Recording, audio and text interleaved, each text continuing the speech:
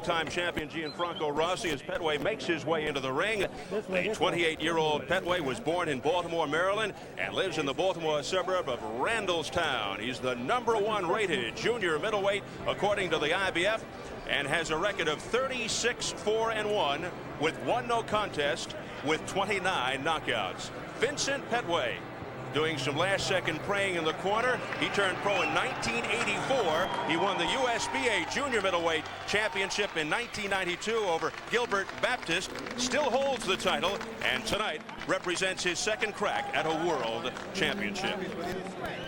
And now, here is the champion, 37-year-old Gianfranco Rosi, born in Assisi, Italy, makes his home in Perugia, home of the famous chocolate candy. Rosi, an Italian legend, is 57-3-1 with just 17 knockouts.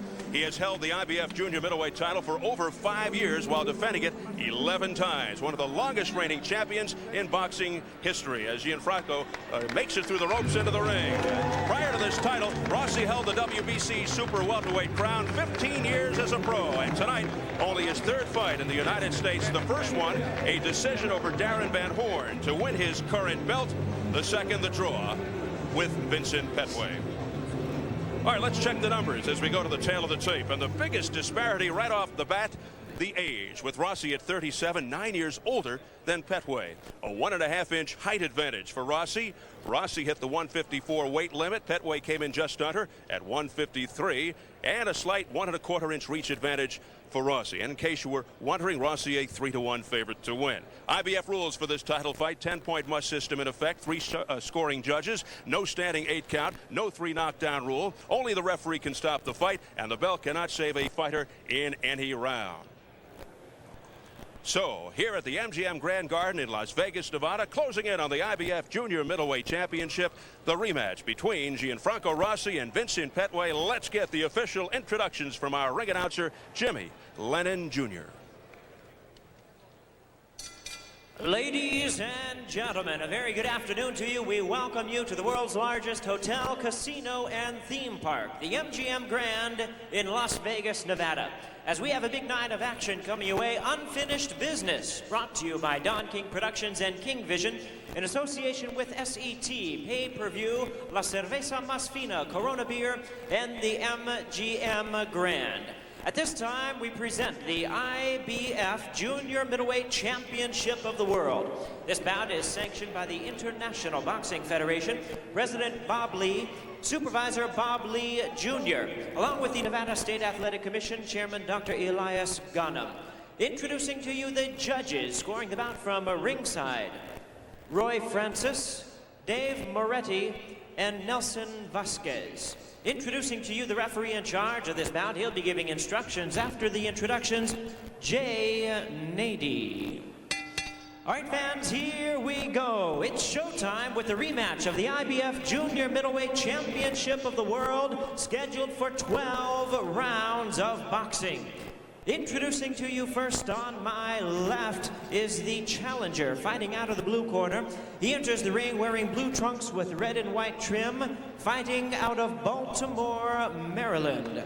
He weighed in at a ready 153 pounds, and his record includes 36 wins, 4 losses, 1 draw, and 1 no contest, with 29 big wins coming by way of knockout. He is ranked the #1 IBF Junior Middleweight contender. Please welcome tonight's challenger, Vincent, the Ambassador Pettway. And his opponent across the ring on my right is the defending champion, fighting out of the red corner. He enters the ring wearing orange trunks, and he is joining us all the way from Assisi, Italy. He weighed in at the junior middleweight limit of 154 pounds, and his record includes 57 wins, 3 losses, 1 draw, with 17 wins coming by way of knockout. Please welcome the IBF Junior Middleweight Champion of the World, tonight making his 12th defense of the title, introducing Gianfranco Rosi. Once again, here's your referee in charge. Now to give instructions, Jay Nady. Do you have any questions? We have 12 rounds. Let's go to work.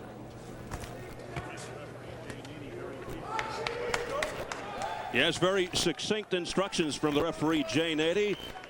Gianfranco Rosi, two-time world champion, fabulous career, but really little known here in the United States. He turned pro in '79.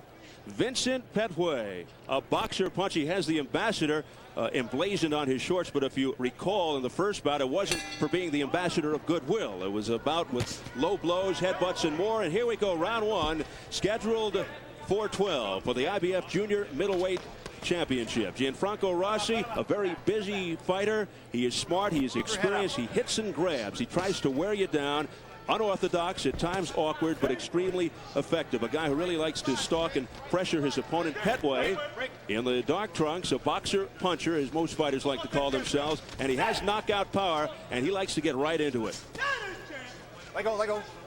Well, last time he got into it every way you could, with his elbows, with his gloves, hitting on the break. It was really a tough fight. He's starting off very strong. His nice right hand by Pettway just missed. But there have already been several clinches that have been clean. First fight, there were no clean clinches whatsoever. Now, there already been warned for butts. I mean, for butting heads, and you know they did, but that was an accident. Pettway wasn't really known as the type who would engage in a lot of physical fighting, but things got very physical in his first fight with Rosi. Jay Nady was on hand to watch that first fight. He is very cognizant of what could transpire, what this could escalate into here in the rematch. So he's really looking to take control right off the bat. Well, right now, Pettway is trying to press the action, work to the body, and land some big overhand rights. He's forcing the action, and right now in the early part of the going, he's taking command a little. And Pettway told us yesterday he's got the same philosophy going in as in the last fight. Misses with a wild left there. He got on top of Rosi early.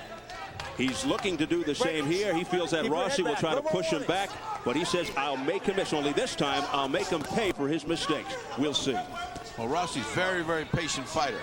He's not going to get out here in a shootout in the first round if he can help it. He's losing this round, but he's letting the other guy get some steam off. You know, he's just kind of measuring right now. Not fighting hard. Let go, let go, let go, let go. Don't hold, don't hold. I'll tell you, they just warned, and he said no more warnings to Rosi for using his head in the last fight. The headbutt was from Pettway. Watch your head, let go, let go. Combination by Pettway. The left was more solid than the right. Rosi told us he feels that Pettway will again try the brawling tactics. And I guess he's right. Pettway blames Rosi for initiating the dirty stuff we saw in the first fight. But once again, Pettway will do what he can to try and not allow Rosi to get into his boxing rhythm, really. Well, that's actually a smart fight for Pettway. He doesn't want to let Rosi get into any kind of rhythm, get his timing together, wants to pressure him, get him flustered. That's his fight. Work out. So far, Bobby, Pettway fighting very well in this first round. This is what he's got to do. He's got to be first. He's got to overpower this guy. And he's got to rough him up, get him a little. He keeps saying, watch his head. Bobby, would you think they can take a point off? He keeps saying, watch his head. I don't see his head doing that much damage. Well, actually, he warned them both twice, and then he said no more warnings when he warned Rosi. And I don't think that Rosi's trying to use his head. He's just trying to keep it down. Exactly. And in light of the first fight, the referee might be overcompensating a bit. Exactly. Now with Vincent Pettway and you try to stick a hook at you. Drop your right hand. If you throw your right leg, count him with your right. Okay? Count him with your right and come back with your hook. Okay? Keep working those bodies. Every time you get a chance, a hard body shot right on the heart. He made you way too long, Chavez. Way too long for it. Well, we're pleased to be joined by interpreter Maria Santini. Maria will translate the corner of Rosi for us. Più sciolto. Ascolta, attentamente. Quando ti sposti sul destro, rispondi di destro, fuori, destro montante sinistro. Just be careful. Just be careful. Keep your combinations incoming, and don't worry, everything is going fine. Thanks, Maria. So very cool and calm in that Rosi corner. He's been here a lot. He's, you know, this is not new to Rosi. He's used to taking it easy in those opening rounds and then start to work as the things get interesting, third, fourth, and fifth round. So don't look for him to be too exciting in these first couple of rounds. Pettway says the rematch should pick up where they left off, telling us, I think I'll stop him. I'll catch him right. I heard him last time with my left hook and buckled him. Pettway feels that the longer the fight goes, the better off he is. Again, warnings from the referee, Jay Nady. Watch the heads. But he's painting himself in a corner. How many times can you say that before you take a point off? You just can't keep babbling. Watch your head, watch your head. You've got to do something about it pretty soon. You know what it is, too? He's warning them both every time he does it. Watch your head, and he just keeps warning them. Eventually, he's going to have to take one of the fighters aside and either take a point away or specifically warn one. Yeah, I thought he did that to Rossi last time more than to Pettway, you know.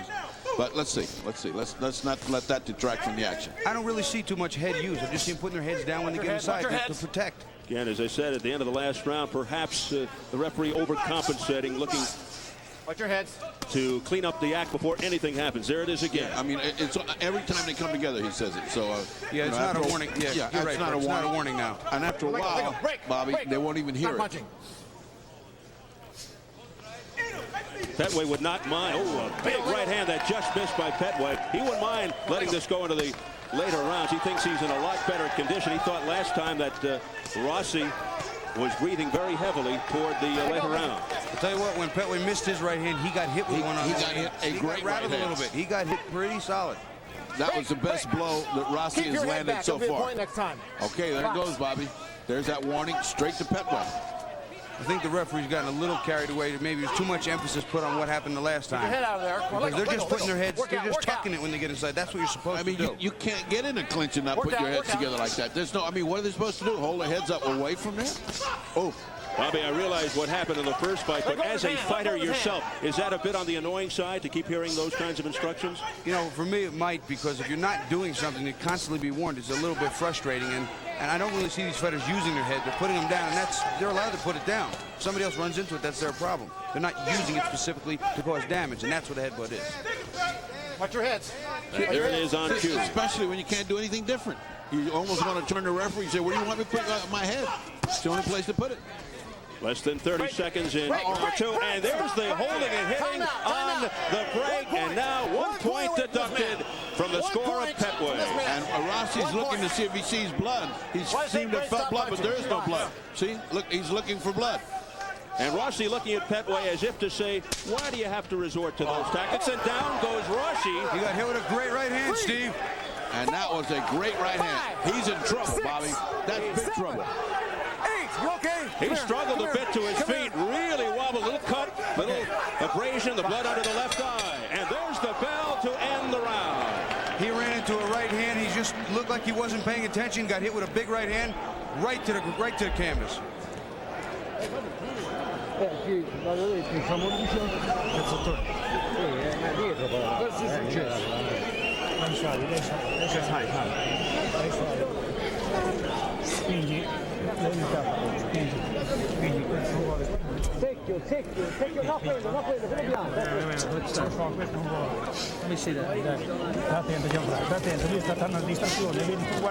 Take a look at hitting on the break. Now, this has happened all during that last fight. All of it. Now, watch this. Boom. There he goes twice. Not once, but twice. All during that time, Rossi is looking to see if he's been cut. Now let's take a look at the clean shot that knocks him down, that right hand. Right behind the ear. If it had been a little bit forward, it would have been the end of the night. So that would have to be a 9-8 round. 1 point deducted from Pettway. Don't forget that. And Gianfranco Rosi put on the canvas late in round two. We enter round number 3. The last time Rossi tasted defeat was back in 1988 when he lost to Donald Curry 14-0-1. That one draw with Pettway since his last defeat. You know, I was talking to Rossi at the interviews we had done with him earlier, and he said he loves the American exposure. He wants to get more of it. He said, but the problem that he feels that if he has one bad day, he'll be judged. His whole career will be judged by it. And maybe he was trying to tell me he didn't feel that good. I don't know. Maybe he's tight. He knows the extra incentive of fighting in front of the American public. Only his 3rd time fighting in the U.S. Well, I'll tell you one thing. There's one guy in there that wants it real bad, and the other guy that doesn't quite know what to do about it. And the guy that wants it real bad is Pettway. He has dominated these first 2 rounds, even if they've taken a point away from it. He's done all the fighting. He's done all the action. And Rossi better come to the party or he's going to find himself out. The feisty Pettway airing it out. I'll tell you what, Rossi cannot seem to stop the right hand. He's looking. He almost appears to not be able to see any of the punches coming because they're going right through and landing clean. That right hand, it's found a home. When he throws it, and he throws it with power, he lands. Good midsection shot there by Vincent Pettway. 29 of his 36 wins by knockout. He's looking for another one here. Well, he's got heavy hands, no question about that. There it is again, that right hand. Sometimes a lead, sometimes behind a jab. He's starting to throw it to the body too now, is Pettway. Beyond the halfway point of round 3. Let go, let go, let go. Rosi struggling, looking to hang on to his IBF Junior Middleweight Championship. Break, step back. Tape is starting to peel off Pettway's gloves, and that can cause, see how it's flopping in the air, that can cause damage. We'll see if Jay Nady takes care of that in a second. Meanwhile, here comes Rosi opening up. Rossi's best flurry. Then he's spun around by Pettway, and Pettway wisely clings to him. Rosi hit him with a good uppercut on the inside, followed it with a hook, and got a good combination going. Now his right hand is starting to land a little bit. And a great elbow he threw in there. He got an elbow after the uppercut, big time. Well, he's been around a little while, Fred. He knows the tricks of the trade. Been around since 1979. Rosi 57-3-1 with 17 knockouts. Rosi keeps looking down at our interpreter, and Maria's giving instructions from here. Stop. Oh, another right hand. Not landing with the authority of the other one, but it is, as Bobby points out, landing with regularity. Look at that wrestling. And the wrestling tactics, the brawling tactics, as Rosi is pushed down by Pettway. I'll tell you what the referee said to Pettway when he went to try and explain what happened. He said, I know, you're both doing it. Let go, let go, let go. And the bell to end round 3. Another good round for Pettway. You guys got to take the gloves up. I got it in my hand. Got it in my hand. This one first. Let's take them gloves up. Punch up and hook. Punch up and hook. Punch up and hook. You understand what I mean? From the outside, keep the jab popping. And when he throw that right hand, counter with your right hand. When you see that right hand all this way, counter with your right hand. Beat it with the right hand shot. Okay? Let's relax, relax. I've warned both of them about wrestling. Let's watch Pettway at work. You know, this guy's putting everything together. He's got such determination. Right hand right on the button. That's the one that Bobby says is landing regularly. Now watch all this. All the combination of punches you can think of. Uppercuts and everything else. And he wound it up with an elbow right to his head. Well, later in the round, you see Rosi now coming back, getting on the inside, hitting him with that right uppercut. Also, the elbow you talked about. There's a little shoulder. But he started to turn the tide, but not enough to win the round. Here we go, round 4 scheduled for 12 for the championship. 1 point was deducted from Pettway in the second, and then with 5 seconds to go in the second, Rosi was decked. It was a wrestling match in the third, which brings us to the 4th.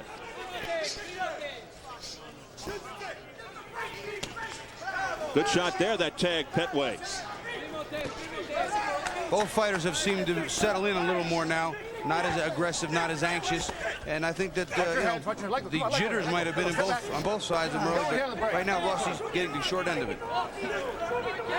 Rosi just doesn't look like he's come to the party yet. He just doesn't look like he's here yet. I mean, he's got to get started. He's got to become the champion that he is. Rosi waiting for that wake-up call. Good stiff left, then a right hand by Vincent Pettway, looking the sharper of the two thus far. Right in the La Panza. That doesn't make you feel good. That's a strong right to the body. Strong right. That was a beautiful right to the body. Just followed it up with another one. That's going to show up around 6, 7, 8. You watch that body work start to really take effect. We're going to need Maria to translate you. Watch your head. Watch your head. Let go. Let go. Let go. Let go. Let go. Let go. Pettway's oh, now he's almost hit on the break. That was almost on the break by Rosi. Pettway's childhood marred with street fights in his tough Baltimore neighborhood. Get your head out. Feels right at home in these alley brawl street fights in the ring. Oh, what a left hand, and followed up by a nifty right by Pettway. Oh, they're hitting on the break. And now, a point deducted from Rosi. This is just where we left off. These two guys just don't like each other. 1 point off, oh my. In a championship fight, you're behind already. Rosi, the defending champion, 12th defense of his IBF Junior Middleweight title, very much hanging in the balance here. With all the points and the knockdowns being deducted here, there's going to be a real short point of no return for Rosi. Yeah. And to say nothing that his face is beginning to blow up and little nicks are appearing everywhere. There's no question he is getting hammered. He is the one that's receiving all the punishment.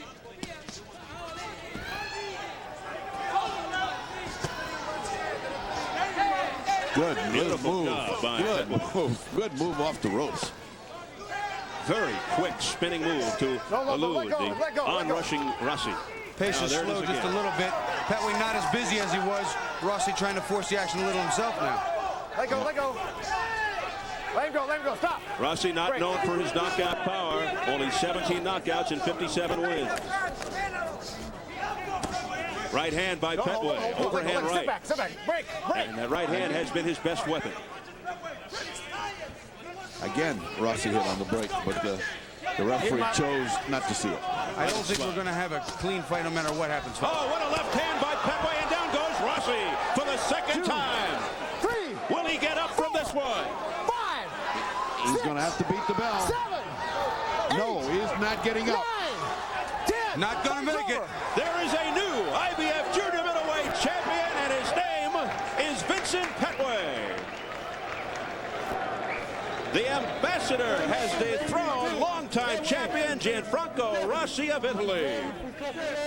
Mac Lewis, the head trainer, with a strong embrace for the new champion, Vincent Pettway. Well, certainly only one guy came in here to get the championship, and that was Pettway. He began the fight that way. He was extremely strong. He went through everything he had to go through to get Rosi to fight his fight, and then he put him away just like the Iceman that he is. Well, unofficially, they rule it at 2:59 of round 4. We'll get the official call momentarily from Jimmy Lennon Jr. A dejected Gianfranco Rosi, no longer the IBF Junior Middleweight champion. And Vincent Pettway able to dethrone Rosi. Rosi showing the good sportsmanship there. Up until now, Rosi had a stranglehold on the IBF Junior Middleweight title. He had been one of the longest reigning champions in boxing, but now for the first time since July of '89, a changing of the guard. Well, here you take a look at the knockdown. There's a good left hook on the inside. There it is, right on the button. He's in trouble, gets followed up by 2 more, and his head hit the canvas very hard, Steve. He slammed into it. Here we'll take a look at another angle. Rosi trying to force the action a little bit, walks right into a left hand. Again, another one. Watch that head hit the canvas. He slams into it hard. And he did not get up. One more angle. Working his way in is Pettway. The left hook, bang, right on the button. And he's out already a little bit on his feet. The second one hurt him a little further. But when he hit the floor like that, I don't know if that did the final blow. I don't know if that really put him away for good. 28-year-old Vincent Pettway, Bobby of Baltimore, is the new world champion and only his 2nd world title shot. Fighting pro now for 10 years. All of that hard work finally paying off, the culmination of a dream. A guy who was forced to bow out of the '84 Olympic trials because of a broken hand. Well, now he can erase that frustration and that bitter memory. Vincent Pettway can now say, I'm a world champion. Really did a beautiful job from the outset. We saw the brawling tactics that carried over from the first fight, but things working in the favor of Vincent Pettway. We are set for the official time. Let's go up to our ring announcer, Jimmy Lennon Jr.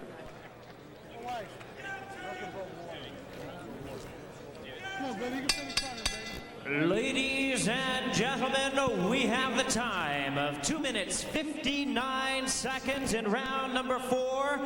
The winner by way of knockout as referee Jay Haney counts to 10, and a new IBF Junior Middleweight champion, Vincent the Ambassador Pettway.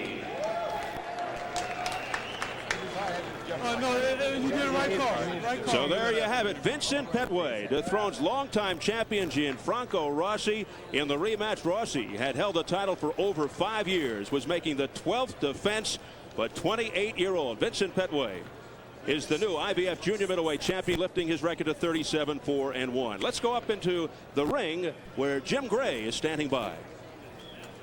All right, thank you very much, Steve. I'm joined by Sugar Ray Leonard. Ray, we just saw Pettway just in an incredible performance unseating Rosi, who's been a champion since 1989. Well, Pettway really demonstrated that he had what it took to defeat Rosi. I mean, he came out there very determined, throwing an overhand right, and the second round he slowed down. He got himself together, And I knew it was just a matter of time because Pettway was starting to put his punches together, and the opportunity presented itself. He took advantage of it. It was a great fight. Every champion has his time. Had time just run out on Rosi after a brilliant stay as a champion. Well, Rossi's been there for quite a while. I mean, he had a long, extended career, and it was time. I mean, you have a guy like Pettway who rightfully so deserves to be champion because he's paid his dues. I'm so happy because he's from Baltimore. I mean, he's from back in my state. So once again, the Maryland guys overcame the obstacles. Card tonight. What about Meldrick Taylor and Julio Cesar Chavez? Your thoughts on that? If the fight was taken place maybe 4 or 5 years ago, naturally the edge would definitely go to Chavez. But I think the guys are pretty much even in stature, even in their whole psyche. Meldrick Taylor has more to gain than Chavez has to lose, and I think it's going to be a matter of whether or not Meldrick Taylor can continue to box without trying to be macho. If he boxes, we may see a major upset here. Is this similar to your last fight with Tommy Hearns? Took place a few years, maybe too late. I think that's a perfect example and the best analogy for this particular fight. The same scenario. The fact of the matter is, you know, it took place 4 years down the road later.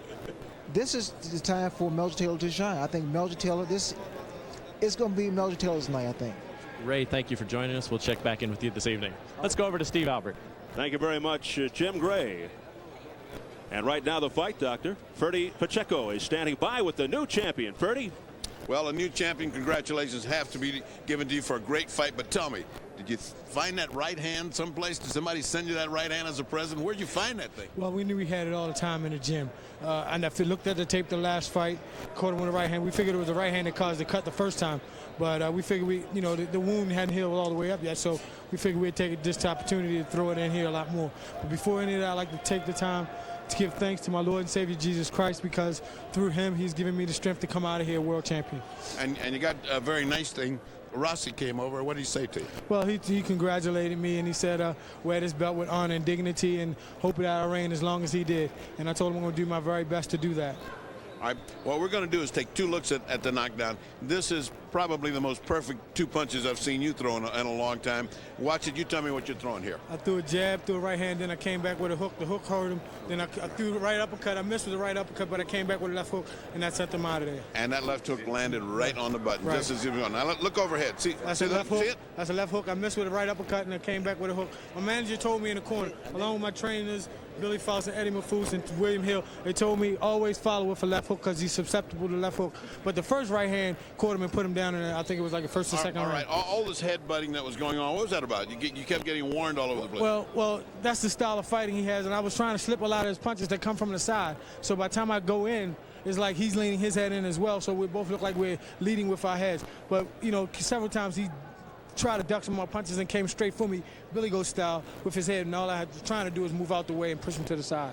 All right, and did you expect it to be, I hate to say this easy because it wasn't easy, but no. I mean, it was, every round was yours. Well, I knew if I hit him and caught him correctly, he could go. That's anybody. If I catch him right, I have some punching power. I don't consider myself a KO artist or anything like that, but I knew that I caught him. If I catch him well, I take him out of there, because I watched him one time before. He didn't take punches too well in other fight, and that guy wasn't supposed to be a great puncher. All right, well, we wish you well in your career. I hope it goes as easy for you for the rest of your career as this one did for getting it. It was hard getting here from the last one, but you got here in style, and you look beautiful. Thank you very much for a nice fight. And now back to Steve Albert at ringside. Thank you very much, Ferdy, and congratulations to Vincent Pettway, who is your new IBF Junior Middleweight champion, dethroning longtime title holder Gianfranco Rosi with a knockout at 2:59 of round number 4.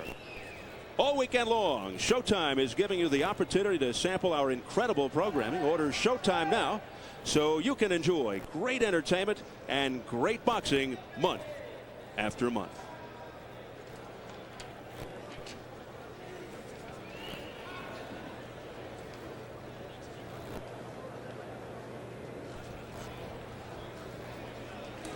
Later tonight in this very arena, you'll be seeing the rematch between Julio Cesar Chavez and Meldrick Taylor. Was Chavez lucky? Should Taylor be champion?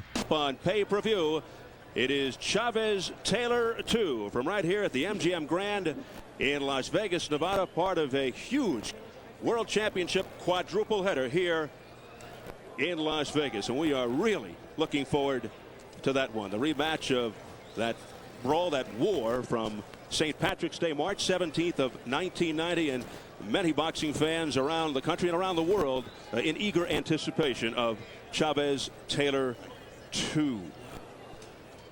So tonight we saw the dethroning of a world champion. The new IBF Junior Middleweight champion is now Vincent Pettway from the Baltimore area, as he dethrones longtime champion, the pride of Assisi, Italy, Gianfranco Rosi. Back here with the fight doctor, Ferdinand Pacheco, on my right, and Bobby Chez, two-time world champion, on my left.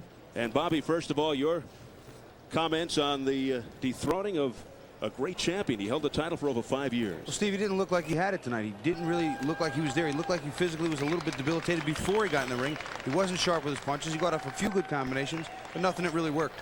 How about your final thoughts? You got an opportunity to rub shoulders and get real close over there to Vincent Pettway, and his right hand was the key weapon here tonight. Well, I think all the positive energy, all the desire was on Pettway's side. The other guy just looked wasted, and I don't want to say wasted in the physical sense of the word. Juan, he looked like his attention wasn't there. He wasn't really there to protect his championship. The other guy was driven. He had to have it. He had to have it. He went in there, won every round. So, I mean, it was on the way to a knockout. Whether not this round, the next round, he would have gotten him. It was just not Rossi's night. It was just not Rossi's night. Yeah, Rossi was knocked down in the second and knocked out at 2:59 of round number 4. And let's take another look from the overhead camera of the end of the fight. Well, that hook right there was so powerful. That one was the one that just polished him off, but the first one was so powerful. And then he hit his head on the canvas also. That didn't make you feel too good. No, he hit it real hard, as Bobby, you pointed out. Yeah, when you have that whiplash-like effect and you slam into the canvas is not as soft as you might think. That could actually finish the knockout. Yeah, you're down, you're hurt. Has that ever happened to you? The coup de grace. No, I've been down, but not out. Not like that. Bobby hurts his knees on the way down. Oh, yeah. He goes knees first, and then the rest of the body. And his back and his neck. Let's go back right now and take a look at Chavez Taylor 1 4.5 years ago. That faithful 12 round. The last couple of seconds of the fight, you all remember. He starts to gain speed and starts to get hot about this thing. Then he's going to check him in about an hour or two and see if his heartbeat is not racing wildly. Yeah, could he be too calm, too relaxed? Well, I'll tell you, being too calm and too relaxed could hurt some fighters, but the term they use is falling asleep. He's sleeping, caught him looking. I don't think that's the case. I think Meldrick's just really reserved. He wants to get the job done. He really believes this time that he can stop Chavez. I think it's a tall order to fill. Coach Jim Hill. All right, Steve, thank you very much. Those of you watching tonight's telecast were able to share the excitement of this boxing event with those of us here at the MGM Grand Garden. You can also get some special souvenir merchandise that's on sale here at the fight. And here's how you can order. Chavez, Taylor. Don't just watch the action, wear it. Call 1-800-3-MGM-GRAND to own a piece of unfinished business. The Julio Cesar Chavez cotton tee. It's something that you don't want to miss. To go at it, that's kind of a cool shot. Chavez versus Taylor 2 t-shirt. I like the colors. Really mentally, I'm at that fight. This shirt makes me feel that way. I love it. Oh man, where you get that shirt from? It's really cool, dude. Unfinished business sweatshirt. It's big and it's very comfortable. It's me into the mood for the fight. The red, bold letters of Chavez. Viva la raza. And a baseball fight cap. It's adjustable, even to people who have big heads. I love this hat. It's going to go great with my collection. I wish I had one of those hats. Call 1-800-3-MGM-GRAND and order now. All major credit cards, checks, and money orders accepted. MGM Grand Boxing. Don't just watch the action, wear it. The first of our 4. These two young fighters can express themselves outside the ring as well as between the ropes. But it's time now for them to let their fists do the talking. Coming up, the newly crowned and undefeated champion versus the #1 contender. It's Leija versus Ruelas. And speaking of articulate young men, let's go back to ringside once again. Steve Albert. Steve. All right, thank you, Jim. If you're looking for common denominators for Leija versus Ruelas, well, #1, there's Azuma Nelson. Leija beat the Mighty Warrior in a rematch to capture the world title, while Ruelas fell to Nelson in his bid to gain the throne. #2, in an era when egos and self-affectation are sometimes out of control, Jesse James James Leija and Gabriel Ruelas are refreshing relief. Both exude class and humility in and out of the ring. In terms of boxing credentials, Leija, who got a late start in the sport, is apparently a fast learner. He's undefeated in 30 fights, including wins over 3 former world champions, highlighted by his last bout of brilliant performance to win the WBC Super Featherweight title over the legendary Azuma Nelson. Gabriel Ruelas hoping to join his brother Rafael as a world champ.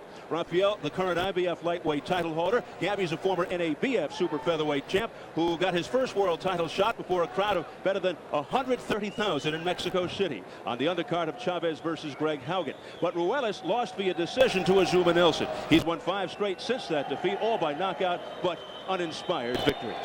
As we are joined again by Bobby Chez. And Bobby, your thoughts on the improving skills of Leija? Well, it's no secret, Steve. I'm in love with the way the kid is. He has just got all the tools. He's become a great fighter. He's really come into his own, showing experience well beyond his years. Good hand and foot speed. He can box. He can punch. Good chin. Well conditioned. I think he's the real deal. And I'll tell you what, I'm going out on a limb to say this, but I think he's very shortly down the road is going to be considered pound for pound one of the very best around. All right. How about Ruelas' recent opponents?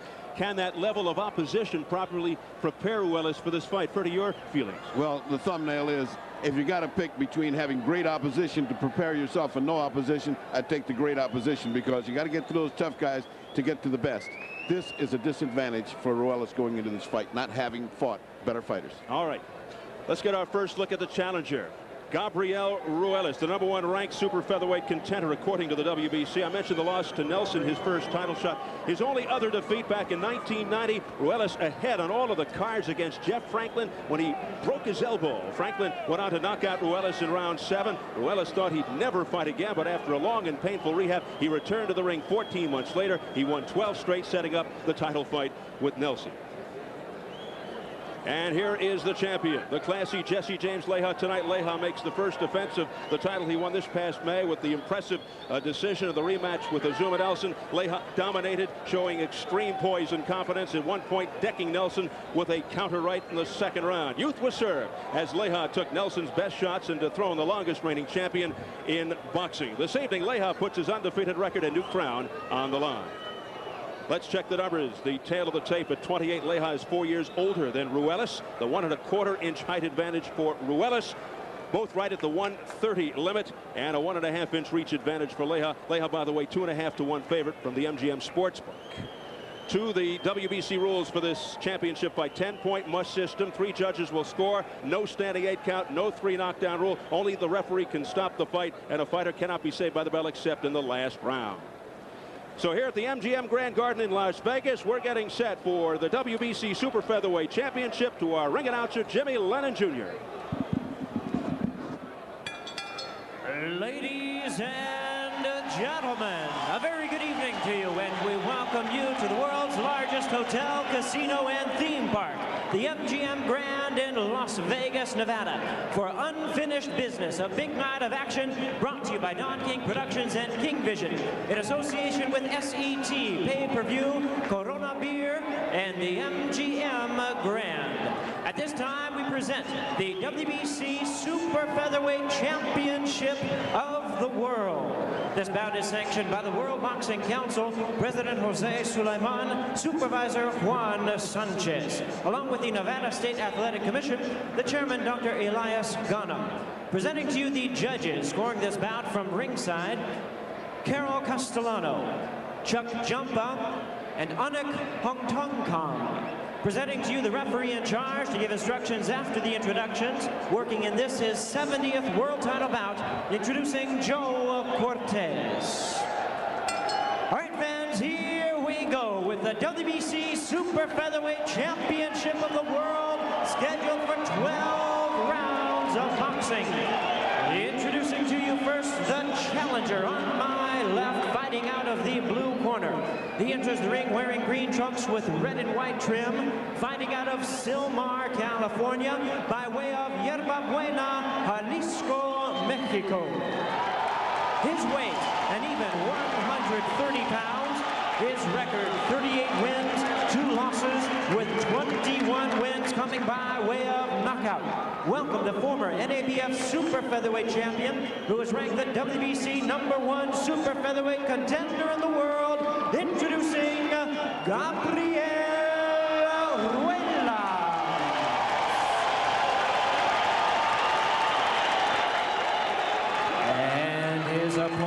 Across the ring on my right, fighting out of the red corners, the defending world champion, wearing black trunks with gold lettering, fighting out of and representing the beautiful city of San Antonio, Texas. He weighed in the same weight of 130 pounds, and his record includes 28 wins, no losses, 2 draws, and 13 of his wins coming by way of knockout. Tonight, he is making his first defense of the title. Please welcome the undefeated WBC Super Featherweight Champion of the World, introducing Jesse James Leija. Once again, he is a referee in charge. Now to give instructions, Joe Cortez. All right, Leija. Ruelas. All right, gentlemen, we went over the rules in the dressing room. I want a good, clean fight. Keep those punches up. Shake hands. Good luck to both of you. Very large contingent of Mexican fans here at the MGM Grand on hand to see Chavez later, also showing their support for the man who will fight, Jesse James Leija. Gabriel Ruelas, who was born in Mexico. And really, this could come down to a contrast in styles. Leija likes to force the action and has faced and defeated several big names in the division. Ruelas, a good defensive fighter who likes to go to the body, but he might be robbed of that opportunity by the man they call Jesse James Leija. Leija relies heavily on speed, very patient and poised, as we saw in the last fight with Azuma Nelson. Really doesn't look for the knockout, but certainly has the knockout power. Overall, Leija very aggressive, has enormous skill, can unload clean and accurate punches, knows how to box, moves in and out well, defense as well, but also knows how to fight and brawl if need be. He can go mano a mano. You can see Ruelas already starting to try and go to the body right away. Lands a big left hook up top, but he's trying to work that right hand to the body. There's still a lot of respect and patience being shown by both fighters here. Big chess game going on here. Neither one really letting go yet. Ruelas on the attack to the body. Uppercuts to the midsection. Just as we said that, he went into a serious attack, and those were zinging body shots. The crowd chanting for Ruelas. He said he'd like to try and start fast, which is exactly what he's doing. Try to take the earlier rounds and in the end press harder. He's worked on fighting inside and out, but against Leija, he hopes for a brawl. That's what he told us yesterday. He wants this inside fighting. Well, I'll tell you what, he's forcing the action. He's going to make a brawl out of this. He's getting some great body work in. Good defense. Hard to hit. He's looking good. Yeah, he's going to make Jesse James work hard tonight. I mean, Leija has not got an easy puppy in front of him right now. He's got a guy very determined to take this first round. Very smart of him. Very smart. Plus the added incentive of the crowd behind him chanting Mexico. Is Leija faster and stronger? We just saw a beautiful duck under defensive move by Ruelas, who comes back offensively now. Boy, he is putting some hard body shots in there. I'll tell you, those body shots take the toll late. It was a good right to the head. And again, the exquisite defense, the bobbing and weaving of the head movement of Ruelas. He's getting in. He's getting in all his hard shots. Leija has not been able to solve that yet. Ruelas has an explosive left hook with knockout power, but he likes to work the opponent's body, as you can see. Something we've also seen from Leija over the course of time is he has good patience. You make a mistake, and this kid will make you pay for it. And his patience is what knocked down Azuma Nelson in his last fight. He just waited for the right moment, and there was a good shot by Leija. But Ruelas again putting on a show defensively. What a furious start to this fight. Tremendous pace. Well, we expected this to be one of the best fights of the night. It's shaping up that way. Oh! Big right hand. Ruelas is hurt. Ruelas, who has controlled most of this round, suddenly rocked near the end of round one. He's recovered very well. Boy, but he got rocked, Bobby. His knees buckled on that shot. How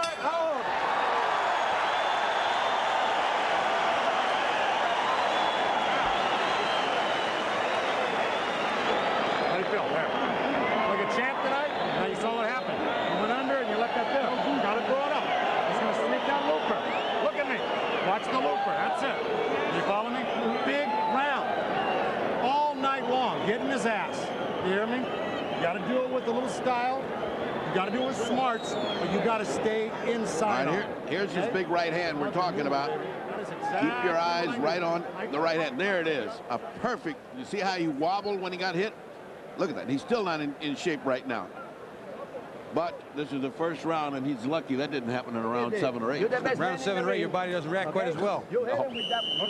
Wow, what a good blazing first round. What a blazing first round.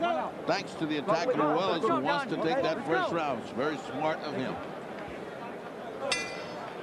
It is round 2, scheduled for 12 for the WBC Super Featherweight Championship. Leija in the black trunks, Ruelas in the green. Tremendous pace to that first round. Ruelas in charge until the final 15 seconds. Ruelas, according to Leija, doesn't take the best punch. Two ordinary fighters, you should keep in mind, dropped Ruelas in his last 2 fights.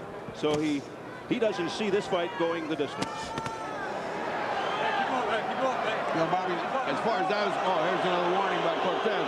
As far as I was concerned, Ruelas did so much work in that whole fight that one punch like that doesn't affect the scoring. As far as I'm concerned, one punch doesn't turn a fight around. It's 2 minutes and some out of fighting that the other guy did. Ruelas won the round. I think that was pretty clear. Unless that punch would have dropped him, you're not going to change the scoring. That will change the scoring. That will change the scoring. It was an effective punch, but not enough to overcome what Leija's have done all round long. But a very determined champion, Jesse James Leija, looking to go to work. He feels that Ruelas telegraphs his punches like Azuma Nelson did. Leija says he'll counter before Ruelas throws and keeps the jab in his face. Now going in, the feeling was that the speed of Leija would be the key, but Ruelas seems to be getting off first most of the time. Well, I'll tell you, it seems that Jesse's waiting a little too long on him, looking for the opening to try that counter, trying to time on the way in. Right now he's missing that timing, and he's getting beat. Well, it's not bad, but he's getting beat right now. Yeah, but you remember what we saw with Azuma Nelson. This guy's got that patience to let it start flowing, let it start coming, and when it does, boy, he is on target. When he starts cooking, he's really cooking. It may take him, nice right hand. Might take him 2 or 3 rounds, but he'll get on there. Leija is a beautiful fighter. And again, the body shots, but those are being blocked by Leija. Some low blows there by Leija, and Joe Cortez has to jump in. Joe Cortez on the wrong side to see that. Yeah, Leija hit him in the back of his hip and rear end. Yeah. Joey doing a little housekeeping, pulling up the trunks of Leija. Combination by Ruelas, but those were warded off by Leija. Right now, Ruelas is using a lot of energy, big bombs in every shot. He's throwing a lot of hard punches. And of course, you get tired as the rounds go on.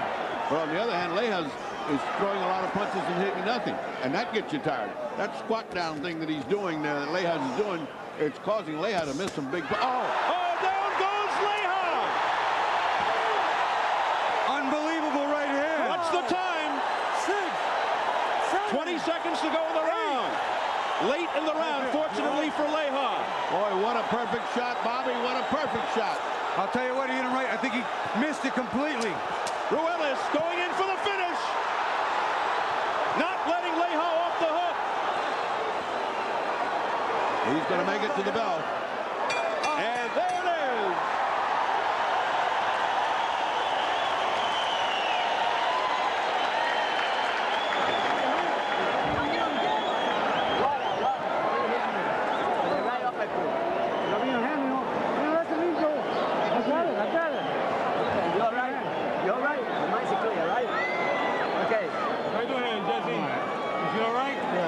Let's take a look at that surprise knockdown, but it wasn't a small one. It was a big knockdown because it was a perfect punch.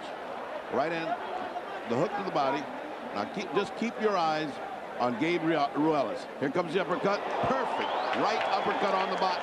Couldn't do it better, Bobby. Well, you know what he did? He didn't see it again. He ducked into it. He held his hand up, figuring the right hand was coming up.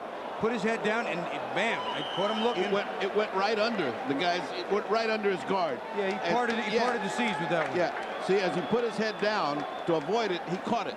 I mean, he thought he was inside his guard, and he caught it. Well, big round. The question now: can Jesse James Leija bounce back? Oh yeah, it's too early in the fight for that to make much difference. I mean, it does make a big difference. He's way behind now. I mean, way behind, 20 to 17. Still. I mean, he's got to feel, hey, I felt that punch and that hurt. So it's got to have that effect on him. Leija down with 29 seconds to go in the second round. Leija has been down before early in his career, got up to do the job and knock his opponent out. So we'll see what he's made of right now because the test is here. Boy, a lot of questions being answered here this evening. We were wondering if Ruelas was at the skill level of Jesse James Leija before the fight. And Ruelas told us that's why we're here. That's what we're going to find out. Well, so far, it's been Ruelas' fight. But it's early in the game. It's only the third round, gang. There's a lot of fighting left. You can see how he's eyeing up that big right hand. He's looking to land that right hand. And right now, he's landing it at will. You know, Bobby, is a danger to that crouching down. When you're crouching down like that, if you get hit, you really go right on your can. He's taking a chance when he crouches down. And I suspect that one time he's going to go into that crouch. There's going to be an uppercut waiting for him as well. That's what I'm talking about, Bob. Well, eventually, you feel that Leija, a very, very crafty fighter, is going to figure it out.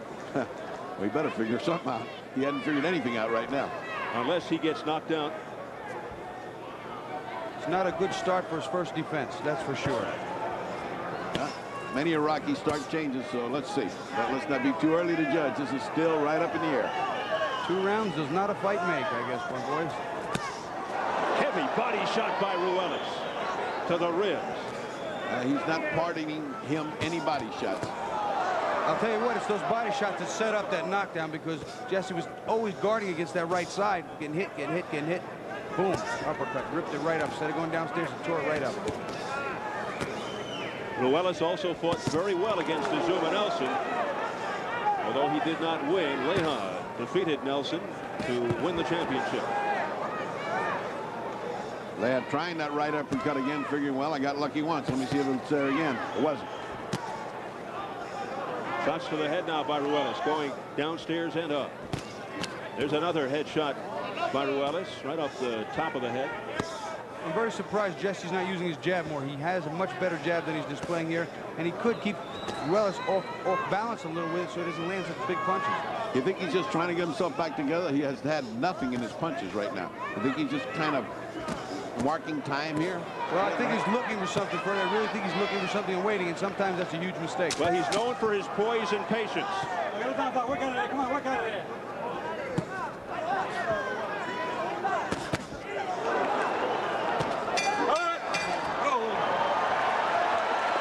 And that is it for round 3.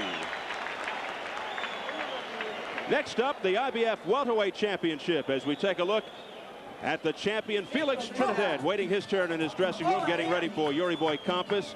Trinidad ascending the ladder in rapid-fire fashion, has already made 3 defenses of his title. He's only 21. Became interested in boxing at the age of 9, watching his dad, Felix Sr., win the Puerto Rican featherweight title in 1979. Felix Trinidad, who beat Hector Macho Camacho via unanimous decision in his last fight this past January. Well, here's the man he'll be facing, Yori boy Campas, awaiting the fight of his life back in his dressing room. You hear the crowd reacting. They've got Yori boy up on the big screen, the Mexicans. In our next bout, he'll meet Felix Trinidad, number 1 rated Campas, 56-0 with 50 knockouts. Just a sensational career, but we're not sure if he's in the same league as Trinidad because of the level of opposition. Well, the level of opposition here has been torrid, but Gabriel Ruelas has had the upper hand. He has 1 knockdown to his credit. Well, it's about time that Leija begins establishing himself because he's letting this thing slip by. He's certainly not dominating, he's certainly not intimidating Ruelas, who seems to be having his way, so it's time to have one of those rounds where you turn it around. Let's see if he can do it. Ruelas has simply not let up on the pressure from the opening bell. Leija's come out, at least for the first few seconds of the round, it looked like he had the intent to really press the action, and now he looks like he's going to settle into boxing. I think he can use his jab much more effective than he is, just not using it. He doesn't seem to have the fire, the spark that he had, you know, at the very beginning or in his other fights. A knockdown will do that to you, as you know about it. You know, it can take the starts out of a lot of men. I believe Jesse's a good-willed human being. I think he has some serious strength on inner strength, and he's going to do what he has to do to at least make this fight close. But right now, he just looks a little too confused to me. Wild miss by Gabriel Ruelas. Leija told us to look out for that, those wide attempts. That uppercut didn't make contact by Ruelas. That could have been damaging. But you're right. I think we should be seeing more jabbing and moving from the champion, Jesse James Leija, to set up and unleash one of those bombing rights that he's also famous for. There's the jab. He's not doing any counter punching either. He's letting the other guy punch and get away with it and then setting up again. He's just not fighting a good, cohesive fight. No. It's not like Jesse James Leija at all. This is not the Leija we saw against the legendary Azuma Nelson. Right hand by Leija. That's the one. Then a right uppercut by Leija.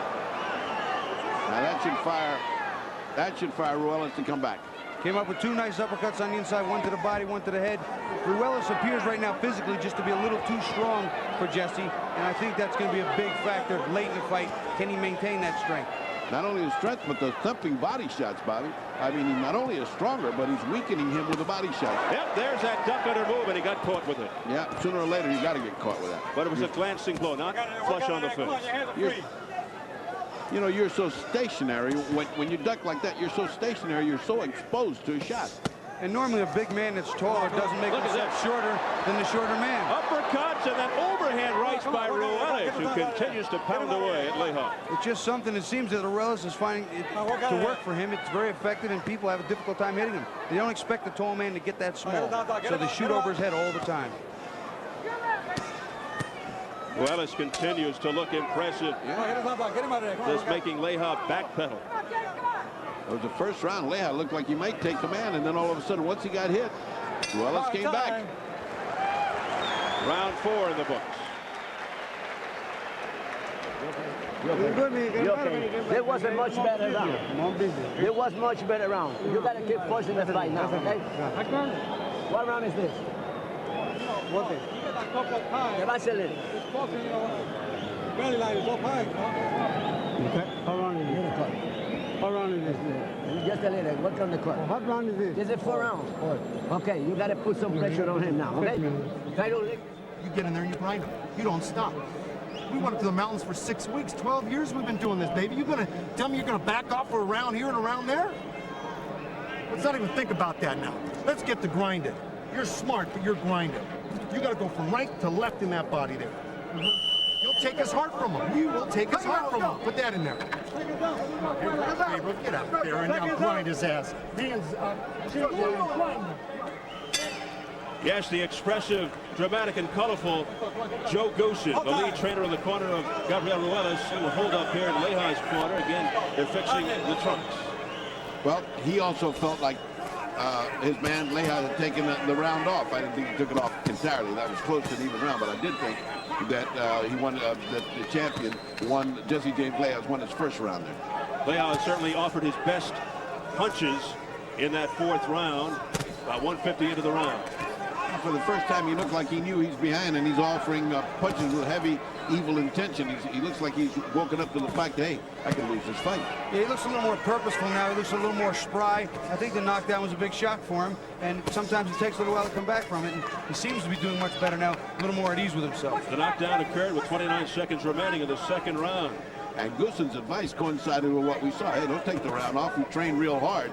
Go every round. Take this guy's heart away from him. Well, he was on the way to doing that, and he took a round off. Leija undefeated, 28-0-2, 13 knockouts. Ruelas with the combination to the head. Ruelas 38-2, 21 knockouts. Trying to take the title away from Leija. And again, it's Ruelas on the attack. Counter punching with the left hook is Leija, but having no effect. Right now, Jesse just doesn't appear strong enough to deal with Ruelas, but maybe he's laying a trap, maybe he's waiting, maybe he's hoping Ruelas will punch himself out. But Ruelas landing repeatedly here with shots to the head. Can't keep absorbing this much punishment, Steve. Bobby, I think you hit it with the right word. Out-strengthened. Oh, good right hand there by Leija. He is bullying him. He's pushing him. He's showing that he's the master. As long as he does that, he's got control of the round. Look at that. Look at that bit of defensive skill. Leija must be getting very frustrated not to be able to hit anything when this guy crouches down and moves around.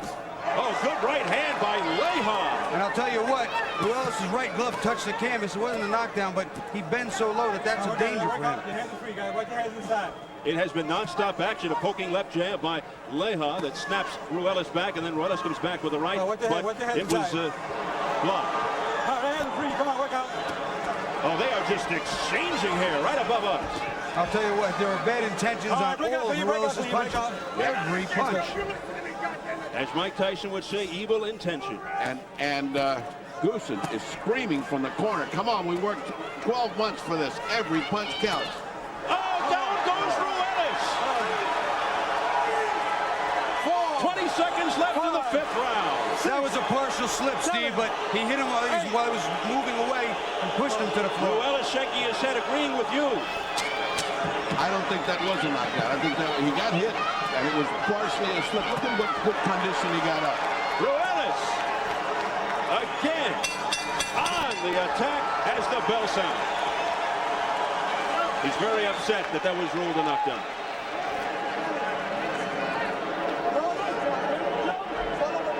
Gabriel, you see what happens when you bullshit around? You get a knockdown called against you. You're kicking his butt from one end of the ring to the other, and you lay off. You go right, you go left quick. Don't go right and wait on it. Look, you got this kid cut, banged up. You got more heart, and you got to work for 3 minutes. I'll give you 1 minute in the corner, and I need 3 minutes from you. Do you hear me? I want it from you. No pulling back. All right, let's take a look at that very, very questionable call. Let's see what was questionable. Let's watch it the way he goes. No, that was definitely a punch. It's definitely knocked him down. Well, you know, Fred, if you take a good look at his feet, he was actually kind of leaning forward, leaping in, and just kind of off balance, a push kind of knockdown. Yeah, it was like a football thing where you hit the line and you get pushed down. But, Bobby, it is a knockdown. It counts. It counts. That earlier uppercut, just seconds earlier, may have set the table. Yep, may have. But I tell you what, he was winning the round so big that doesn't go down as a 10-8 round. So it did help him immeasurably in the scoring. Jesse James Leija, he's pulling close. Here we go, round 6 for the WBC Super Featherweight title. Jesse James Leija in the black trunks. Gabriel Ruelas in the green. We've had 2 knockdowns. Leija and Ruelas have both been on the canvas. And there is some blood coming from the left eye of the champion, Jesse James Leija. And it looks like it's in the eyelid, Bobby. Yeah, it's the left corner eye. It's the same place he's been cut a few times. I know Joe Souza, the cut man. I not only know of him, I know him personally. I'm sure he'll get the job done and take care of that. He had a good cut man. Bad cut around the left eye in his last fight with Azuma Nelson. And as we saw, Joe Souza did an outstanding job to keep that under control the rest of the fight. Bobby, he seems to be hurting Leija's when he goes to the body real hard. He withdraws like a wounded lion. Well, I'll tell you what, I think Leija's getting a little stronger now. I think him knocking down Ruelas has added to his confidence, give him a little bit of an adrenaline rush. But on the inside, something really interesting is happening. Ruelas is throwing big bombs. A lot of them are hitting arms, elbows, and the gloves. And the little short, sharp counters of Leija are going to start to add up. I think Ruelas is taking Leija out of his set game plan coming into this fight. He's really thrown him a curve. We know about Ruelas' tremendous defense, but putting on an offensive show here tonight is the challenger, Gabriel Ruelas. You can see him winding up with that right hand. That one he telegraphed for about 2 miles. And again, Ruelas just winding up and letting fly. So confident. That little right got in there, the overhand, the jab of Leija, no damage. A mean look. I mean, look at Ruelas. He is so determined. And Ruelas landing an awful lot of punches with nothing in return. I mean, you got to score that. I mean, he keeps coming on. You know, Leija looking for that one, like the one that knocked him down. In the meantime, he's moving around good. Look at him. And he's opening up, Leija. His face is open for shots from Ruelas. And the blood is starting to come now.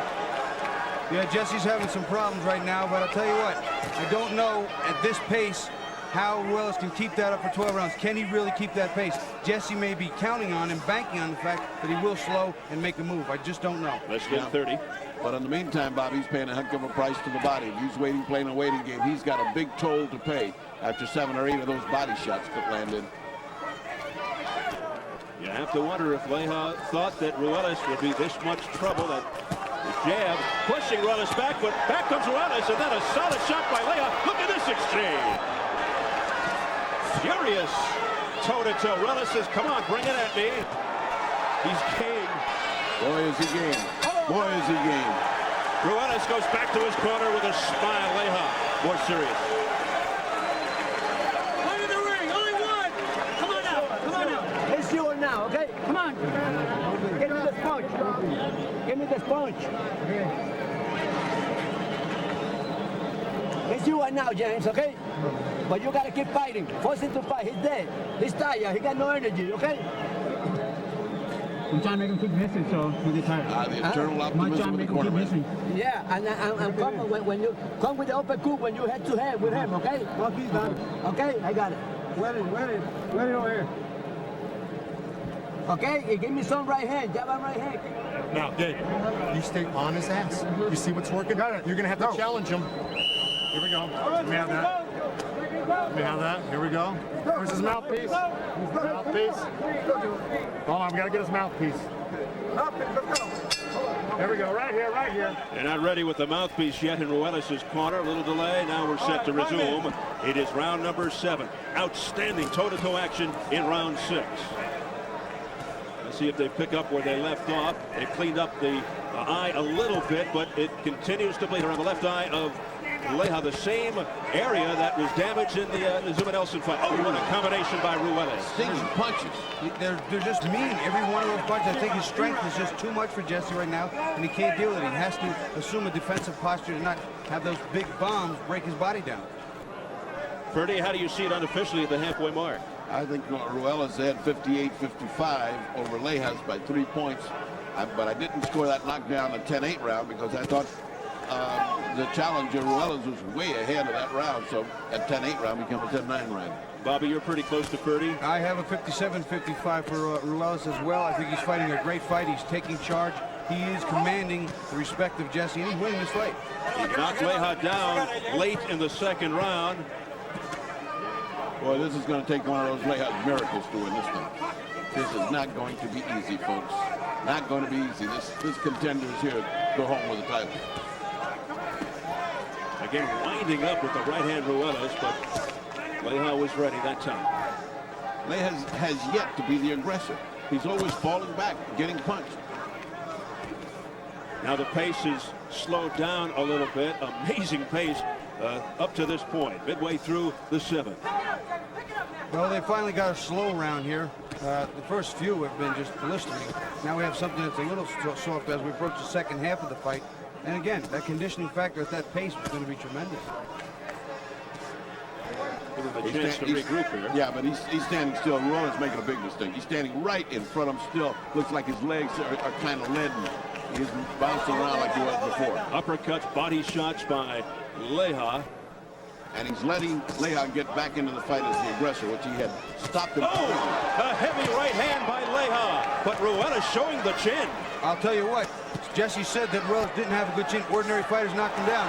He has shown me a decent chin. We're right back to it. They took about 1 minute off, and here we go again. Well, all you have to do is sting Ruelas, and that wakes him up. And says, I was loafing. Ruelas pulling a Jake LaMotta.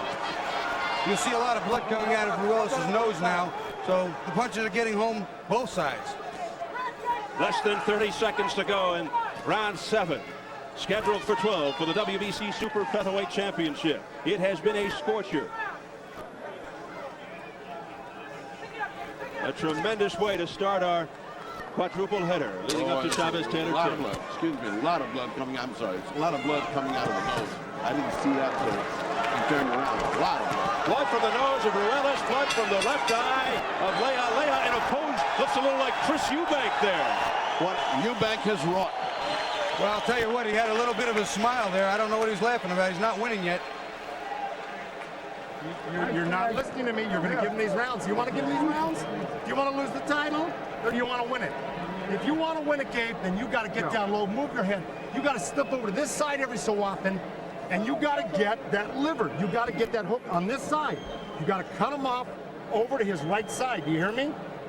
All right? Do you understand? You're on this side of him too much, Holy Greg. Jab the face and come with a big right hand. Okay? I got the mouthpiece. Okay. Okay, James? I'm forcing to fight with you. Keep your hands up and keep moving your head and fight. You gotta fight back. Watch the ice. All right, let's go. All right, let's go. Come on out, Joe. Make this fight short. Don't make it long, okay? Let him out, cameraman. Don't fight that motherfucker. He got nothing. Watch your eyes. We go into round number 8. Round 7 was highlighted by lots of blood from the nose of Ruelas. We'll keep an eye on that and the cut around the left eye of Leija. It has been Ruelas' fight to this point. Let's see what happens from this stage on. You got the idea that Ruelas took that round off. I mean, although he fought back and it could have been an even round, I think the champion won that last round, and he has to win some of these. I mean, he's got to hope that Ruelas takes a round off. And Joe Gushin made a point to say that into the face of Gabriel Ruelas. Our excellent corner work also showed cuts over both eyes, not this one, but both eyes of the champion Jesse James Leija. Yeah, the corner's job is not only to train and to watch what's going on, but it's to motivate. And I think that Joe Gushin's trying to motivate his fighter to go out there and win that title.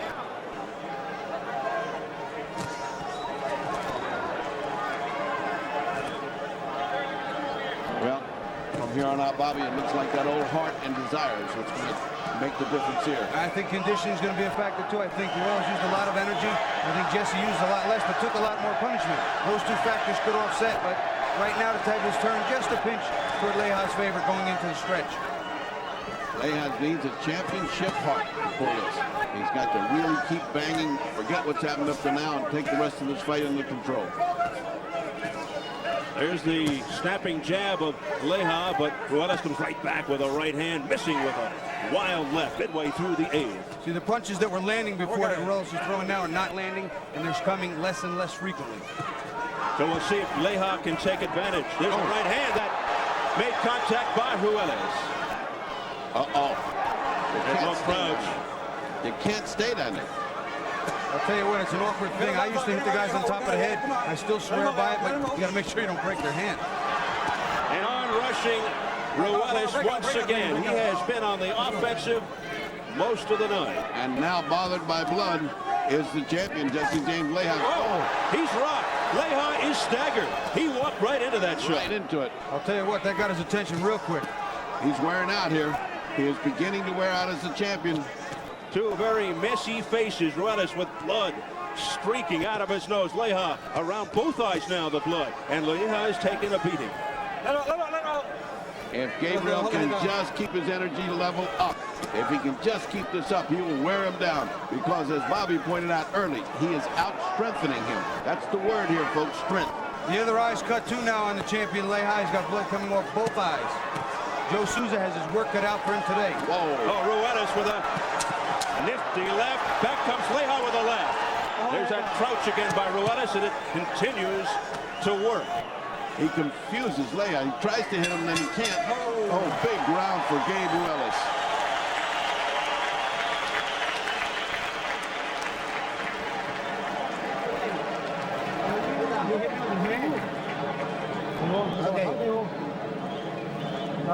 Listen to me.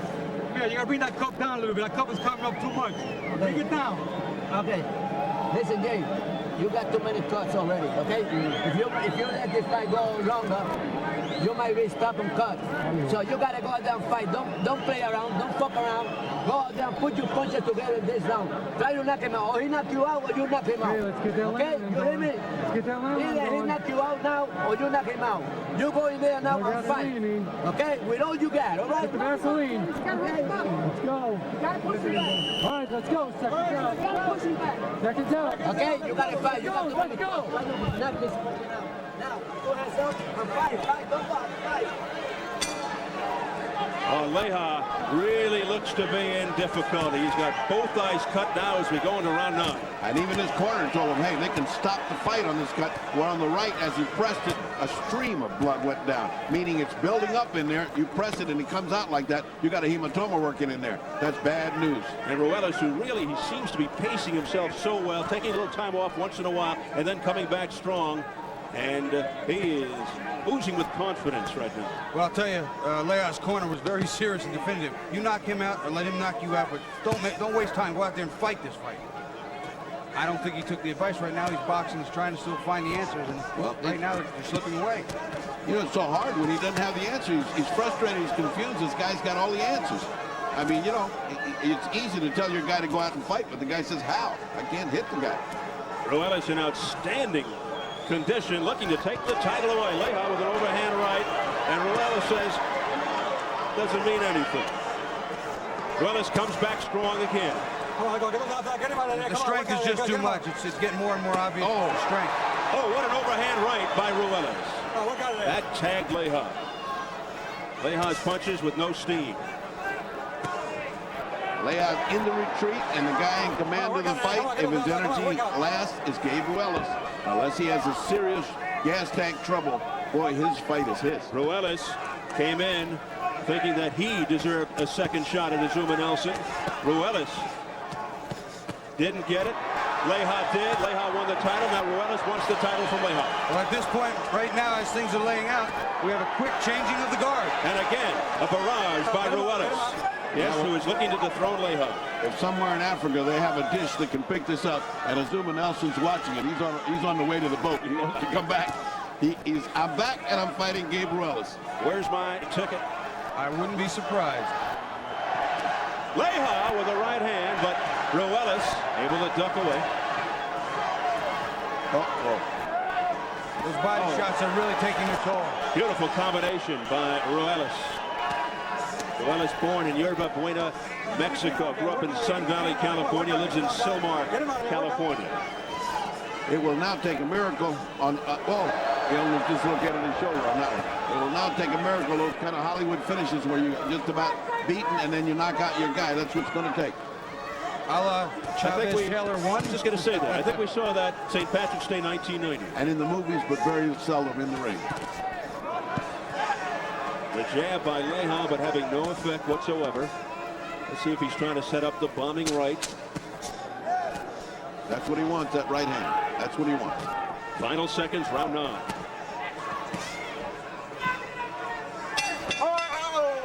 Whoa.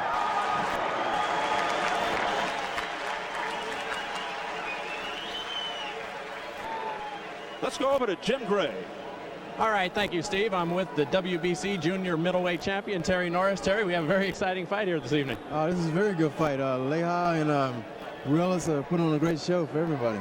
Do you plan to unify 154-pound division? Yeah, that's my plans. I plan on ruling that division, moving up to middleweight, and rule that division too. Right now, a guy that I beat in at junior middleweight has a title, so I'm going up there to take my title, take the junior middleweight and the middleweight title now. Who will you fight and when? I'm fighting in November. I don't know exactly who, but a lot of names have been tossed around. But I hope it's Pettway for the unified titles against the IBF. Quickly, who do you see as the winner in this fight? Right now, it looks like Ruelas is doing his job. So I think Ruelas is winning the fights. Terry, thank you. We look forward to seeing you next fight. Thank you. Steve? All right, Jim. Well, earlier tonight, Vincent Pettway did beat Gianfranco Rosi to take the title. Ruelas is hoping to join the Norrises, Terry and Orland, as brothers who hold world titles. Let's go. Come on. And Cortez made a mistake there. He thought he had been hurt by a low blow. He stopped him, and it really wasn't that low. And Leija wasn't bothered by it, so wisely he withdrew. Round 10 underway. All right, I'm taking the point. Oh, no. Taking a point away from What was going to happen? Take no point. He had warned him. Low blow. You don't punch us up. You hit him on the side here. That's twice. You can very vividly hear Joe Cortez. Low blow. Let's go. Issued by Ruelas. Boy, again and again we're seeing this in championship fights. I hate that. I wish they would warn him more clearly so the audience could see it. I mean, in the middle of all this, a punch on the side. I mean, you know, a low blow is in front. Well, I'll tell you what, this should spur Leija on. A 2-point round at this stage of the game could be a big swing, give him a little momentum to try and cut the gap. But right now, he just doesn't seem to have it. Yeah, and if Leija wins the round, all it did was have a round for nothing because it's an even round. Leija used to going into the late rounds. 12 of his last 15 fights have lasted at least 8 rounds. We're into round 10. Leija doing some dancing around. Still seems to be in pretty good shape despite what his face looks like. Well, that left hand got in by Leija. Yeah, but he got hit about 3 punches before that left hand flew. Yeah, he's not landing, Steve. He's just not landing. He's got to be effective. He's got to get the punches. Got to score the points. It's not happening for him. They're not coming at the apex, right? It's just not landing cleanly. He's short by, I mean, you can see they're short by an inch or two, and it's very frustrating to Leija. He moves in close and gets hammered by an uppercut. That's a good punch. That one was low and that was hard. Oh, come on. All the way down there. I I'll tell you again. This guy, that's play acting. Let's go. I'm not telling you again, said Joe That's Cortez. play acting. And Leija will take all the time he needs. That was a big swinging right hand, and I'll tell you what, that one I'll bet you hurt, Bertie. You okay? Yeah, but it's on the hip. I mean, have you ever I think that one reached around and got him in the front. All right. This guy's getting beat. If they let him get away with this, I mean, it should be. And they've already taken a point away. Let's see what happens. 20 seconds left in the 10th round. Did he take a second point or No, leave it no, at he that? didn't. He didn't. A foul-marred round. Gabriel Ruelas shooting low blows at Jesse James Leija. He's been working the body so well. Oh, that was close. And Ruelas saying that was in the midsection, but Cortez didn't say anything. I'll tell you what, it's getting more and more confusing for me. That was wild. Well, what Ruelas is saying is, hey, I got hit low and you didn't say anything. Yeah. But Ruelas almost expecting Joe Cortez to step in. Well, wouldn't you? Wouldn't you? Yeah, you've had a big dialogue going with, I mean, this guy's got more lines than De Niro in the picture. Cortez has talked more in this round. Well, we've got our own version of Raging Bull going on here. All right, so the round goes to Gabe Ruelas, but to take a point away. Hit him low. Come on, cut it out. He hit him. He hit him on the side. On the side. He can get disqualified. Get down over there. Joe Goosen, Ruelas' trainer, up in arms. And there's Ratner on the ring apron. Yeah. Joe, don't take this shit from us. Okay, I'm gonna tell you right now. No, don't tell me him on the side. Real low. Hey, Joe, he puts him down. Hey, Joe, he puts him down. All right, let's take a look at that point deduction. Bobby, watch it. See, it's in the hip, right up top on the crest of the hip. That one, I didn't think was the one he hurt. The next one, took him. The next one, the next one he hits him here is definitely right in the middle. See, that's that one's on the side too. But you know what? You know where's he He's making hitting all him on that the side of the front of the cup, Bertie. There's some problems with it. Bobby. I don't agree with that. We may have a better fight here at ringside in a moment. I don't believe hitting on the crest to the iliac is going to cause you to limp around like that. I'm sorry. Round 11, we go into the championship rounds. It's still under the belt. Gabriel Ruelas from our vantage point, ahead on points. Well, let me tell you, he isn't skipping going to the side. He keeps on punching the side. There he is again. He hit him in the thigh again. Yep. It was dead in the thigh. Yep. And Goosen said to him, now don't do this to us. Don't take this fight away from us. It wasn't as nice as that, Bertie. Yeah, it was. Thanks for cleaning it up. Joe Goosen all over Joe Cortez. And he has every right to be. You know, you got to holler. It's like basketball, and you got to holler at the referees to make them even think about it a little bit. You can't just lay dead. They're looking for the next call. Yeah, I mean, he's right. Well, Joe is doing his job working the referee as well as he has his own fight. And let me tell you, Joe Cortez is one of the best going. Experienced. He's done 70 fights, and I know he's right in almost everything he does. I have a lot of respect for Joe Cortez myself. He's refereed many of my fights, and he's a quality referee. There's a pretty good combination by Jesse James Leija in Ruelas' corner. Another frantic exchange, both landing. But look who's getting the worst of it. I'll tell you what, that defense is really perplexing Leija. He just can't seem to zero in on him when he ducks down like that. Oh, he likes it there because he was getting the best in that exchange. Making Leija's missing and punching back. Midway through the 11th. Look at the shots Leija's taking. He's got the other guy cornered. There's a beautiful left hook to the belly by Leija. Maybe a little bit too little, a little bit too late. Now Ruelas able to escape that dangerous corner. Leija with blood coming down the eye. Now it's coming down more on the right side. I've done an excellent job on the Oh, what a left uppercut by Ruelas. Oh, boy. The deep crouch able to spring backwards away from it. The crowd loves it. Big defensive moves. Well, I'll tell you what, that's what Pernell Whitaker did to Julio Cesar Chavez, and Chavez, too, could not figure it out or solve it. Just move in and out. Exactly right, Bobby. That's exactly a Pernell Whitaker move. Now, look, back to where I like it. Come on in. It's a nice combination by Leija, but he's just got to stay there. Yeah, look, he's just ushering Leija into the corner. And he's making a mess of it. And you know the irony here, this is something Azuma Nelson would like to do, right? He sets traps and then unleashes bombs. Well, right now, Ruelas is he's in control. He's looking fresh. He's smiling. He's laughing. He's taunting Leija. More blood under the right eye now of Leija, coming from the top portion.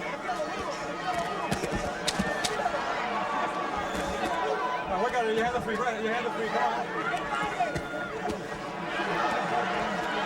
Break up. This is tremendous action too this late. I'll tell you, really good.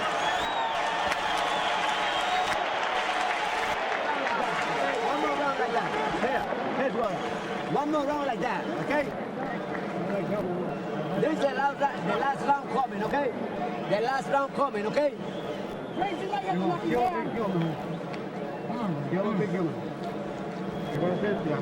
you gotta have a big round. All right, guys, this is the last round. Touch him up, last round. You gotta win this round big, okay? 3 minutes. You got the energy, okay? So give me water. This might be the fight, James. You gotta win big. You gotta win. This is the round that Not too much. Not too much of that. Here we go. This is it now. Go to work. Here's where you get out there and grind them. Head down and grind. Challenge them. No corner. No corner. Get out there and grind them. Grease. It's all right. It's all right. Get out there. Hey, you take it now. Go. Well, Bobby, we have seen some strange decisions here, but it would be a surprise to me. I'll tell you what, the way things have gone in Las Vegas over the past 2 years, a split decision or a draw, wouldn't shock me. Wouldn't shock me. Although I must say I have Ruelas way ahead. I haven't passed the point of return, you know, he's just there. 12th and final round, which could determine if Leija keeps his championship belt. But I'll tell you what can keep it, if he can drop Ruelas here at least once. Well, each has been dropped thus far tonight. Oh, down goes Leija, but I don't know if it was a push. No, he got him with a shot. I'll tell you what, that was an awkward punch, too. They were both coming together, and then, bang, he's not even that hurt. I think it was just forced to push him to the canvas. Last knockdown, 35 seconds into the last round. And they're up here at the MGM Grand. Let's see how Ruelas handles this now. He comes right back at him. Oh, another right hand by Ruelas, a chopping right. Didn't have full impact. I'll tell you what, though, that punch really got Jesse's eyes to quiver for a minute. That punch hurt him. But give him credit, he's come right back to the battle. I mean, he has not backed out. He came right back to the battle and seen if he could score a knockdown. I mean, just when we said somebody needs a knockdown, the guy got it that wasn't supposed to get it. Leija's been down twice now. Come on. It's one of the greatest things about boxing, no matter how the talent stacks up on paper, the styles in the ring can make any fight, anybody's fight. Well, we said it going in. You just don't know in this fight. This was a perfectly balanced fight. Two beautiful fighters giving it all. You can't have a better championship fight than this one.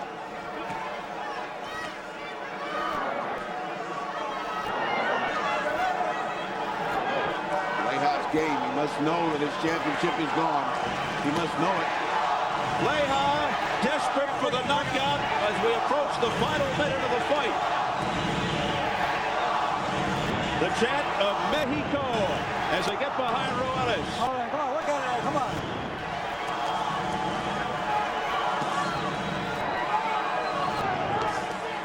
They're at the point right now where just throw it till you can't stand up anymore, but therefore it's such a fast-paced, hard, bruising fight. How much could they possibly have left at this point? From our viewpoint, all Leija could wish for now is a Chavez-type finish against Meldrick back in 1990.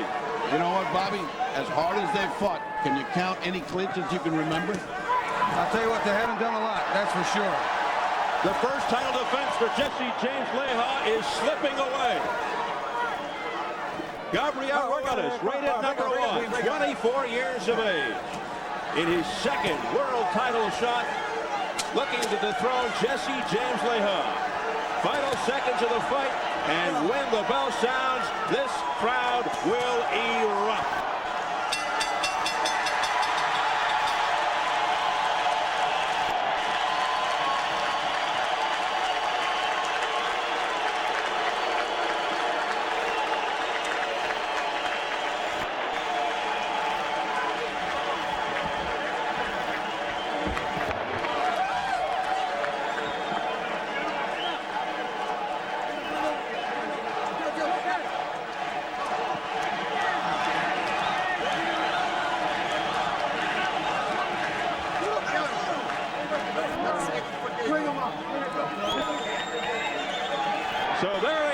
saluting the crowd.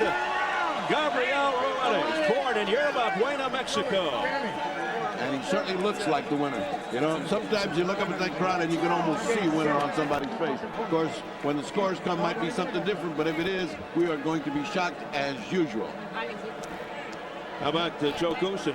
He's taken off his jacket. It's so hot in here now. It's so intense after that fight. There he is.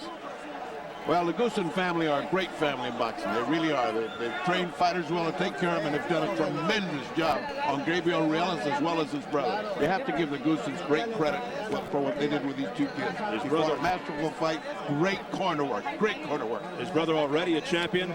Will Gabriel join in?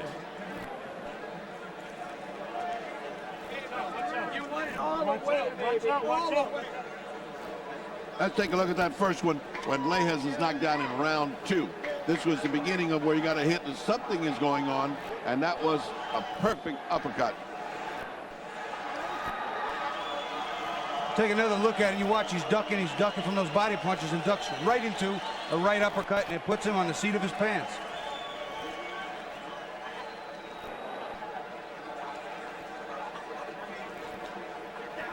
And in round 12, this was what put the Quaitas on the whole fight right here. After this, there was no doubt about it. A good right hand. Now they're about ready to start. You look at it again, the same punch that's been doing all the damage all day. The right hand, Ruelas loading up with it, throwing it hard, catches him right on the button. Down goes the champion.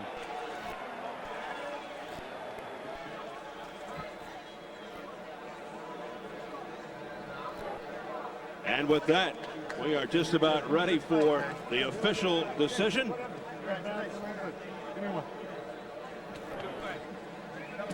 All hugs for Gabriel Ruelas. And here's Jimmy Lennon Jr. Ladies and gentlemen, after 12 rounds of boxing, we have a unanimous decision. Here are the score totals. Judge at ringside, Anak Hungtongkom scores the bout 116 to 108. Chuck Giampa scores the bout 115 to 109. Carol Castellano scores the bout 115 to 111. All three in favor of the winner and new champion, Gabriel Ruelas.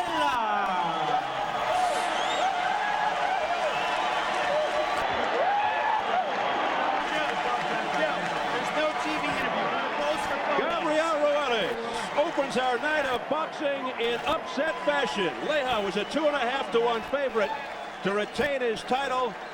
Ruelas takes the WBC Super Featherweight crown away from Jesse James Leija, a world champion at 24 years of age. In his second crack at a title, he failed in his first attempt, losing to Azuma Nelson. What a feeling that's got to be as he puts the belt around his waist.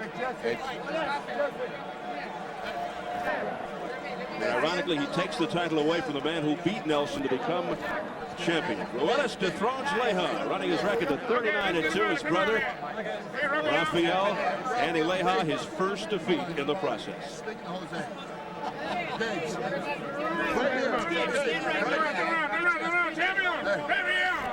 And let's take you backstage into the dressing room of the champion. 21-year-old Felix Trinidad coming up for the next fight here at the MGM, the IBF Welterweight Championship. A pair of undefeateds, Trinidad and Yori Campas. Good look at the 21-year-old Felix Trinidad, considered to be a star, a superstar in the making. But tonight, Trinidad will take on one of the best-kept secrets in boxing, but not really to those involved in the sport, as Trinidad takes on Yori Campas, who just happens to have the best record in boxing. Coming up next, Trinidad versus Campas. So here at the beautiful MGM Grand Garden in Las Vegas, Nevada, let's send it back upstairs to our host, Jim Hill. All right, Steve, thank you very much. So here we are at the MGM Grand Garden Arena in Las Vegas, Nevada. We just saw a great fight. Jesse James Leija making his first title of defense, and he went down and he lost. Okay, but you know what? Over the years, we've been treated to some really magnificent performances by Julio Cesar Chavez, El Gran Campeón Mexicano, Julio Cesar Chavez. Now you have an opportunity to relive some of the most exciting moments in Julio Cesar Chavez's career. 92 professional fights, 77 knockouts, 5 world titles. Now, relive the glory, the fury, the awesome power of Julio Cesar Chavez's greatest fights. Available now for the first time on this exclusive video special from the best of Don King, Chavez the Legend. Call now, 1-800-77-JULIO. And for $19.95 plus $4.95 shipping and handling, you can relive the historic moments from Chavez Hagen, Chavez Camacho, Chavez Hernandez, plus many more. Call now with your credit card, and for only $19.95 plus $4.95 shipping and handling, you can receive the show of a lifetime, Julio Cesar Chavez the Legend. And as a bonus, you'll receive free 3 issues of Boxing Illustrated. Yes, absolutely free. Hi, I'm Gloria, and our Ringo operators are waiting to take your calls. Credit cards only by phone, or send checks or money orders to Chavez the Legend, P.O. Box 2786, Van Nuys, California, 91404. Our next championship bout will showcase another pair of rising stars. IBF welterweight champion Felix Trinidad from Puerto Rico and the #1 contender in Yori Campas from Mexico. Both of these knockout artists are undefeated, and in a battle such as this, something has to give.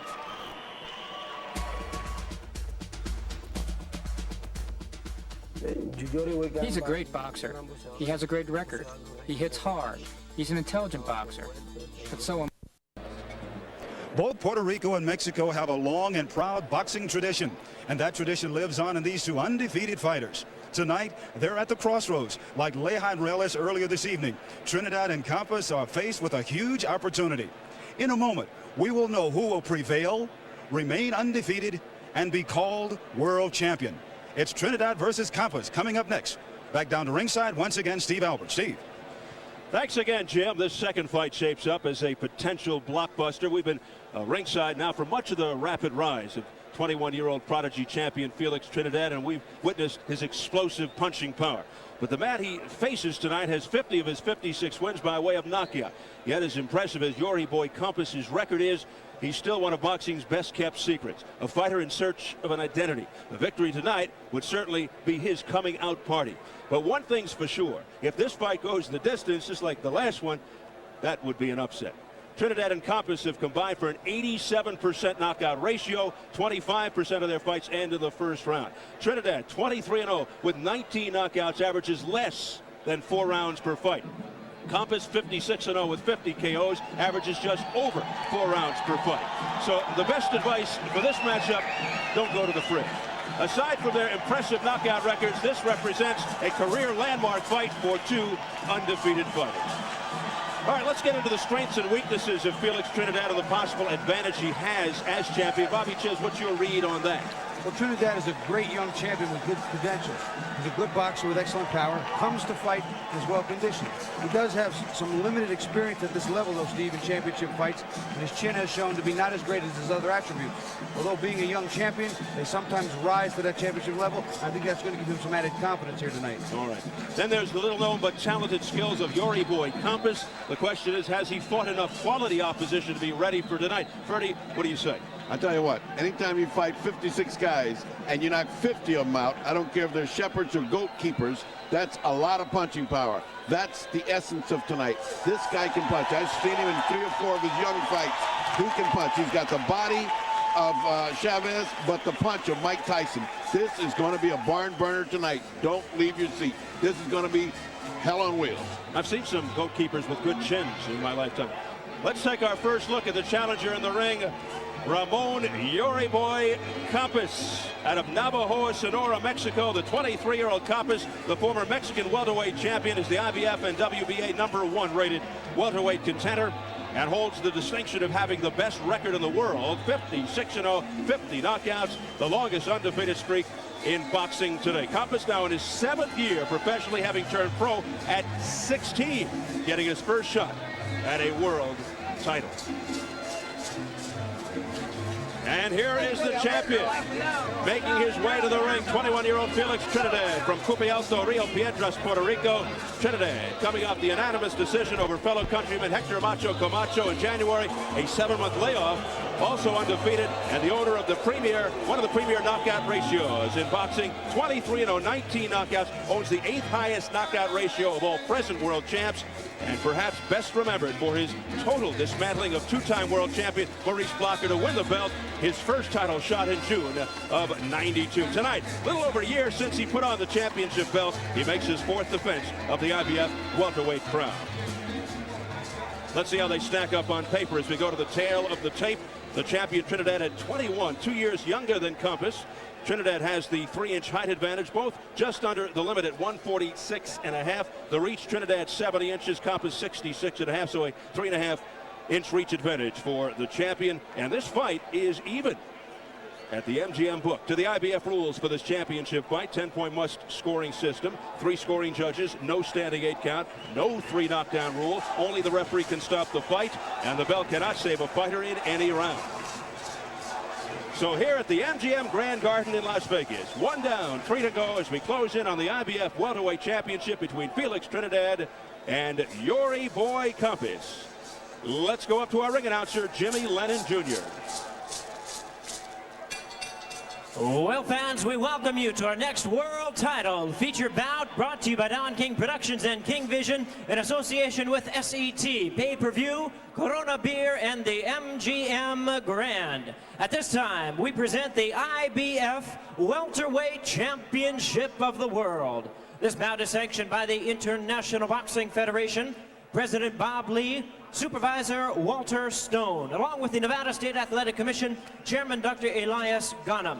Introducing to you the judges scoring the bout from ringside: Bernie Cormier, Sheila Harmon Martin, and Jerry Roth. Introducing to you the referee in charge of this bout. He'll be giving instructions after the introductions, Richard Steele. All right, fans, here we go with the IBF Welterweight Championship of the World, scheduled for 12 rounds of boxing. Introducing to you first the challenger on my left, fighting out of the blue corner. He enters the ring wearing black trunks with orange trim, hailing from and representing Navojoa, Sonora, Mexico. He weighed in at a ready 146.5 pounds, and his record represents the longest undefeated streak in boxing today, with 56 wins, no losses, 50 big wins coming by way of knockout. Please welcome tonight's challenger, who is ranked the #1 welterweight contender in the world by the IBF, introducing the undefeated Luis Ramon Yori Boy Campas.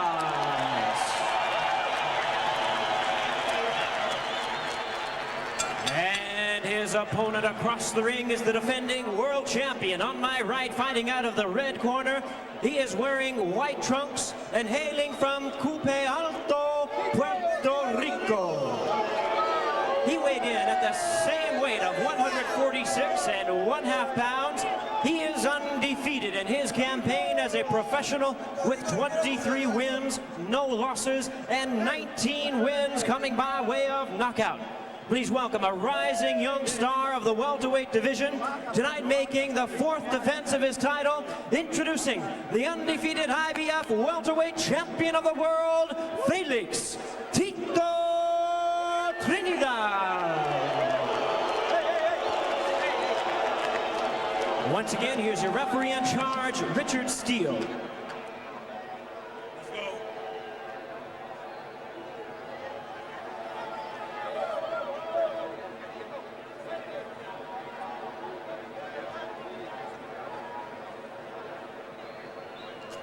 All right, I spoke to both fighters in the dressing room. I'm cautioning again, obey my commands at all times. Any questions? Shake hands and good luck.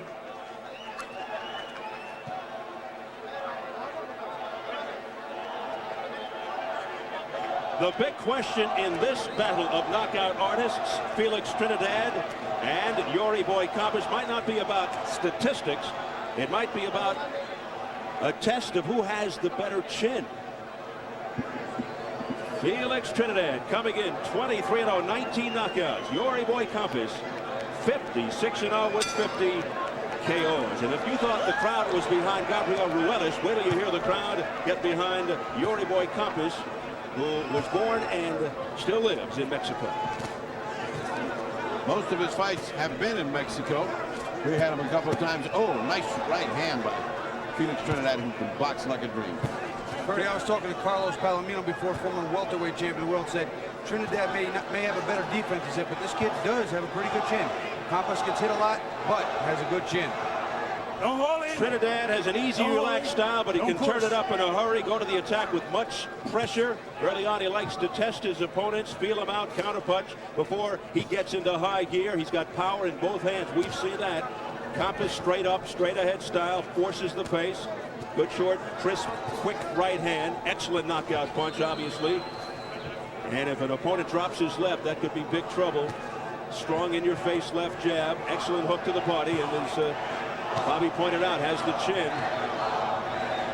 Yori boy, which incidentally means late-skinned, a name he picked up as a kid growing up in Mexico, had to go to court to get this title shot. According to his handlers, nobody wanted to fight him, including Trinidad, because of the staggering record, even though he's got no recognizable names.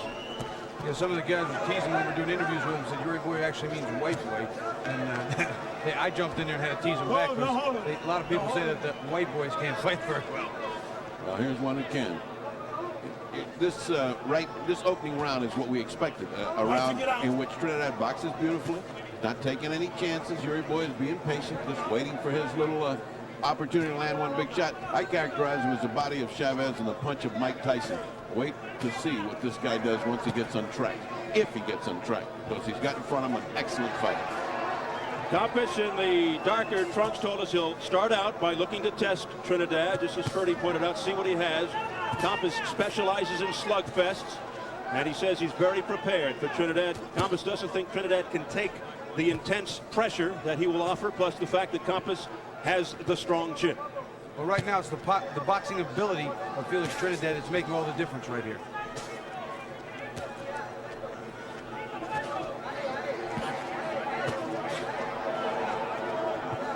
Trinidad had a little problem making weight. He spent a good portion of yesterday morning in the gym, working feverishly to shed 3 or 4 pounds before the afternoon weigh-in.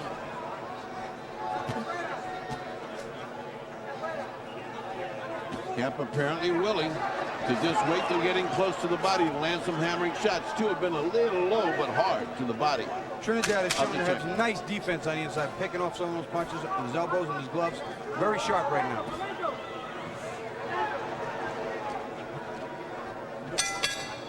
And that is it for round 1. Let's go over to Jim Gray. Jim? All right, thank you very much, Steve. I'm with the new champion, Gabriel Ruelas. Gabby, did you ever feel at any point that you were not in control of the fight? I never did, but you know, I was worried about those 2 points they took away from me.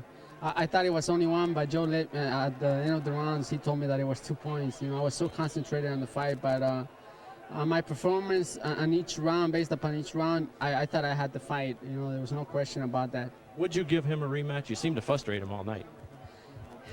You know what? He's gonna have to fight all those other guys that he said that I hadn't fought to deserve to fight me.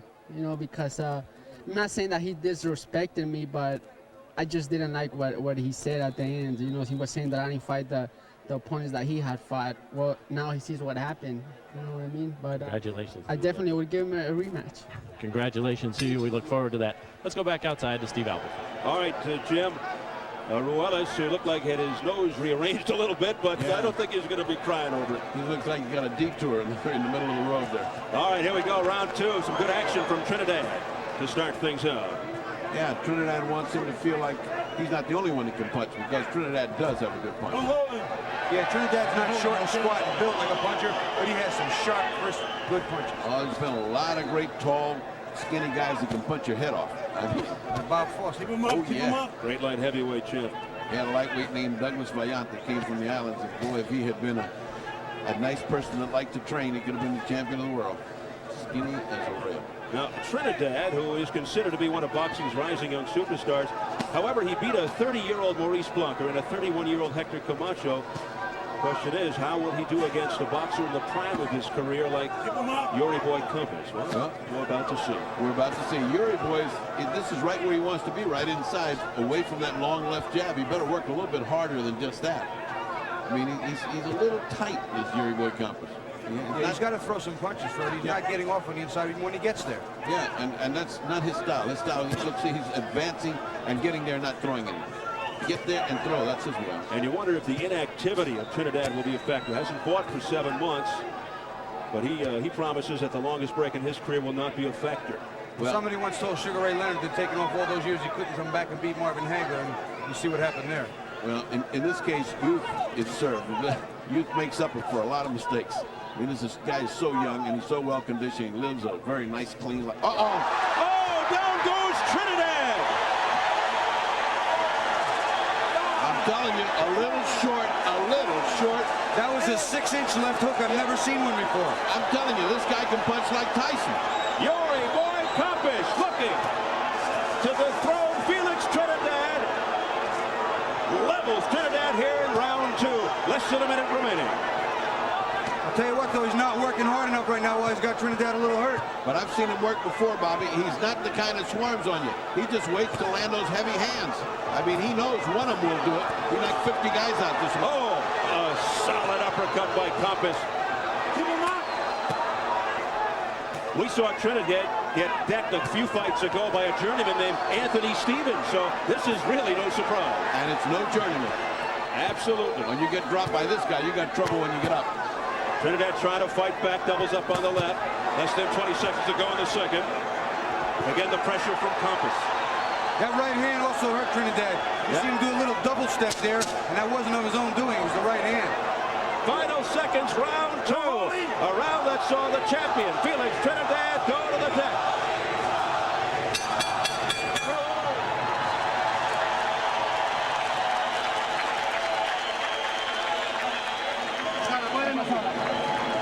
Estamos bien. Esta no la quitamos ya. ¿Está bien? Respirando por el botón de boca. Te voy a limpiar la nariz. I said, that's nothing. It's just a flash knockdown. We've been down before. Let's go back and stick right to our game plan. Nothing new in the corner. They just wanted to keep on boxing, not to be discouraged by that knockdown. Smart corner work. Tranquilo, tío. Estamos bien. Estamos bien. All right, let's take a look. And remember how short this is. Boom. And right on the button. I mean, that's what you call a punching power of this guy, Bobby. Bernie, that's the shortest left hook I've ever seen. He takes it back maybe 6 inches and just jumps in with it. Bam! He didn't even cock it or unwind it. It just jumped in with his body. I mean, and it went just with the flow of his body, just turned it right. Well, that's a puncher, Bobby. You knock out 50 guys out of 56 guys, you got to have something. I don't care who you're knocking out. Trinidad down a minute 45 into round 2. We now enter round number 3. So many stories here, not only the two fighters in the ring, but Richard Steele. Still hearing it after 4.5 years, a reminder of what's ahead with Chavez and Taylor too. Well, I hope he hasn't got a tough night tonight. Poor Richard Steele has had a career full of upsets and controversy. Takes a lot of guts for Steele to even be in this arena tonight. I give him a lot of credit. Yeah, I tell you what, I think he's a very competent referee. He's just been put in some look at this. situations. Look at this. All right. Give him up. He's coming back. They must have told him in the corner, you got him. Now, don't just go slow. Go at it. Low blow by Trinidad. Keep it up. Keep it up. And the warning from Steele. Yeah. To finish Bob's thought, and I agree with it, Steele is a top-flight referee. He's just had a couple of really strange moments in his life, but let's get back to this fight, which is top flight. You have to wonder if that knockout. Another one. Oh, look out. Good corner. Time. 1 point. Oh, boy. He's taking a point. Already. This could be a very long night. He only got one warning, Freddie, not 2. Oh, man. Here we go again. Oh, it's just something about, there's something about championship fights and Steele that seems to dim his judgment. A point off Trinidad from low blow here in round 3.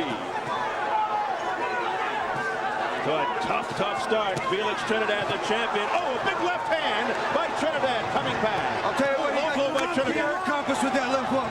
I saw Campas stand up and his legs get a little funny. He came out of that crouch and he was stood up by that left hook. Oh, those were great hooks. Another low blow. Both of you guys. Keep now both of them are guilty. Oh, wow. halfway through the third round and beyond. A low blow festival. And this one, as the first fight shaping up to be a wild affair. Oh, Trinidad boxes so beautifully when he gets started. Look at what a right hand by Trinidad. But there's the chin of Campas. He's holding well. I'll tell you what. The difference in this fight is going to be conditioning, Ferdy. It has to be, and I think right now the favor's in Trinidad's corner. I mean, if this kid's not a superstar to come, I don't know. He's going to have to get by here. Look at these shots by Trinidad. They're all landing flush on the face. And Campas just standing in there and taking it. What's holding him up? What a chin again. Blistering shots by Trinidad. Exploding. Trinidad, a thing of beauty as he punches. What a chin. Carlos Palomino told me the difference might be that defense. He said that Campas takes too many shots. But Trinidad bombing away here in round 3. 25 seconds and counting. So remember, the best he can get is an even round because they've taken a point away from him already. Trinidad coming off the canvas. He was decked in round 2. Oh, look at that left uppercut twisting into the chin of Campas. He's a thing of beauty when he gets going.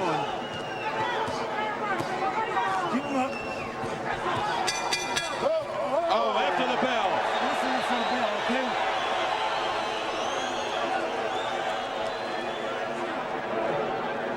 Esa valentía, ¿qué pasó, amigo? Esa valentía no sirve, esa valentía.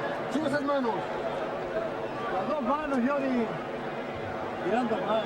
Sube esas manos, Yori. Yeah. He's just saying, you got to throw your hands. You got to throw your hands. Don't stand there and catch this guy. He's got too many punches. Let's take a look at that low blow. There certainly were enough of them you could pick up by any rebound. Oh, yeah. That was low. That was below the orange there. That was clean. He was right square in the middle. And, you know, funny, right after he hit Campas with the low blow, he got a right uppercut in his mouth. And, of course, great fighters come back. And this kid has got all the makings of a great fighter. And when you're looking at it, what's holding up Campas? I mean, those shots are so beautiful by Trinidad. Well, we want to know about his chin. Now we know. All right, so after that hard-working round, he got an even round because he certainly was pummeling Yori Boy Campas, but they took a point away from him. Round 4 scheduled for 12 for the IBF Welterweight Championship. Felix Trinidad in the white with the red trim is the champion. Oh, what a right uppercut by Trinidad. And again, Campas just stares right back at him, doesn't even flinch from those shots. Yeah, he's one of these tough guys from the interior of Mexico. Just come out, you got to just about kill him to knock him out. Well, the fact that he punches so well, Campas, you can never count him out. He's always got that puncher's chance, and that's what makes him dangerous. Pushing and hitting there, Trinidad. Trinidad probably wondering himself, what do I have to do to get this guy down? Yeah, and let me tell you, Campas does not pardon you as far as the body. He keeps going right to the body. He could just be going head-hunting with his punch, but he keeps working on that body. He knows, he knows. Work on the body, and then he'll come up when the time comes. Shades of Chavez. Oh, beautiful combination. And a left hook by Trinidad on a right, followed by a left. Campas, is he ready to go? He's staggered. I don't know what's holding him up, Steve. He is getting hit with everything. Unbelievable chin, Yori Boy Campas. That is inhuman. He just got hit with a tremendous body shot as well. I'll tell you what, the punches are taking its toll everywhere. His face is showing the signs. It's terrible. Halfway through the 4th round, Yori Boy Campas somehow still standing. What keeps this kid up? Just remember that one shot can turn it around. And Campas comes back. Even after taking that punishment, he comes back with a flurry. Another combination to the head by Trinidad. He just takes those punches so clean. You can't do that. That not only shortens careers, but it'll shorten his fight. Well, he should shorten his fight. He should have been out. This is the kind of guy who throws a punch from the canvas. I mean, he seems to be automatic with his punches. Campas. And beautiful, beautiful combination punching. You can't see it better than by Trinidad's punching here. Furious pace here. They stand in the center of the ring toe-to-toe. Now this figured to be one of the best fights of the... A series of lefts by Trinidad. It rocked Campas for a second, but he comes right back. No holding to Trinidad, says Richard Steele. Wild miss, and he follows it up. I'll tell you with what, a vicious right. You're looking at the beginning of the end right here. Campas ready to go, or is he? Oh, unbelievable. Richard Steele steps in. It's over. It's all over. And he still didn't go down, Steve. He wouldn't take him off his feet. Unbelievable.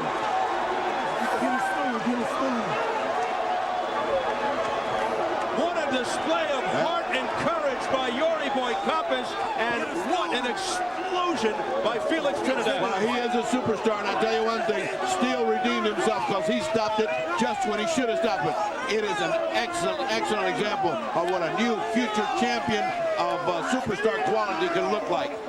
Felix Trinidad, as we said when he went to fight Blocker, is the goods, and he proved it again tonight. His toughest fight, he came through like Sugar Ray Roberts. Felix Trinidad comes off the canvas in round 2 to end it here in round 4 with a blistering attack to the head of Yori Boy Campas, who just refused to go down. Unbelievable heart. That is an immeasurable quality that all the great ones have. Well, the one thing that tells in boxing is class. And while I am one of the biggest admirers of Campas and have seen him so many times fight, pull fights out, still he was, when you saw these two guys together, that's two different kinds of class. Felix Trinidad, his hand being held up by his managers and Don King. Big, big, big future ahead of this young kid. And now let's watch a master in action, young as he is. Look at the aggression on the face of Trinidad. Punches from all angles. Oh. Now that is as close as you can come to being knocked out standing up.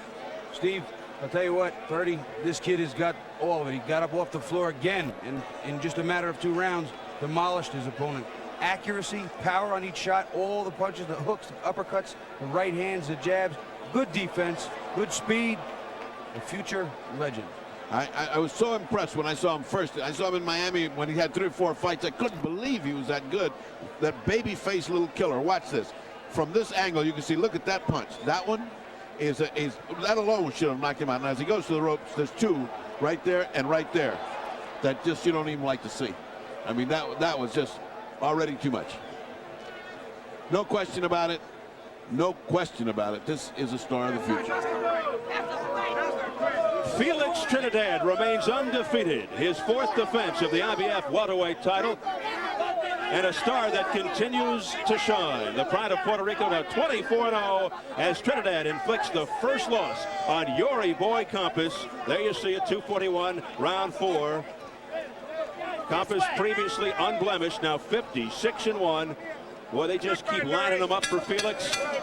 Let's hear the official time. Ladies and gentlemen, we have the time of 2 minutes, 41 seconds in round number 4. The referee in charge, Richard Steele, stops the contest. The winner by way of technical knockout. He is still undefeated and still champion, Felix Tito Trinidad. So there you have it. The flag of Puerto Rico draped above Felix Trinidad, putting an end to some doubt that he could get by a young, tough opponent in his prime like Campas after knocking off some declining veterans, the likes of Maurice Blocker and Hector Macho Camacho. No doubt about Felix Trinidad right now. Well, coming up next here at the MGM Grand Garden in Las Vegas, Nevada, the quadruple header continues.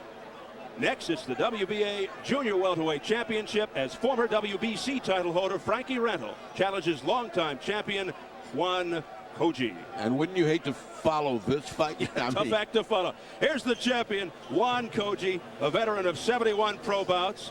Tonight he makes his 10th title defense. This champion is about to take on a man who has suddenly gained global prominence, great respect in the boxing community after having conquered Julio Cesar Chavez last January. It's Coggi versus Randall for the WBA Junior Welterweight title coming up next here at the MGM Grand. 2 out. Taylor certainly have other ideas. Now, as good as Juan Coggi is, many of you may not really be that familiar with his strengths and weaknesses since this is only his 3rd fight on American soil. Further, your insight. His strength is a continuous brawling attack, non-stop fighting, alley fighting. His weakness has the tissues in his eyes. He breaks up an awful lot. He could be cut. This fight could be stopped on a cut. The question here is Frankie Randall, the guy that's got Chavez's number and nobody else's. That's what we're going to find out. Can he fight an equally good guy than Chavez and look as good? That's what we're going to find out. And you have to wonder if Frankie Randall can overcome the disappointment of his controversial loss to Chavez, and will he be as difficult an opponent for Coggi? Bobby, what are your feelings? Well, after speaking with Frankie Randall, and I quote, he said he has total inner peace with himself because he knows that he did the job in both fights, and he feels that the boxing world and the general public also feel that he beat Chavez in both of those fights. He said for right now, the only task at hand is Juan Coggi. That's his only focus. He can't worry about that fight. He's got to throw it out of his mind. And with all the tools that he brings into the ring, Juan Coggi has his work cut out for him if he's to keep his title tonight. All right, let's take a look at the challenger. Already in the ring, Frankie Randall, born in Birmingham, Alabama, grew up in Morristown, Tennessee, lives in Warren, Ohio, rated #1 by the WBA, and the former WBC super lightweight champion, having distinguished himself as the only man in history to defeat Julio Cesar Chavez back in late January. But Randall was forced to hand the belt right back over to Chavez this past May when he lost a controversial split decision. Despite the defeat, Frankie the Surgeon Randall, at the age of 32, has the chance to become a two-time world champion tonight. And now the champion, Juan Martin Coggi of Argentina, also 32. In 71 pro bouts, he's never been knocked out. Coggi entering his 14th world title fight. He's held this title twice, first winning it in '87, recaptured it in '93. Tonight, his 7th defense in his second reign as champion. Coggi, who's fought almost exclusively in his homeland, comes off a third-round TKO of Mario Morales, a non-title affair in Buenos Aires in July. His last title defense, March 18th, this ring, a third-round TKO win over Eder Gonzalez. And Coggi dreaming of unifying the title and someday meeting Chavez, but first he must get by the intrepid Frankie Randall. Let's check the numerical breakdown as we go to the tail of the tape. Both Coggi and Randall 32, as we said. Randall at 5'9" with the 2-inch height advantage. Both tip the scales at the 140 limit. Nearly a 5-inch reach advantage for the champion Coggi. Randall a 4.5 to 1 favorite as the challenger. To the WBA rules for this championship bout. 10-point must system, 3 scoring judges, no standing 8 count, 3 knockdown rule is in effect. Only the referee can stop the fight, and a fighter cannot be saved by the bell except in the last round. So here at the MGM Grand Garden in Las Vegas, it is 2 down and 2 to go. We are standing by for the WBA Junior Welterweight Championship. Juan Coggi versus Frankie Randall. Let's go to our ring announcer, Jimmy Lennon Jr. Well, fans, we welcome you to our next world title main event, brought to you by Don King Productions and King Vision in association with SET, Pay-Per-View, Corona Beer, and the MGM Grand. At this time, we present the WBA Junior Welterweight Championship of the World. This bout is sanctioned by the World Boxing Association, President Gilberto Mendoza, Supervisor Aurelio Finego, along with the Nevada State Athletic Commission, Chairman Dr. Elias Ghanem. Introducing to you the judges scoring the bout from ringside, Dwayne Ford, Luis Rivera, and Dr. Orlando Sam. Presenting to you the referee in charge of this bout, he'll be giving instructions after the introductions, Mitch Halpern. All right, fans, here we go with the WBA Junior Welterweight Championship of the World, scheduled for 12 rounds of boxing. Introducing to you first the challenger. On my left, fighting out of the blue corner, he is wearing teal trunks with white trim and hailing from Morristown, Tennessee. He weighed in at an even 140 pounds, and his record includes 49 wins, 3 losses, 1 draw, with 39 wins coming by way of knockout. He is currently ranked the WBA #1 junior welterweight in the world. Please welcome the former WBC super lightweight champion of the world, introducing Frankie the Surgeon Randall.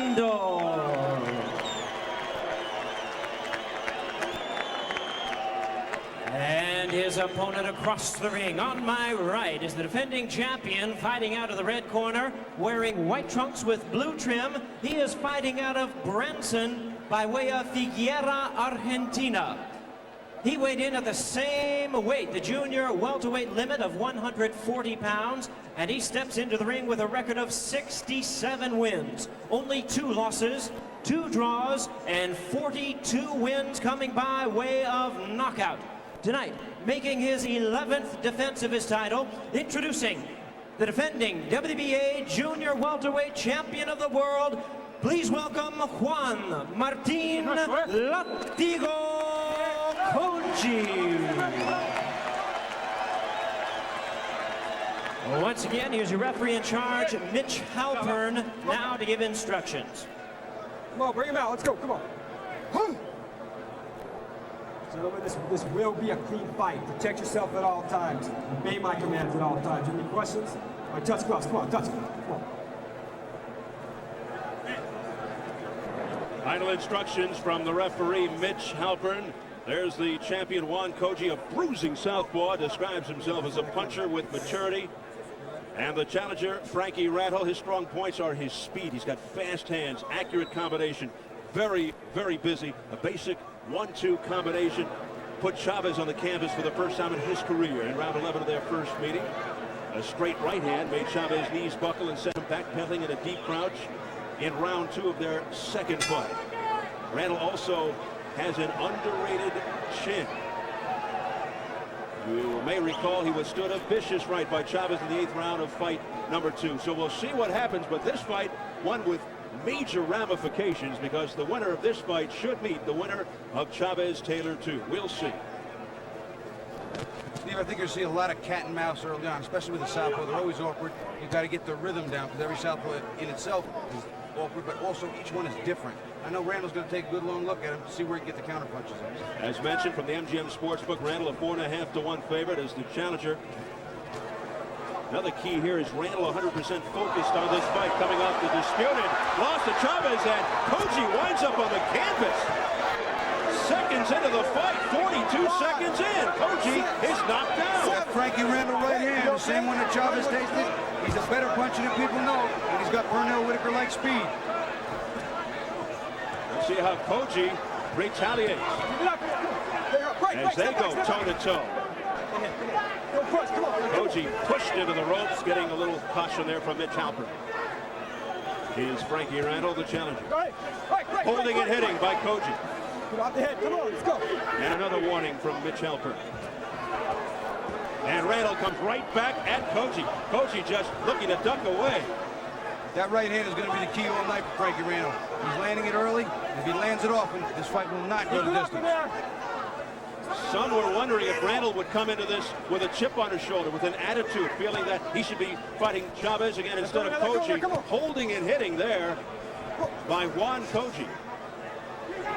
And this could be a make-or-break fight for Randall. Chavez, the dangling carrot for both guys here. Good combination by Randall. Frankie Randall is a classic boxer, puncher, boxer, counter puncher. He can box, he can punch. He shows incredible patience, good, accurate punches. Step back, step back. He's got what it takes. Everything, Bobby, has happened so fast for Randall. Couldn't even relish the upset win over Chavez. Less than 4 months after winning the title, he lost it back to Chavez on a cut. Another warning. That's your last warning, says Mitch Halpern to Coggi.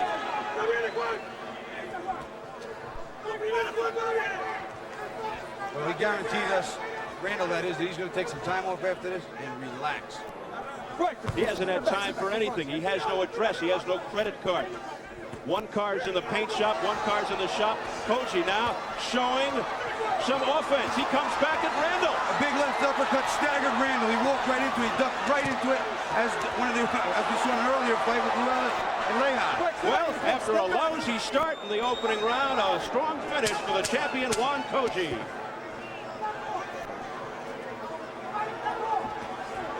Randall again with a hard right, seemingly not having problems with the southpaw style of Coggi.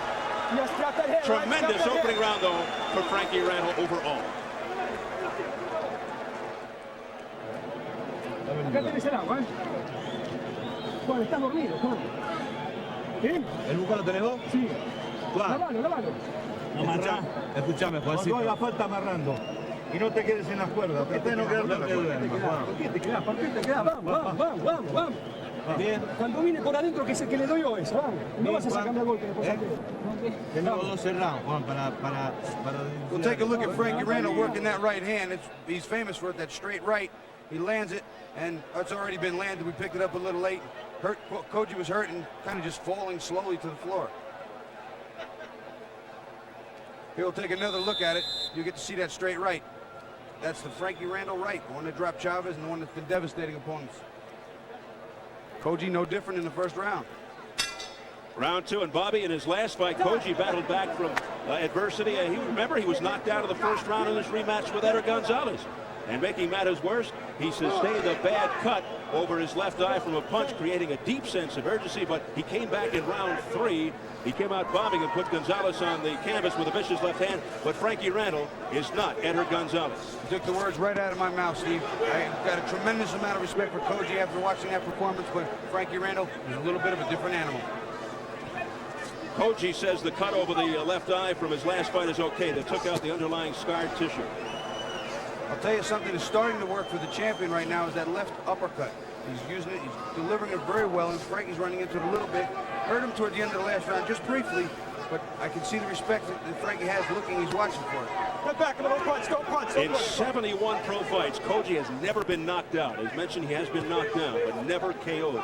Coggi down 42 seconds into the first round, floored by Randall. Randall in the teal trunks, Coggi the champion in the white with the blue trim. Body shots by Randall, and Mitch Halpern screams out, keep those punches up to Randall. Well, I can see that all of the referees here in Las Vegas have been told to keep these fights clean, take control immediately, and they have. You think Randall is smelling a rematch with Chavez the way he is performing here thus far? Well, so far, I think, you know, that is the probability of it, but I don't think he's even got that thought on his mind right now. He's got business in front of him, a man trying to take away his future.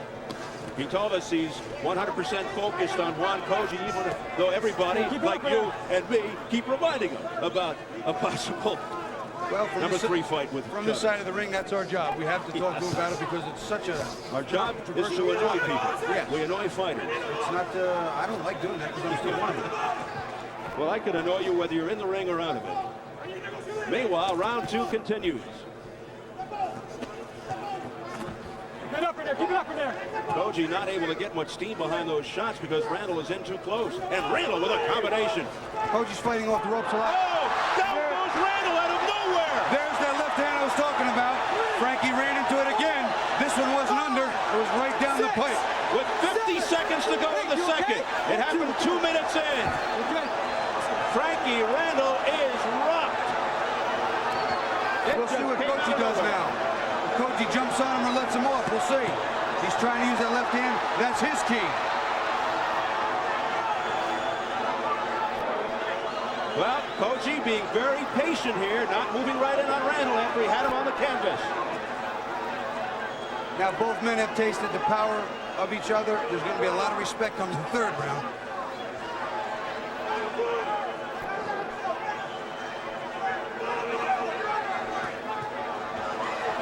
Coggi again, moving in.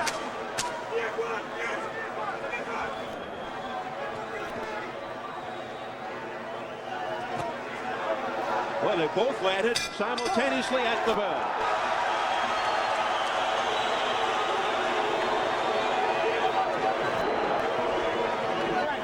If you had your left, you got to keep that foot on the outside, right? Don't pull straight back out. Roll and step over that side, all right? Come on now. All right? All right. Come on. Remember what you did to Rosario. You just got caught with a shot. Relax. Keep that foot on the outside, Frank. He's looking for that right hand now. That's why he keeps moving his head. That left hook down here. That's the equalizer. Here we'll take a look at the knockdown. Coggi working that left hand toward the end of the first round. Bang! Right on the button. He kind of looped it around, almost like a roundhouse hook from the southpaw stance, right on the button. Here's another angle. You look, Frankie's open up, comes right in between his gloves, pushes him back to the seat of his pants. This fight is even, one knockdown for each man. Coggi down in the first round, Randall down in the second. We have a dead even fight. Anybody going to be welcoming back? We missed you, Ferdy. I leave you alone for 1 minute. What do? You create havoc here. Ferdy's so excited about this card, he can only take it in small doses. Well, they're having a little problem getting the testing done in the back. That's why we couldn't get to the interview we wanted, but that's all right. Well, Ferdy, you've missed quite a bit of action. Randall using the straight right hand that he's famous for, knocking down Coggi in the first. Coggi coming back with a strong left He hurt Randall briefly at the end of the round, and then second round, put him on his pants. We dispatched the fight doctor to do an interview backstage, but he rather would be with us. Yeah. They were cheering and hollering back there so much with his fight. I felt like, hey, here's where I belong, up here. Felix Trinidad having some difficulty because he's so dehydrated he couldn't get his test done. All right, let's get back to the action.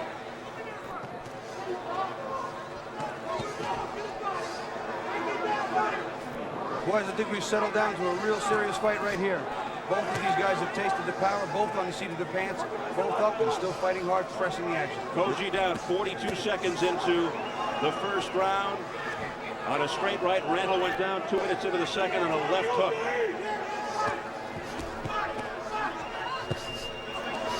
And look at these shots, uppercuts by the bruising southpaw, Juan Coggi. Looking to hold on to his WBA Junior Welterweight Championship. That knockdown may have taken a little more out of Randall than we think, but you know Randall is a good, seasoned, experienced fighter. And here you see him coming back and Coggi coming back. Wow, furious exchange. There's a hard, short, crisp right by Randall. No, go ahead, come on, fight. Coggi being rocked on the ropes, body shots that got Coggi's attention. And now Randall going to the head. I'll tell you what, there's a tremendous amount of action going on here. This fight can't assume this pace for too long. Something's got to give at this furious, furious pace. You would think. Well, Frankie can get good and tired at that pace. Boy, that is some kind of blistering pace.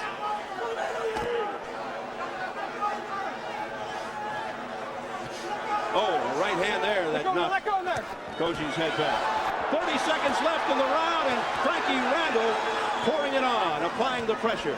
But he's missing most of those punches. That's taking a lot out of Frankie Randall. I'll tell you what, Coggi's doing a lot of bobbing and weaving and twisting here. He's working his ropes as well as he can. Randall using a lot of energy. And a lot of low blows. You saw the good chin there by Randall. Pretty nice shot by Coggi with the left uppercut as we head for the bell.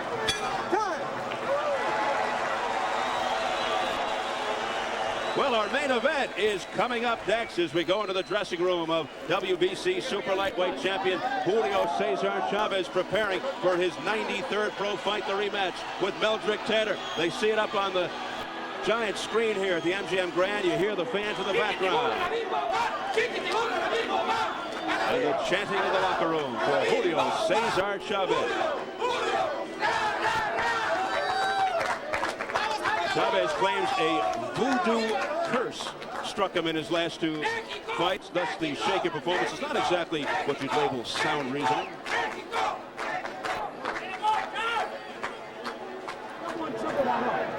Keep that left hand going, don't back up.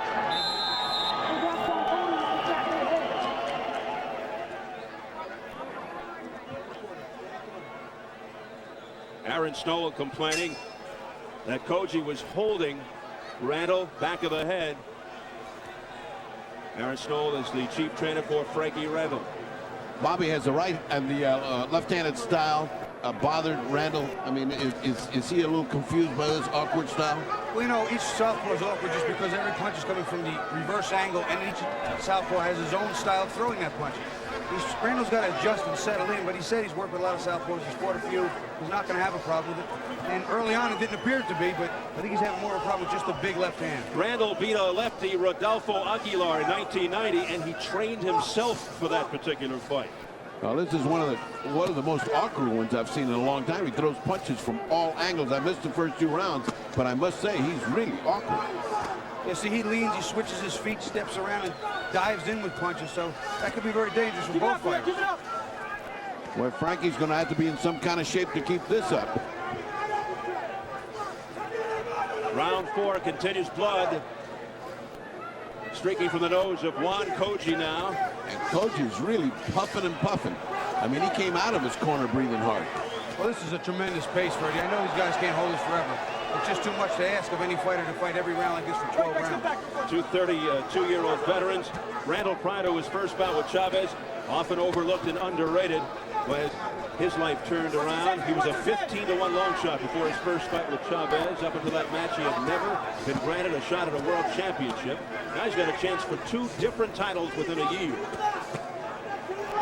Well, I'll tell you, both men today, they want that championship, have their work cut out for them in a big way. Randall doesn't want to be known as a trivia question. The man who beat Chavez. He wants to just move on and continue with his success story. Look at this.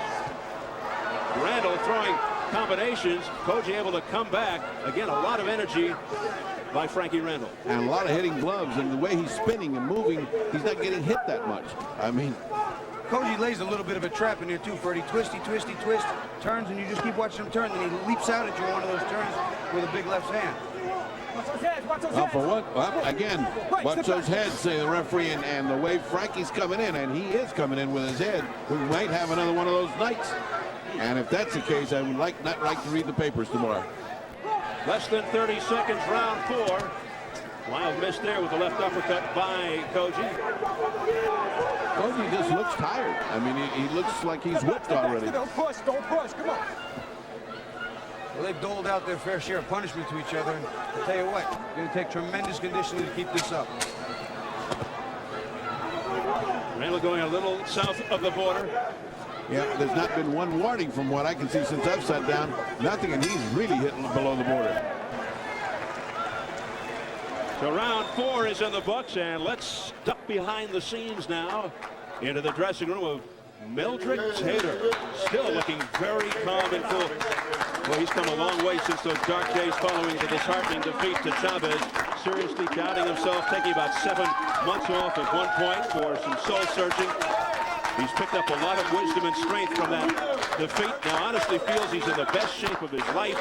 Says his speed is back, he's got more power, and he'll shock a lot of people tonight. He says he thinks a lot of people think he's washed up, but they can say what they want. A rejuvenated, revitalized Meldrick Tater.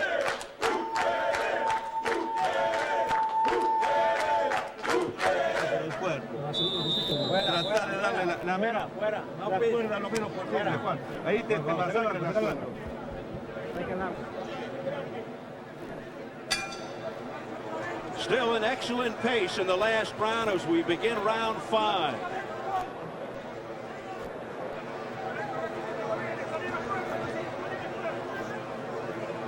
Coggi down in the first round, Randall down in the second. Tremendous pace and action in the third round.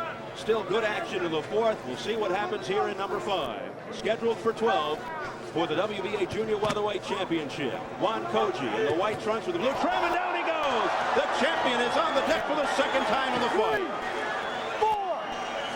It's that same right hand, Steve. The secret's to each one. Right hand for Randall, left hand for Coggi. And early in the round, 30 seconds in. So he's got a long way to go here. And he looks weary. I mean, he's looked weary all during that last round. He looked very weary. Now he comes back with something himself. But his eyes look okay, Freddie. I'm looking at his eyes look good, but his body does look tired. And Randall furious. He wants to end this thing right now. He doesn't want to let Coggi off the hook. But Coggi able to block those punches. The seasoned veteran showing his stuff right here. Coggi throws such an awkward left hand, but it's been effective most of the night. Juan Coggi on the canvas twice. He's never been knocked out in 71 professional fights. Randall setting himself up, dancing on the balls of his feet, looking very, very sharp, very fresh. Little waiting game going on here too. Frankie also knows he has to harness some of that energy for the rest of the fight. We have, 6 more rounds, 7 more rounds after this fight. But Randall has other ideas. He wants it to end right here and now. We've seen the kind of energy that Frankie's got with Chavez. He hangs and hangs and hangs in, so don't wait for him to get tired. But the other guy looks exhausted. Frankie Randall applying the pressure right above us. Coggi ducking in and out off the ropes. Watch those heads, watch those heads. Coggi has one of those styles that we would say is effective in its awkwardness. Yes.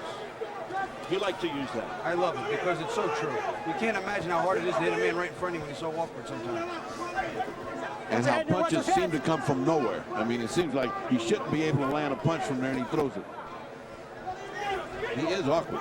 He's just a little weary right now. Nice left uppercut to the body.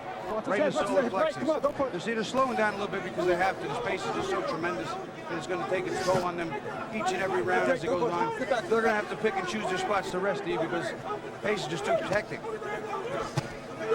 Thumping left uppercut by Juan Coggi to the belly of Frankie Randall. Final seconds of the 5th round. Well, this is settling into repetitive things because Frankie's just in charge. And the other guy has no energy to come back. Well, let's check it out. Toma, Juan, vamos.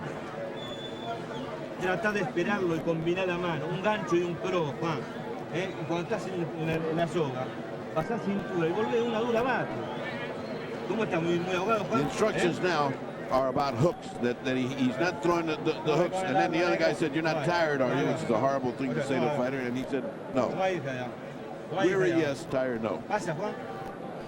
Let's take a look at that knockdown, which is just as usual. Right hand, the Randall right hand, right on his butt. Almost a flash, almost a surprise. Yeah, you watch it. He hits him pretty clean, but he's kind of leaning away to a little bit. And in the first round, same thing for Eddie, and he fell a little slower in the first round than that. 30 seconds into that 5th round. Juan Coggi put on the canvas by this man, Frankie Randall, with a straight right. Coggi down twice in the fight, Randall down once. And we enter round 6, scheduled for 12 for the WBA Junior Welterweight title.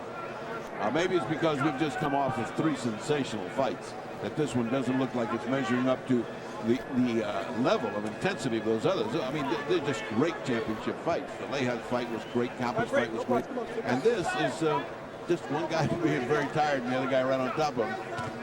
Well, I'll tell you what, there's been a lot of action. They worked hard early, and there's got to be a lull or two here and there, Freddie, but it's been... Oh, look out. There goes Coggi again. Nothing but excitement. For the 3rd time in the fight. 4. What a look of frustration. It's a flash knockdown. He gets up quickly. 35 seconds in. Again, early into the round. Do you? Okay, come on. Mitch Hopper says, "You want to go on?" And Coggi, the Warrior, says yes. Bring it on. He's tough. There's no question about that. He's one of the toughest fighters around, but I think he's outclassed here. Part of his problem, too, Freddie, is with his defense, he leans. When he leans with his head back, he gets hit. Got to go down. And in the clinches, Randall is throwing his right into Coggi's ribs, and that has to have effect on him. Yeah, right just then. He heard you. On cue. Right on cue. Another nice right hand. Coggi's got his work cut out for him to survive this fight, not win it, just survive it. Yeah. I mean, would you bet this thing will go 12? I highly doubt it. Not right now. Randall, again, he wants to end it right here. Randall's proving those people, including me, and said maybe just Chavez is the only one he can beat real good. Well, Frankie Randall is the goods. I saw Frankie Randall fight in Memphis and get off the floor to do the same thing to Rosario, and he took some punches, went down, got up, and then dismantled him. And to say this has been an eventful, emotional, and traumatic year for Randall is an understatement. First he beats Chavez, knocks him down in the process. Then 5 weeks before his rematch, he gets married. 1 day after he gets married, his father passed away. Then less than 4 months after the win over Chavez, he loses the belt in controversial fashion in the rematch. He's keeping Coggi pinned on the ropes now. They just moved out. Coggi's not offering up much offense right now. He's in a survival mode. Just block the punches and don't get hurt. Every once in a while, throw a big left. It's not so much that he's pinning Coggi down, it's that Coggi's going back there to rest. I mean, Coggi's inviting himself into the ropes. He's not being driven there. He's there because he wants to be. That's what's holding him up. So another big round for the challenger, Frankie Randall, looking to dethrone Juan Coggi and perhaps have another shot against Chavez. And there goes Coggi backpedaling from a Randall punch.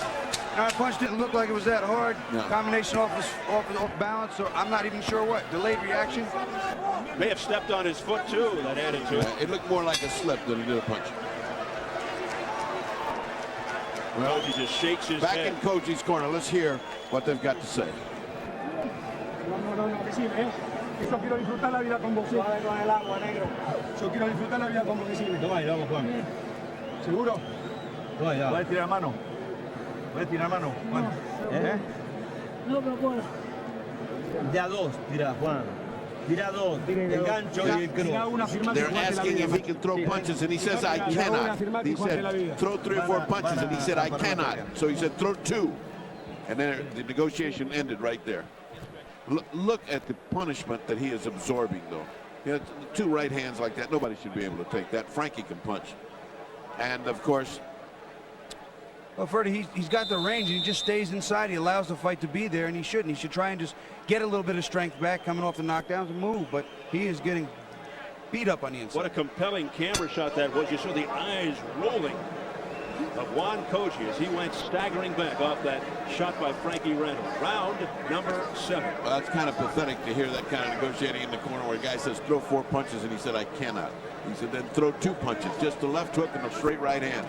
And so we're at a man that's at the end of his limits, but he has to stay there. Tell you what, he just hit Frankie with a very low blow, and Frankie winced with pain. He'll try anything at this point, Coggi, I guess. And as we've seen for years and years, when you fight with a left-hander, you step on each other's feet. They've just been doing it all along. We saw that little slip at the end. They just did it again. You can't help it. It happens all the time. Come on, watch those heads, come on. Watch those heads now. Mitch Halpern cautioning the 2. The heads are getting too close. I don't want to see that again. Frankie, oh please, just let me finish a regular fight. Deja vu all over again.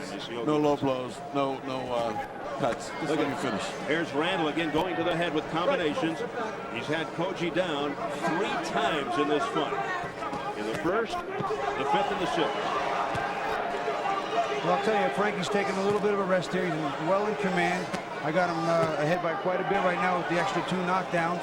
Even though he was knocked down, he's got his opponent down 3 times. He's got room to work. He's got room to play with a little bit. I know you joined us a little late, but the halfway point, Purdy, your thoughts on the score? Since I didn't keep the first 2, it's kind of academic, but I could be surprised if Frankie Randall's not ahead by an overwhelming arithmetic proportion. Bobby? Yeah, that's pretty much the same. I have it 58-53 right now. Yeah. The first 2 rounds after they were over was dead even, and it's all Randall since then. Past the midway point of round 7. Scheduled for 12 for the WBA Junior Welterweight Championship. It has been mostly Frankie Randall, the challenger. And Randall, again, wailing away at the head of Coggi.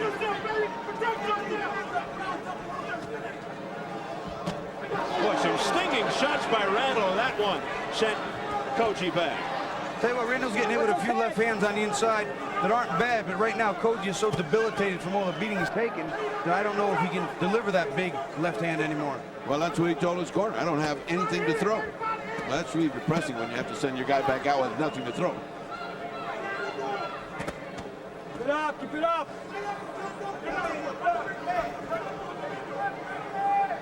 And Randall continues to look very fresh, in outstanding shape. Right hand there by Randall, but not much steam behind it. Yeah, once again, they've lulled a little bit here for a few minutes. They have to take a rest. Randall's worked hard. Coggi's working hard now just to survive. Yeah, that's exactly right, Bobby. It's not to win, it's just to survive. Final seconds of the 7th round. Low blow there by Randall. So 7 rounds complete. Let's go over to Jim Gray. All right, I'm joined right now by a couple of baseball players who usually don't get to see a fight of this magnitude because they're playing baseball. Frank Thomas of the Chicago White Sox, Greg Maddux of the Atlanta Braves. Frank, was it a mistake for the players to go out on strike? Really, I can't say it was a mistake. I think our hands were forced and we had to do what we had to do. It's an unfortunate situation for baseball. We're all sad, but you know, it's life and it's business and we must move on. A chance for the Triple Crown's got to break your heart. At first, I was really concerned about it, but you know, that's life. I'm more concerned about the game right now, and individual goals are a little different than pretty much the business goal. Frank, thanks for joining us, Greg. A chance to win your 3rd Cy Young. You still may get that opportunity, but do you feel as though the baseball strike may go into next season? Well, I hope not. I'm afraid so, but I really hope not. Guys, enjoy the fight. We look forward to baseball, hopefully, next year. Let's go back to Steve Albert. All right, thank you very much, Jim, as we go into round number 8. Scheduled for 12. Well, Coggi's trunks read Terminator, and they've also got a furniture advertisement on it. I translated that myself. Thanks anyway. For sleeping sofas. We may have to conjugate that verb to terminated. Very good point. Well, let's say, Frankie looks nice and fresh. Frankie's very deliberate, very purposeful. He comes in, he takes short steps, he doesn't waste a lot of energy, he looks for his spots, he doesn't go through big motions to block punches. He's become a really good fighter. And here's a guy unheralded, relatively unknown up until really about a year and a half ago. Frankie Randall. Well, he opened up a lot of eyes. Some fighters come into their own later in life than others. Some fizzle out after a short flash of brilliance early when they're younger, and Frankie, late bloomer. Well, there's a lesson in there somewhere, and it's called never quit. Never quit, as Winston Churchill used to say. Just when you think it's all over, in it comes, and you're in the big, tall cotton. That's what's happened to Frankie Randall. This has been a tremendous night of boxing. Earlier, Felix Trinidad retaining his title. Unfortunately, we can't get to interview Felix because he's still being tested by the Nevada State Athletic Commission. That's the reason we lost Ferdy earlier in this particular fight. But Frankie Randall continues to pour it on. Very busy in the corner of Coggi. And Coggi just absorbing a lot of punishment. Frankie's working that right hand to perfection, up, down, to the body, to the head, around the sides, underneath. He's not using the left hook as much as he should have maybe in that corner, but he's working that right hand beautifully. Break. Watch those heads in there. Watch those heads. Come on. If you're just joining us, Coggi has been knocked down 3 times. He's never been knocked out in 71 pro fights. He is the champion, 67-2-2 with 42 knockouts. Frankie Randall, the ever-improving challenger, 49-3-1 with 39 knockouts. Both at 32. Randall, born in Birmingham, Alabama, lives in Warren, Ohio. Coggi from Argentina. And Randall continues to land with these short, crisp uppercuts wherever they are in the ring. Well, after that Holocaust of fighting that we saw, highly competitive fights, this just has to be the one dog in the program because it's a one-way whooping here. Yeah, right now I think Frankie Randall is taking the starch out of Juan Coggi, and the wind is out of his sails completely. But then again, he's got the big left hand. If he unloads one, you never can tell. Boxing is a strange sport. And Juan Coggi's dreams of unifying the junior weight title and hopes for a victory over Randall to set up a long-awaited shot at Julio Cesar Chavez going out the window as we speak.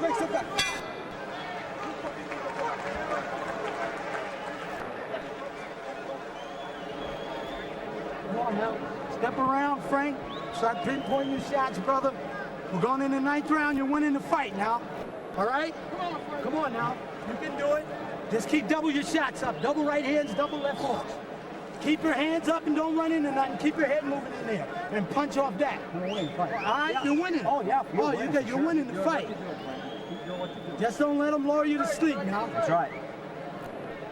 He's almost ready to go. He's ready to go. All you got to do is pick that picks up for him. Okay? Come on, man. Double right hands, double left hooks. Double your shots up. Break the rhythm of your punch. All right? I got it now. Change it.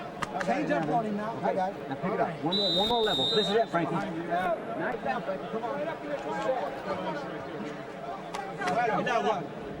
El bucal.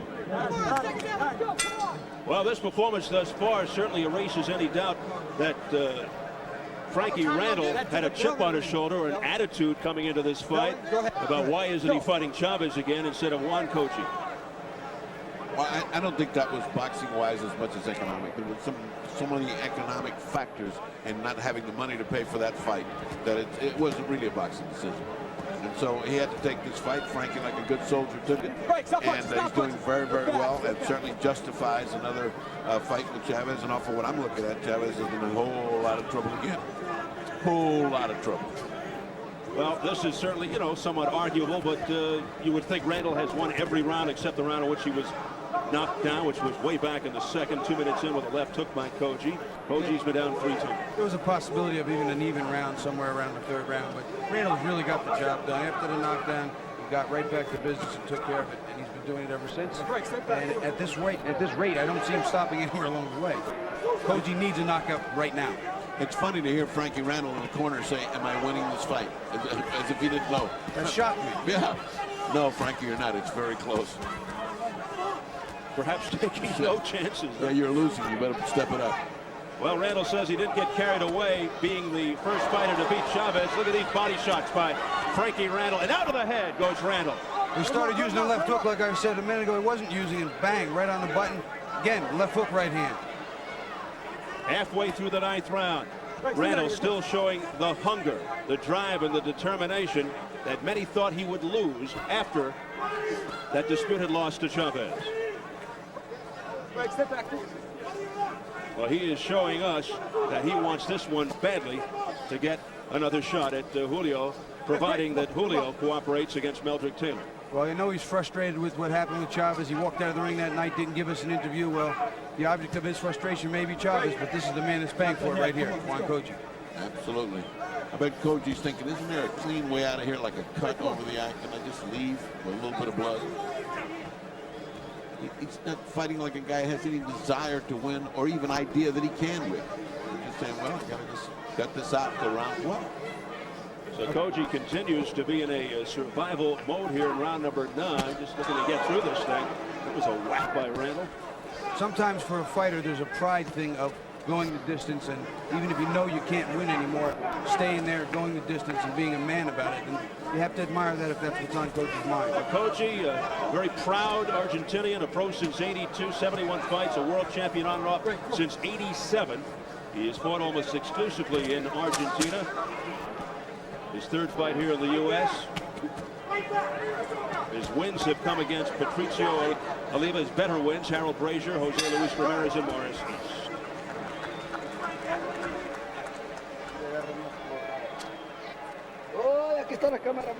So here at the MGM Grand Garden in Las Vegas, let's listen in.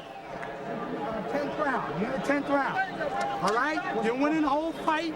Just don't run into nothing. Just keep it going. When you step to him, start dipping and digging that shot. All right? More jabs. All right? Just busting him up. Put some water on my head. Ice or something. Okay, come on. Water, my ice cold water. Come on. Relax. Come on, man. Rub me down. Relax, relax. Come on. Relax. You're winning, Frankie. You've won at least 8 out of 10 rounds. All right? Faltan 3 asaltos nada más. Vamos perdiendo la pelea. Vamos perdiendo. Hay que jugarse todo para That was a sad exchange. He says, we're losing the fight big. And the champion said, yeah, I know. And he said, again, we're losing the fight big. Round number 10. Coggi's 7th defense in his 2nd reign as the WBA Junior Welterweight champion. Frankie Randall has controlled just about the entire fight. He's had Coggi down 3 times, Randall down once in the 2nd. Coggi down rounds 1, 5, and 6. Right hand there by Randall. Back comes Coggi, but once again Randall is pushed back. Coggi is pushed back.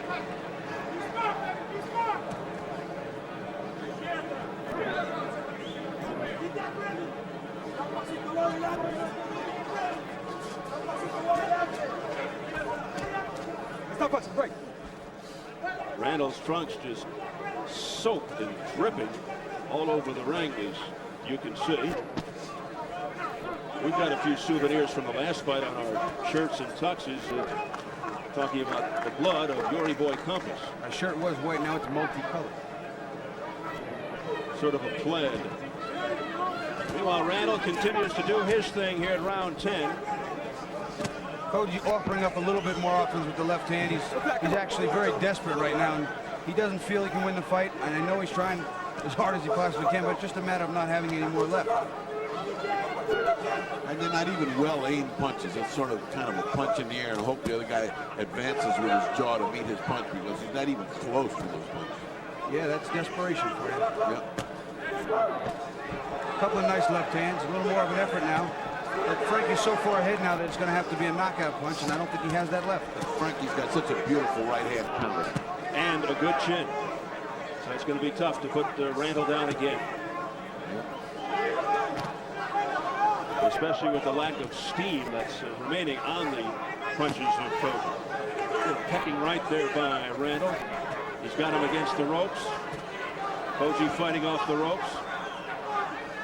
I was talking to Dan Duva earlier, promoter for Main Events, and he said Juan Coggi, the big upset winner today, And I thought it was a little bit too much to ask of him, and it certainly looks like it is. As Randall pours it on. But Bobby, I thought he'd do much better than this. I thought it would be a tough, rough fight. But I think that Frankie took everything out of him at the beginning with those hard shots of this and those beautiful combinations. I'll be honest with you, to the ropes. I saw some things in the first Edgar Gonzalez tape and even in the second fight that led me to believe if Randall's chin held up, even if he got hit that left hand, that he was going to dominate, because this guy does not have a great chin.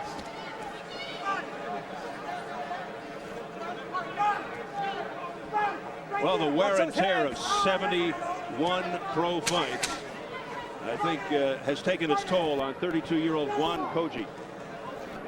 Yes, we all come to the end of the road. I think his is in sight. Well, a la Marvelous Marvin Hagler, sequestered behind closed doors and looking for peace and harmony, is Julio Cesar Chavez. The door is closed. And coming up next, the WBC Super Lightweight Championship, Chavez versus Taylor, the rematch.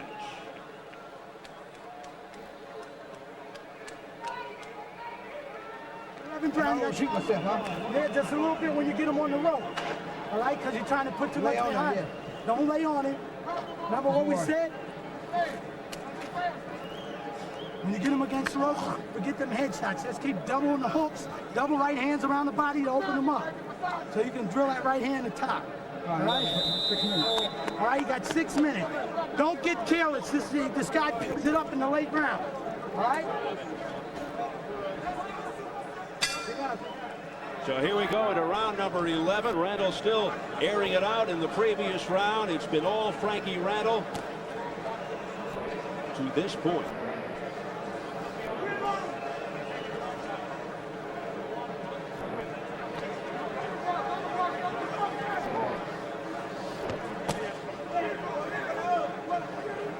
Well, this fight giving the fans a breather. A lot of screaming in the previous two fights. Some outstanding action. We had some good action here in the early going of this fight, and then things really settled down, and Frankie Randall taking control. Well, he started this fight so fast, and then Juan Coggi wound up doing so much damage, being down 3 times, and Frankie using all the energy to get him down 3 times, that they had to take a breather. Perhaps, a couple rounds. Bobby and Freddie, this is an omen. Everybody getting their energy, getting ready for the main event. Pretty much the calm before the storm. Could be. Speaking of omens, Meldrick predicts he'll knock out Chavez in the 8th round only because September 17th, 1 + 7 = 8. That's as good a reason as that. That's right up there with the voodoo curse. I like that. Chavez. Hey, whatever turns you on. Round 11. It's a strange thing when you get into a fighter's mind. You're not superstitious or anything. Here's a combination by Coggi. Crowd comes alive. There's that big left hand started again, landing one. He needs the knockout to win this fight midway through the 11th. All of a sudden, a burst of energy from the champion. Coggi losing this fight. Get the punches up, says Mitch Halpern to Coggi. That was borderline. That hit the white, it hit the belt. I think that was still a legal blow. That would be the ultimate insult for the referee to take a point away from low blows. And we'll give him a minus score. Coggi actually might be winning this round. The first round he's had since he knocked Randall down. And that was way back in the 2nd. You shouldn't have said that so loud, Bobby. Coggi. Frankie heard you. Coggi wobbly, staggered, rocked. Yeah, I guess Frankie did get mad because that right hand is landing every time he throws it. So clean. Now, shots to the ribs, to the body by Frankie Randall. He has just pulverized Coggi. He shouldn't have made Frankie mad. Frankie was just about going to sleep along with us, and all of a sudden he got woken up by all that barrage of fire, and he came back firing. Wild miss there by Coggi. 20 seconds to go in the 11th round. Oh, another right hand. Straight on. Coggi's in trouble now. They just need one good right hand left hook. He'll probably be on the canvas again. Blood continues to come from the nose of Coggi. Damage done earlier in the fight. I wonder if it's broken. That's a reasonable guess.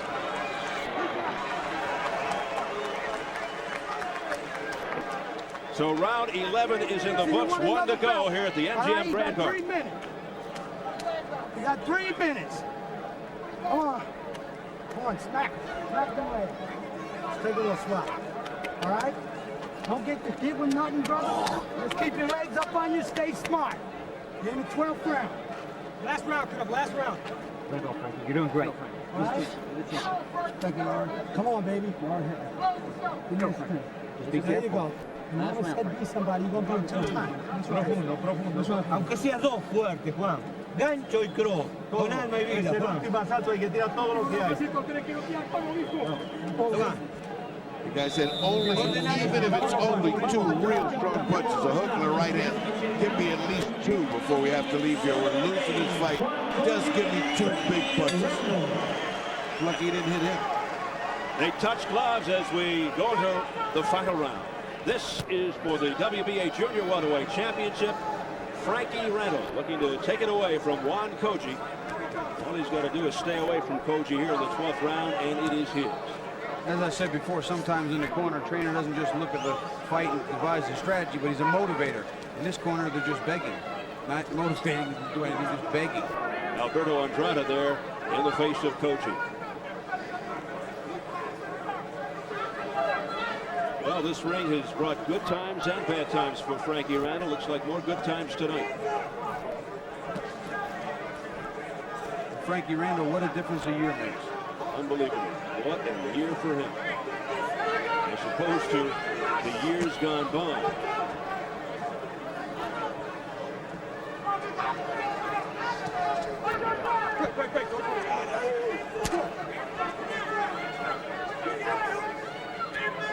Well, if Frankie wanted to look this as a really nice gym workout, that's about what he got.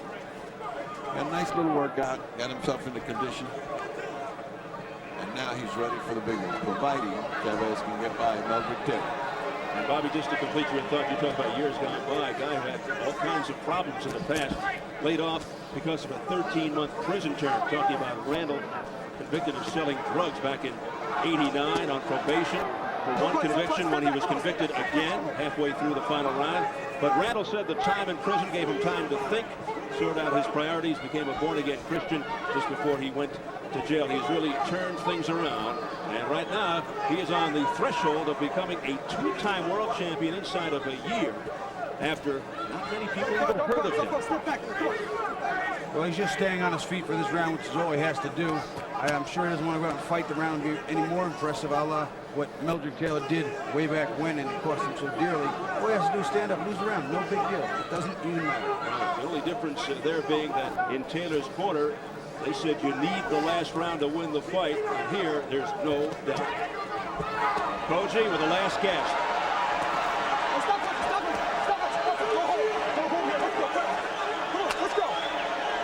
34 seconds to go. The crowd looking for a miracle. Those in support of Juan Coggi.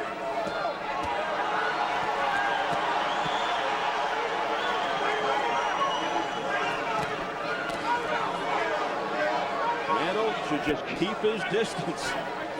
Stay away with the final 14.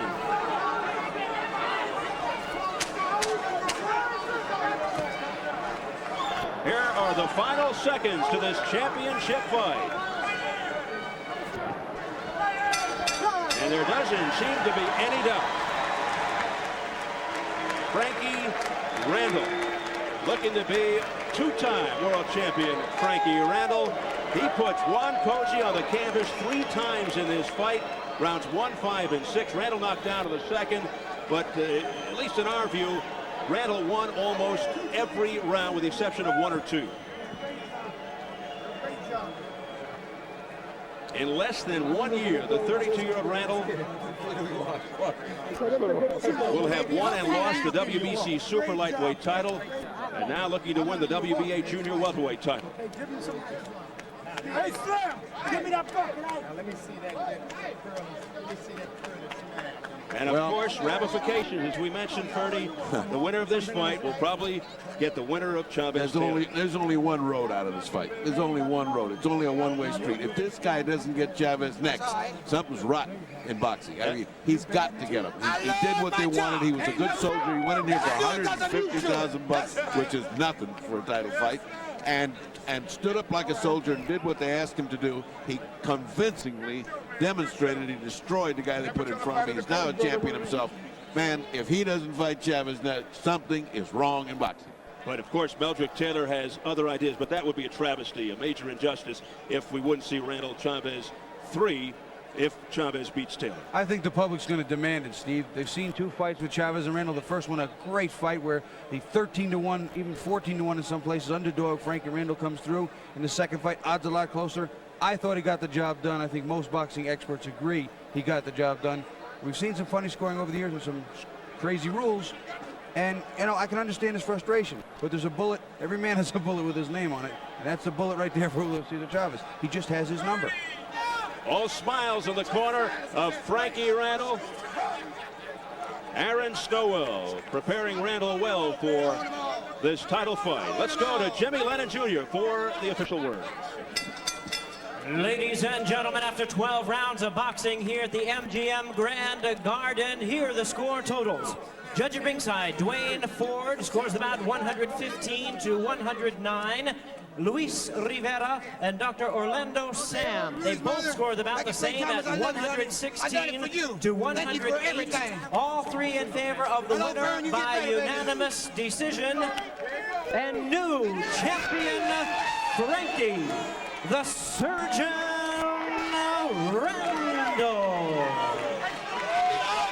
Frankie Randall, a heavy favorite as the challenger coming in. A 2-time world champion now inside of a year. He is the new WBA Junior Welterweight champion, dethroning the longtime champ, veteran southpaw Juan Coggi. So could we be seeing Chavez Randall 3 in the near future for a title unification?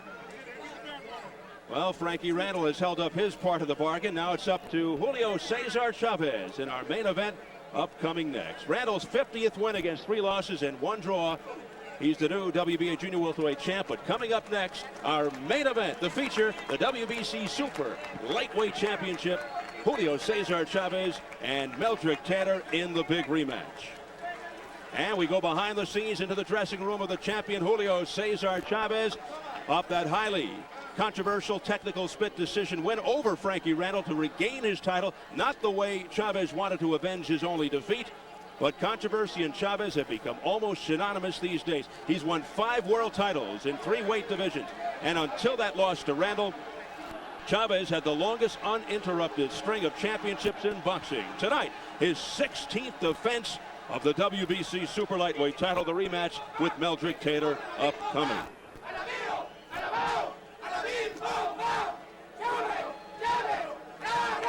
With that, our Jim Gray is standing by with the new WBA Junior Welterweight champion. Jim? That's right. All right, thank you very much, Steve. Randall, a lot of people questioned your motivation. They questioned your hunger. They wondered if you could rebound from what happened with Chavez. They won't now. Well, I've been doing boxing for 23 years. A person with that kind of talent can't judge the fight. The last fight that happened, you got to go on to take the bitter with the sweet and try to learn from the experience and go on. I was never down because of what happened. Everybody else was talking that I was down. And again, I thank Don King for what he's done for me. That's right. He bought me a Corvette. He gave me an opportunity to fight Chavez. He gave me an opportunity to fight for another world championship. You know, without this man, my career would be down the drain. That's Let's take a look, I can't knock him Randall. around for what happened. Hey, I love you, DK. Let's take a look at your 3 knockdowns, Randall. Here's the first. We all What happened? Well, I know I threw a jab and I come in with a straight right hand. I've been looking at that punch on film for a while. Because when he throws his jab and he throws his left hand, he jumps in with his left hand. So I studied that for him to time him as he was jumping in with his left hand. And I was going to catch him down the button. And I did. Now we jump ahead to later action here in the 5th round. Later action in the 5th round, I was working on planning, and I started going to the body quite a bit more because my trainer was telling me that. I started doing those things. See, as you know, I throw that jab and right hand behind it. I got that from Joe Lewis, you know.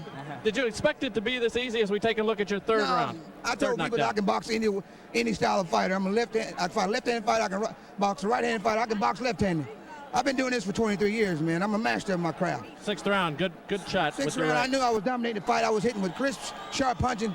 I prayed and I asked the Lord to give me this fight, I had a vision of it last night. You couldn't ask for much more. It's been a jubilee year for me, like the preacher told me back when I first fought Chavez. You can't ask for much more. I've been blessed. And I thank God for that. How badly do you want Chavez now again? Well, Chavez is something that Don King and I will work out.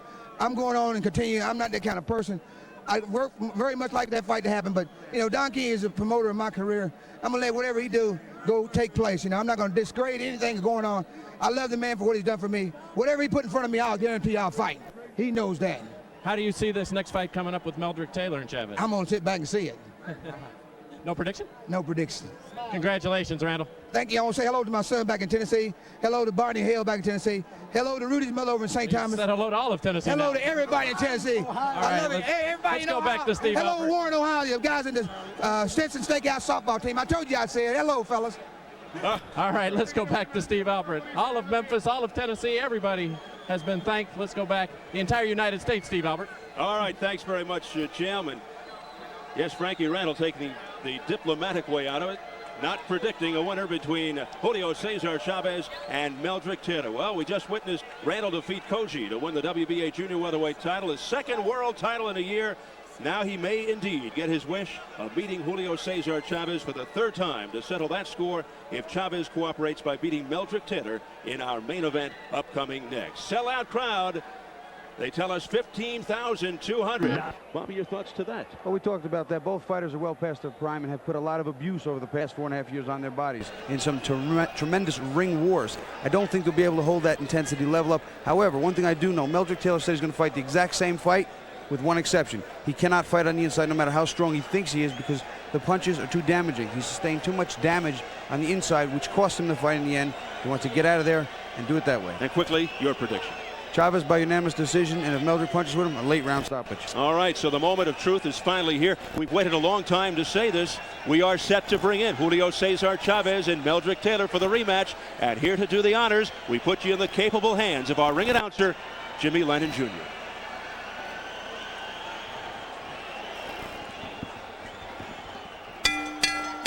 Ladies and gentlemen, as we prepare for the main event of the evening, we present the entrance of the challenger, introducing Meldrick Taylor.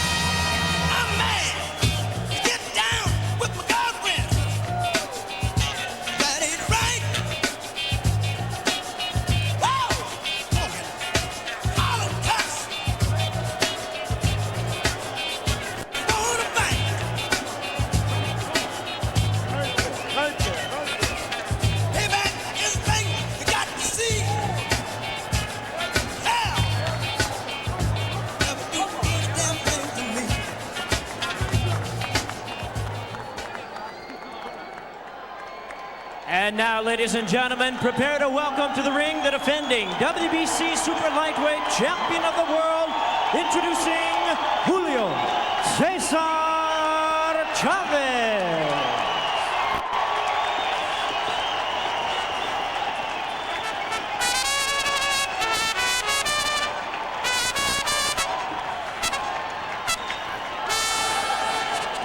Voz de la guitarra mía. Al despertar la mañana, quiere cantar su alegría a mi tierra mexicana. Yo le canto a sus volcanes, a sus praderas y flores, que son como talismanes del amor de mis amores. México lindo y querido, si muero lejos de ti, que digan que estoy dormido y que que me traigan aquí, que digan que estoy dormido y que me traigan aquí. México lindo y querido, si muero lejos de ti.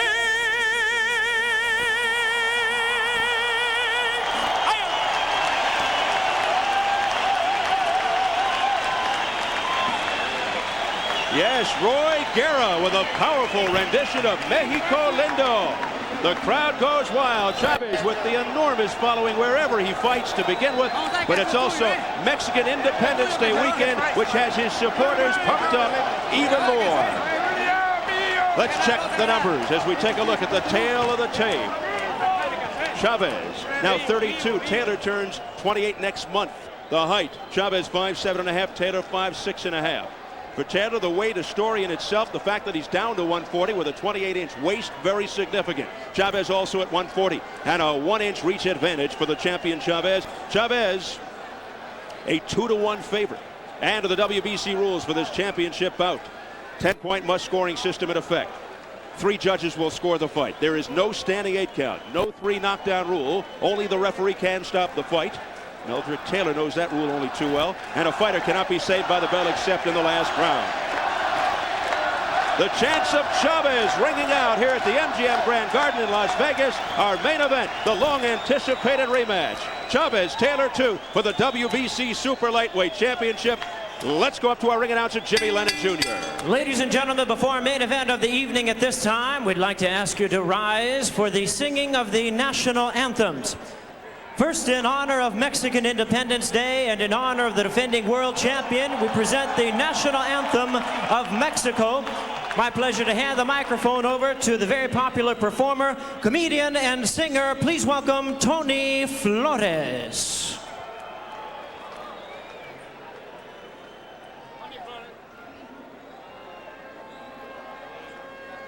Mexicanos al grito de guerra, el acero apresta y el bridón, y retiembla en sus centros la tierra al sonoro rugir del cañón.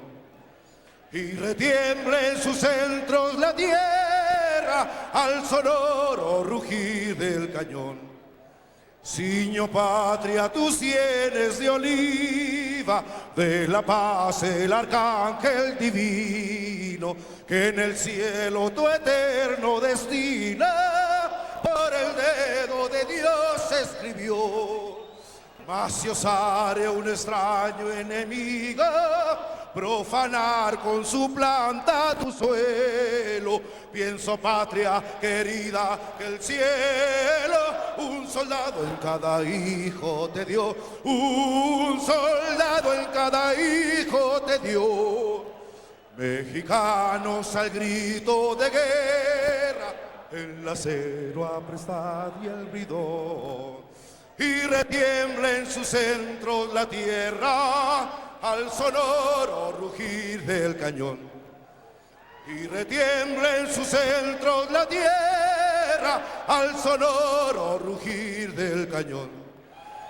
Patria, patria, tus hijos te juran exhalar en tus aras su aliento, si el clarín con su bélico acento los convoca a lidiar con valor. Para ti las guirnaldas de oliva, un recuerdo para ellos de gloria, un laurel para ti de victoria, un sepulcro para ellos de honor, un sepulcro para ellos de honor.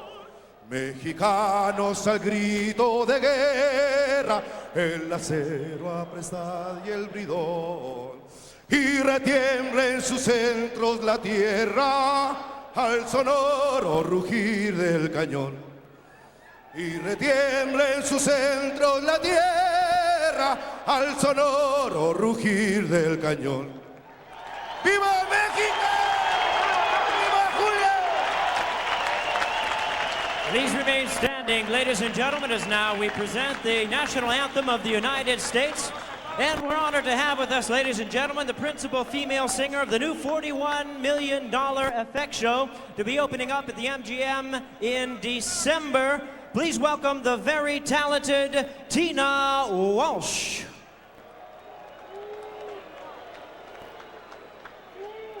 Oh, say, can you see by the dawn's early light what so proudly we hail as the twilight's last gleaming, whose broad stripes and bright stars through the perilous fight for the ramparts we watched were so gallantly streaming, and the rockets' red glare, the bombs bursting in air, gave proof through the night that our flag was still there. Oh, say, does that star-spangled banner yet wave?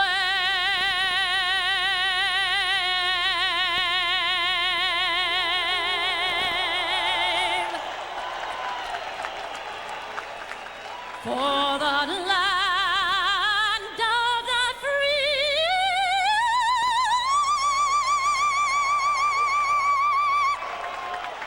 and the home of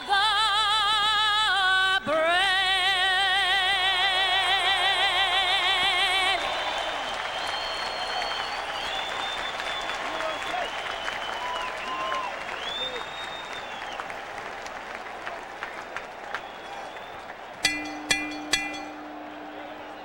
Ladies and gentlemen, we welcome you to the MGM Grand Garden here at the world's largest hotel, casino, and theme park for the main event of the evening in this history-making night of boxing, brought to you by Don King Productions and King Vision in association with SET Pay-Per-View, La Cerveza Más Fina, Corona Beer, and the MGM Grand. This bout is scheduled for 12 rounds of boxing. It is sanctioned by the World Boxing Council, President Jose Suleiman, Supervisor Mario Latraverse, along with the Nevada State Athletic Commission Chairman Dr. Elias Ghanem, Commissioners Nat Carasali, Luther Mack, Dr. James Nave, and Crispin Rivera. The Executive Director Mark Ratner, physicians at ringside Dr. James Game, Dr. Al Capana, Dr. Robert Voy, and Dr. Charles Signorino. Timekeepers at the bell, also keeping count of the knockdowns. We have Al Bisick, Jane Broadfoot, and James Cavan. Introducing to you the judges scoring this bout from ringside: Dave Brown, Malcolm Bolner, and Danielle Vanderweel.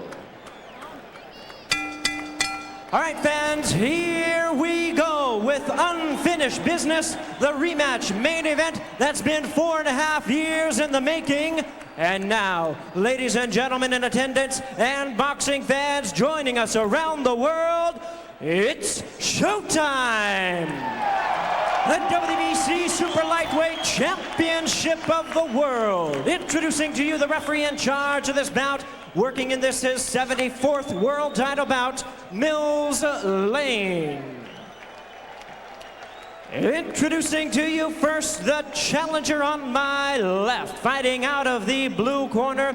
He enters the ring wearing red, white, and blue trunks, hailing from the big fight town of Philadelphia, Pennsylvania. He weighed in at the super lightweight limit of 140 pounds with a fine record of 32 wins, 3 losses, and 1 draw. He has 18 wins coming by way of knockout. He is currently ranked the WBC #4 welterweight in the world. Please welcome the 1984 Olympic gold medalist and 2-time world champion, introducing Meldrick Taylor.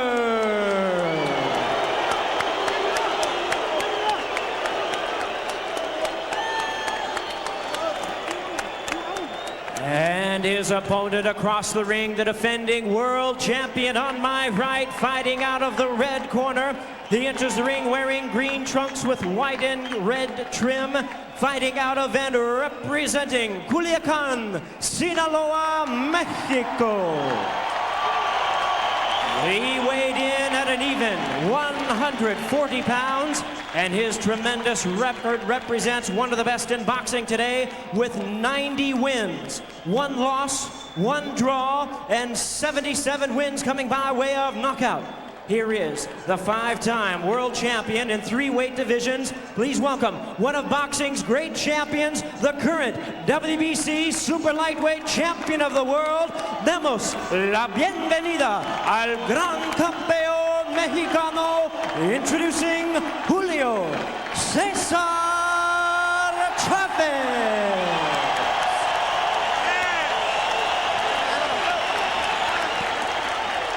Once again, here's your referee in charge now to give instructions, Mills Lane. All right. Okay, now listen up. Look around here. Look. Both of you, turn around. If it goes right here, it's going to be all right. If it goes right here, it's going to be all right now. We've gone through all the instructions. This is for the championship of the world. I expect a tough, clean fight. Protect yourself at all times. Any questions from the challenger? Any questions from the champion? Let's get it on! Let's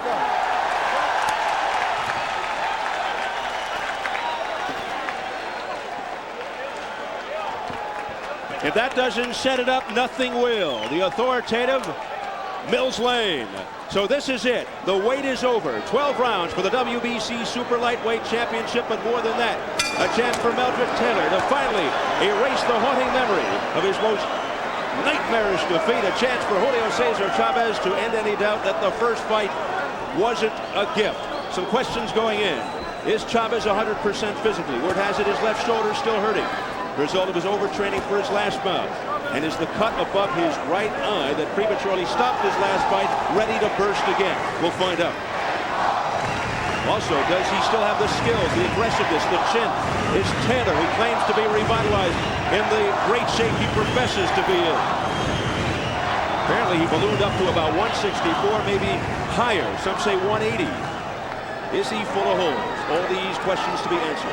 Well, if you're looking at him, Steve, he looks beautiful. He looks like he's well honed and ready to fight. Right now, not wasting any energy. Neither one of them doing much of anything. I know he doesn't want to get on the inside. We talked at length at this by the pool a couple days ago, and he's going to stay on the outside and box and use that speed, which almost got him there 4.5 years ago. And Ferdy will also find out if Taylor has the blazing hand and foot speed and punching power, the punishing body attack that could cause difficulty for an aging champion. Well, he's doing nothing right now. Left hand by Meldrick Taylor.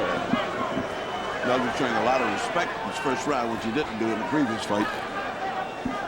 Taylor, particularly at this stage, would be wise not to go toe-to-toe with Chavez. He told us yesterday he doesn't want to fight inside. Meldrick Taylor on the offense. I think they got a little more tangled up there. It appeared as if Chavez was stumbling, but not really a big deal with that punch. Was something that Chavez had done to him in the first fight, which not many people realize. He had his body hurt. Taylor hit him with a left hook to the body all day long. First one to go to Chavez's body, which it does take a little bit of bravery to do. And interesting to see how Chavez starts out the first round or two. In his last fight with Randall, he forced the action early, applied pressure, almost got knocked down by a straight right in the second, tried to stay very close to Randall.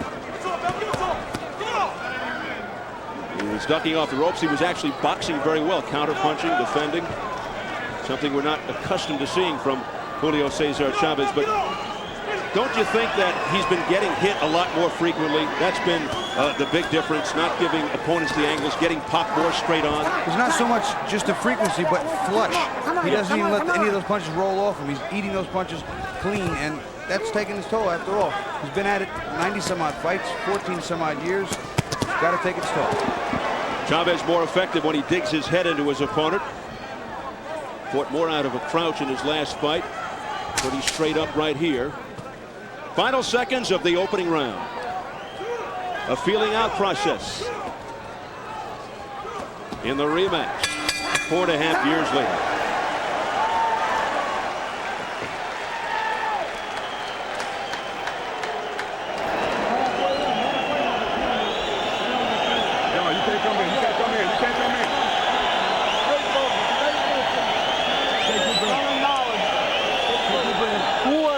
licensed cornermen that's supposed to work here.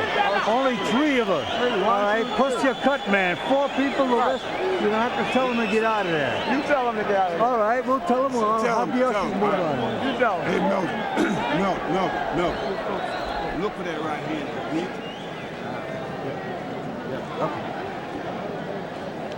Más tranquilo, here. Más, here. Concho is good, okay? Let's go. No te pares.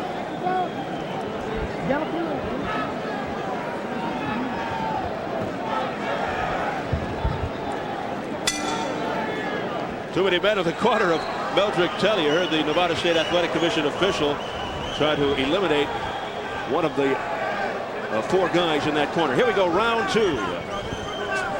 Taylor told us yesterday he feels Chavez not as devastating to the body as he used to be. None of his punches will penetrate, also because I transform my body inside out. Little flurry by Taylor. Not really making much contact to this point. Taylor's getting brave now, forcing the action. One of the mistakes he made in the last fight actually wasn't really a mistake until the 12th round. He fought a great fight. Well, he won that first round. Not much action in that first round, but it figures he's going to come on with the speed. You know what I mean? That's what he's got, speed. And he better do it in the early rounds while he's fresh.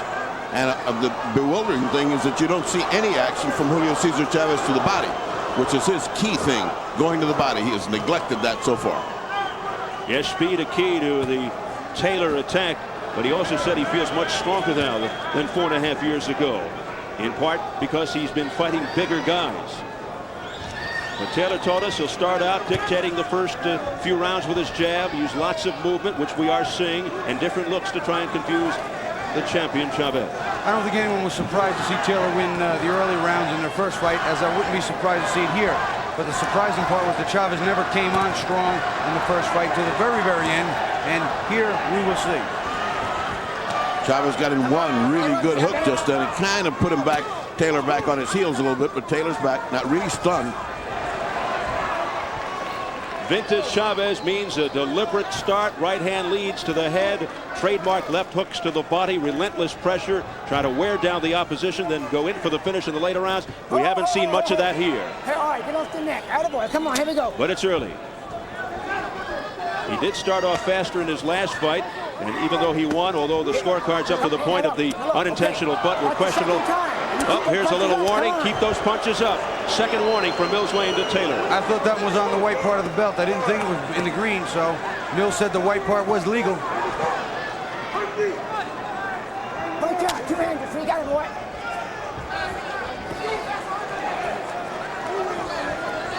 Again, Taylor initiating the action, looking to press the attack. Right hand, but a glancing blow. It was blocked by the gloves of Chavez. Chavez fighting very quietly. I mean, he certainly has no kind of aggressive spirit here. He's just kind of letting the other guy take the play and then coming back. There was a good left hook by Meldrick Taylor after the body shots. Chavez now coming back after exercising extreme caution. Now that's Chavez. I'll tell you what, Meldrick Taylor's forcing him to fight right now. Many thinking that Taylor wouldn't be wise to go toe-to-toe, but so far, Taylor doing the job. And Taylor doing it well. Let's go over to Jim Gray. Jim? All right, thank you very much, Steve. I'm joined by Evander Holyfield, the former heavyweight champion of the world. Very good friend of Meldrick Taylor. He visited Meldrick before the fight. What does Taylor have to do to win this fight, Holy? Well, he had to use his quickness, and he had to move around, and he have to be first and not let Chavez get off first. I truly believe as the fight goes on, Chavez will put a little bit more pressure, and he will have to answer the pressure by being first and throwing a lot of combinations. A lot of people are wondering if you're going to come back, and if you do come back, why you would put yourself at risk after the diagnosis of some weakness in your heart. Well, you know, I'm coming back because, you know, I still love the game, and I still got to get checked out by the doctor. If the doctor says okay, then I'm going to fight. Evander, we wish you the best of luck. All right, let's go back to Steve Alpert. Thank you very much, Jim, as we get ready for round 3 for the WBC Super Lightweight Championship. Chavez, Taylor 2. Chavez in the green, Taylor in the red. Taylor has controlled the tempo up to this point. I would look for Chavez to attack now. I think that's about it for gift time. He gave him 2 rounds. Although he was just starting to tee off right what he does the best, hook to the body and hook to the head. He did it too late to win that round. I think you can see a little extra tension in Julio's face this round. He coming out here to do a little more work, but Taylor's doing the job. He's answering the call. And a vicious right hand by Meldrick Taylor that penetrated. What we need to see is how Meldrick will take a really good shot to the chin, something really strong. And if he takes it, then boy, we're in for an exciting night. Taylor never really a headhunter, feeling that the body is the weakest part.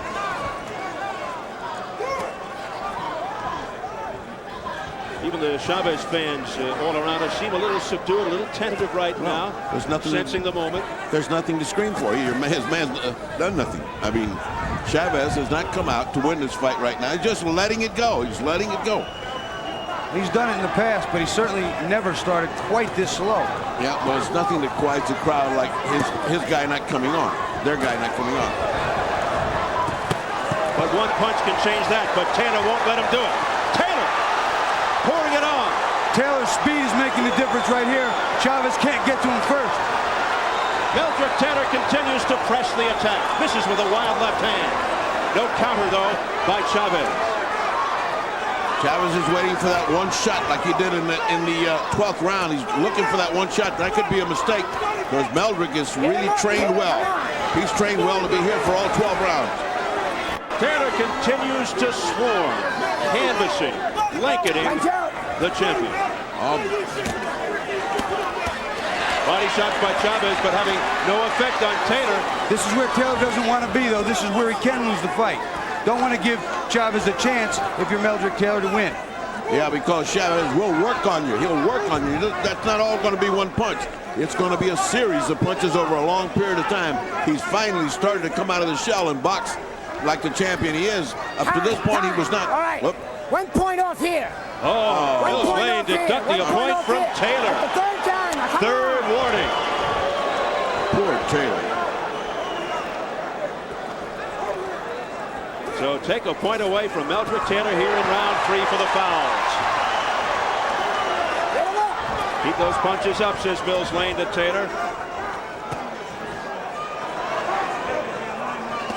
Chavez hoping the cumulative effect wears him down. Another blow by Julio Cesar Chavez. Good exchange there. Yeah, Meldrick's getting hammered, but he's taking it. Good right hand at the bell, and after the bell, Taylor, look out now.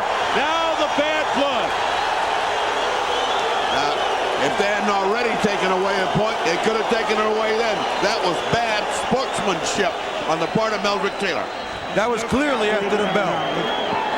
You let him know you can punch. That's good. But you got to be ready to move that head. Don't see now when you slug it out to it, you need his hand down. Now, use that shoulder. Let's take that low blow.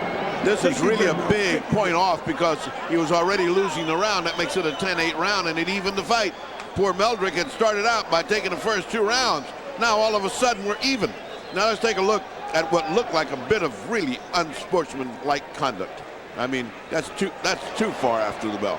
You couldn't hear the bell, but that was way after it. Not necessary. Don't leave that one side of your face open.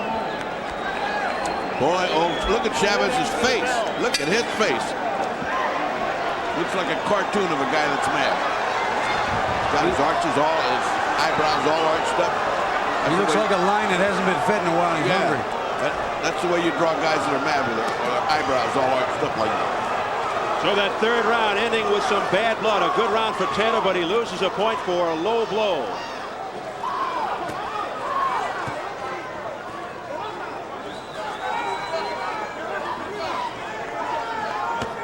You know, today's group of low blows have been a little unusual. They haven't been head-on, face-on in the real delicate area. They've been on the hip, on the rear end, on the side of the thighs. But the points have been coming anyway because they're below the belt line. But a little unusual. Seems like every time Chavez is involved in a fight, it's involved in some kind of referee disputes and things. Well, the first 3 rounds I obviously gave to Taylor. He was only ahead by 2 points because they took a point away from him. So 29-27 right now for Meldrick, doing what he said he'd do. Now he's dancing around, showing a lot of different looks, movement in and out, a la Pernell Whitaker. Says he wants to fight a fight like Whitaker did against Chavez, and why not? This is round 4, scheduled for 12.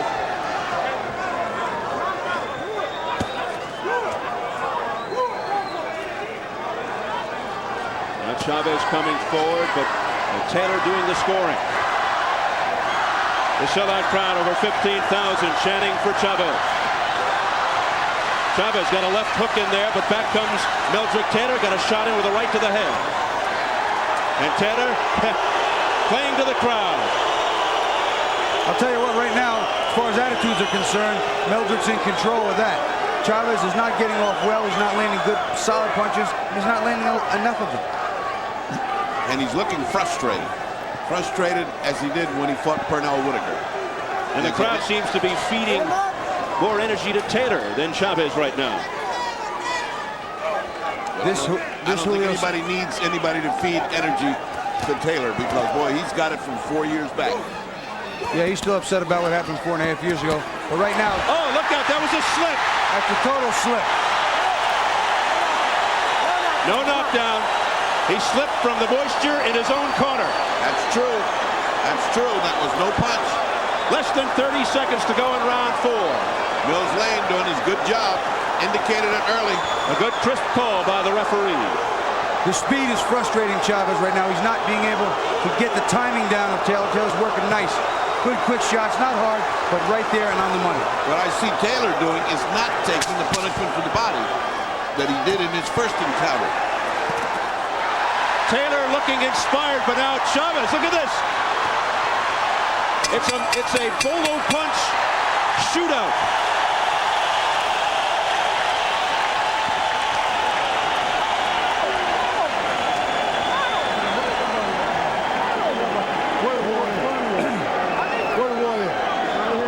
Take your breath. Take your breath. Take your breath. But when you're in and out, you're doing good. But when you stand there, don't let him hit you with that right hand like he's doing. See, you like you want to trade shots. Here's that slip. And when you get in corners like this, they spill so much water these days, and they don't clean it up there. You can see the foot go right out. No question. He missed the right hand clearly right over the top. No question. Bad balance. You look in the corner, it's very wet. His right foot goes back. Yeah, look at that. Steps right in a pool of water. See the water? Yep. Oh, boy. He could have skated across there. It's a miracle more guys don't hurt themselves falling like that.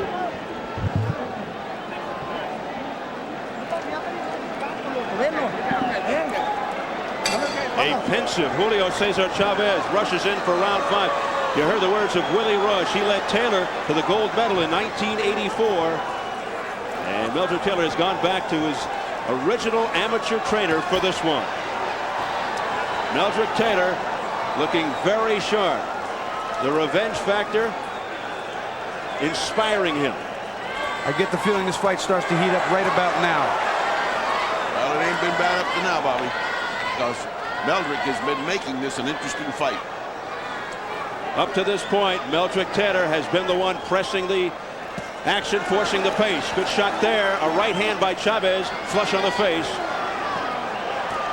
Oh, there's another right hand. Chavez is beginning to land with more frequency now. Oh, a right by Meldrick Taylor. Got to cut out the hot dogging, though. I'll tell you what, you ever put your hand up in the air and get caught, it'll really embarrass you. Particularly with this gentleman.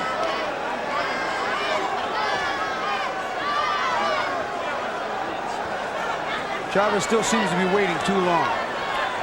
Just waiting. Not enough pressure, not enough punches, not enough body work. Taylor certainly showing the hand speed and the foot speed we saw 4.5 years ago. Double left hooks by Meldrick Taylor, sending the champion back. Chavez is fighting this fight almost as if he knows what the script calls for, a big finish, because he's certainly not delivering at the beginning of this round. Oh, furious exchange. I'll tell you what, Julio Cesar Chavez walked into a pretty good left hook right there and got a little bit rattled. Yes, Taylor got the best of that exchange. Mills Lane warning Chavez to keep up the punches. Meldrick Taylor had a point deducted back in the 3rd round for a low blow. Chavez, a slapping shot.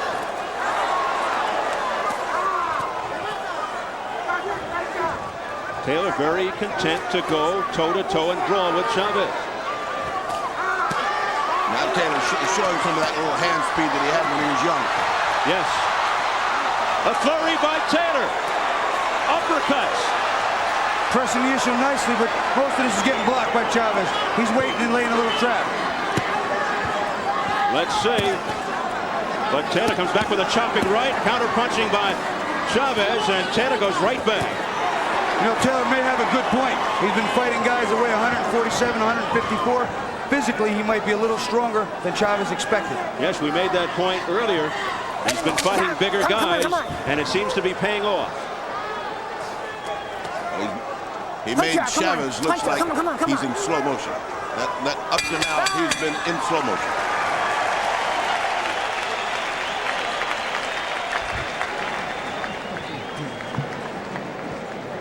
Here we go. Gancho derecho. Okay? Gancho derecha, gancho. Trace. Por favor. Trace. Gancho derecha, gancho. Okay? Trace. Emmanuel Stewart, even speaking Spanish, he's getting that word. He said 3 punches. A hook, a right hand, and a hook afterwards. 3 punches. He repeated it several times. It sounds worried over there. Emmanuel sounds worried.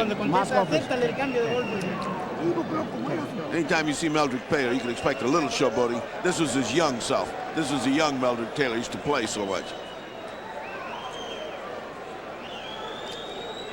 Then you'll see him in the corner not doing what he did after that flurry. He's working here, not playing. Inside, ripping uppercuts, pushing Chavez back on the ropes, trying to get some good solid punches in. Not too much got through there, but it was effective. He won the flurry. And here we go into round number 6. Chavez first offense after recapturing the WBC Super Lightweight Championship from Frankie Randall. I bet Frankie's sitting back there saying, wait a minute, I'm getting a little confused here. If it's Chavez I'm supposed to fight or Taylor I'm supposed to fight? Yes, Meldrick Taylor coming in with other ideas. Well, he certainly has made favors out of me. Oh, again! A low blow by Taylor. Another point deducted. Oh. That's the second point in this fight deducted from Meldrick Taylor for low blow. Took a point. He gets 5 minutes. That's you tell 2 me when points. you're ready. It's 5. Mills Lane giving Chavez as much as 5 minutes if he wants. You ready? But Julio, okay, the trooper, says, Let's go. forget the 5. Let's go. Only a matter of seconds. Oh, Chavez got tagged with the left hook. Again, a frantic rally here by Meldrick Taylor. Meldrick is forcing the action. He's making Chavez go back. He feels Chavez can't fight going backwards. He's got... That was a slip. No knockdown. No knockdown. No knockdown. Clearly a slip. You know, I wonder what he's got at the bottom of those shoes. He's got to fight hard, Bob. He's got a point taken away. At least get an even round if he wins the round. Chavez with a burst of energy here. Backing up Taylor with a combination against the ropes. But Taylor showing the chin.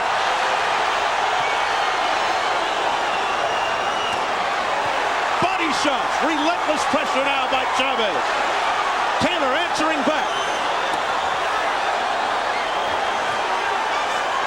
I'll tell you what, they're playing a waiting game. Taylor looks like he might be a little tired, but I can't tell.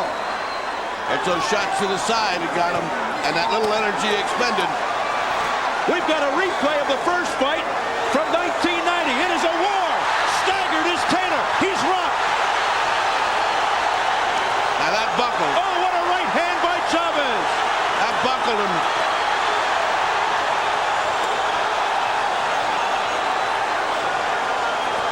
I'll tell you what, I see some blood on Chavez's elbow. I don't know where it's coming from. Non-stop action. Right hand by Chavez. Oh, and he pushes Taylor back with another solid shot. What a round for Chavez. But Taylor showing the heart. Standing right in there. Less than 30 seconds to go in the 6th round. Unbelievable that they're both standing. I'll tell you what, Meldrick's fighting a difficult fight for him to win in the long run. You don't punch with a puncher. Toe-to-toe in the center of the ring. Final seconds of round 6, maybe the round of the year.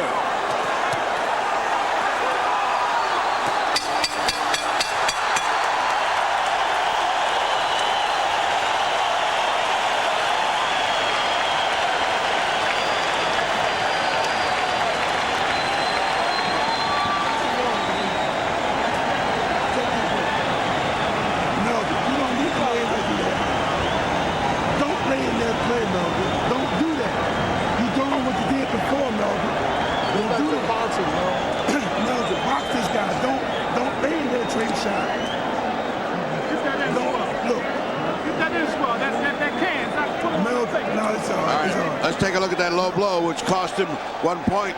And got, oh, that was low. Well, that turned on the fire. That turned up the fire, boy. When Chavez gets mad, he comes on. Look, that was the punch that did the damage right there. That right-handed. Meldrick Taylor is lucky to have survived that round. I'll tell you what, he's lucky to survive the round. He can't just keep taking those types of punches. Don't punch with him. And he's fighting with his mouth open, which means you can crack your jaw. I mean, he took so many shots with his mouth open. Round 7. It's like Hagler-Hearns revisited. We come off a stupendous 6th round. Perhaps the round of the year. Well, the message is don't make Chavez mad. He was just coasting along, losing the fight, and all of a sudden he's pulled even. Because not only did he fight brilliantly, but they also took a point away. So that's a 10-8 round. We're in an even fight as far as I'm concerned, 56-56. I have the fight exactly the same. 4 rounds to 2 for Taylor, but with the 2 points deducted, we have ourselves a deadlock. So here we are halfway through, and our 2 unofficial judges call it even to this point. Boy, can they keep up this pace after that wild, furious 6th round? That was just unbelievable. Blood spurting from the mouth of Meldrick Taylor. No question that Chavez coming alive here the last couple of rounds. Well, Meldrick's doing a little running now instead of a little fighting. He was just getting confident. Again, it's a slip. 3rd time Taylor has slipped. No knockdown. Taylor bleeding from the mouth just like in the first fight. He's got the legs are going, Bobby. You know, I noticed that, Bertie. Doesn't look the same. Doesn't look the same at all. He looks weak. He looks tired. He looks hurt. And I know Meldrick's not supposed to be fighting in here. He told me he wasn't going to do it.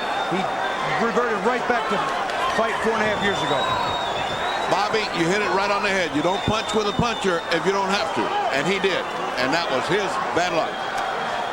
Meldrick Taylor had 1 point deducted round 3 and again in round 6. Listen to this crowd.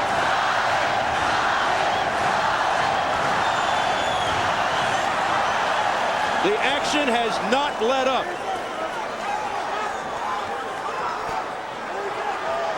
Now Chavez stalking.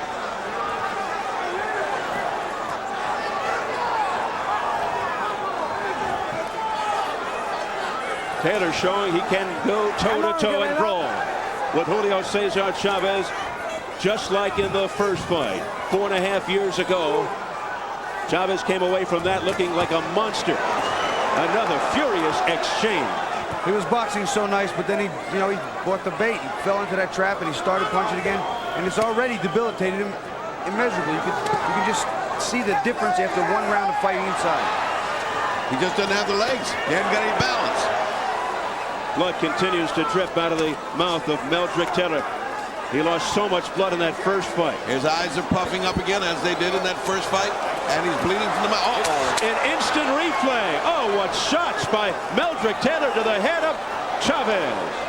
I'll tell you what, there's no quitting Meldrick Taylor, that's for sure.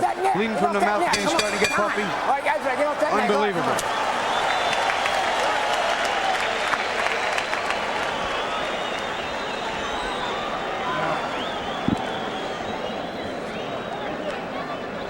Take your breath.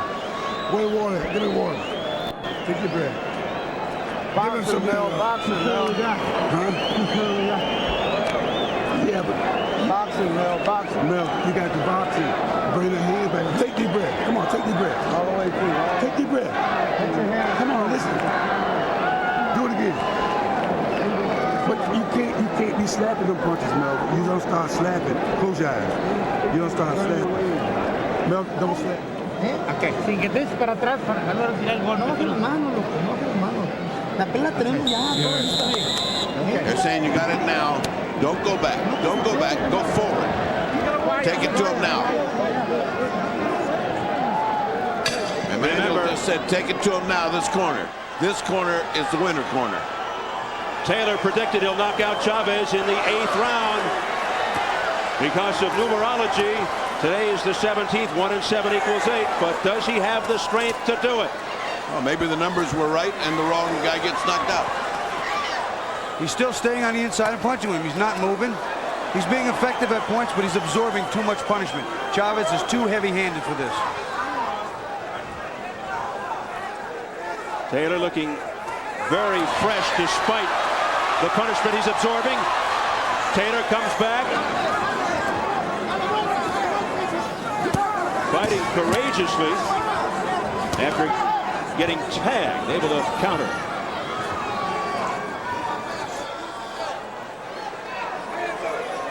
Let's see if Taylor goes back to the jab. Good extension by Chavez, snapping Taylor's head back. Step back. Come on, step back clean. Here we go. Come on. Some vicious shots here by Julio.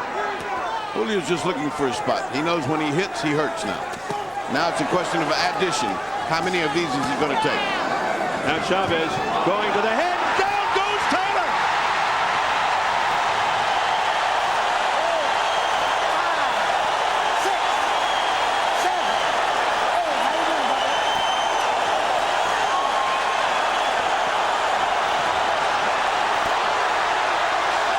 Chavez looking to finish Taylor off. Mills Lane steps in. It's over. It's over. Julio Cesar Chavez is still the champion. He has won the rematch.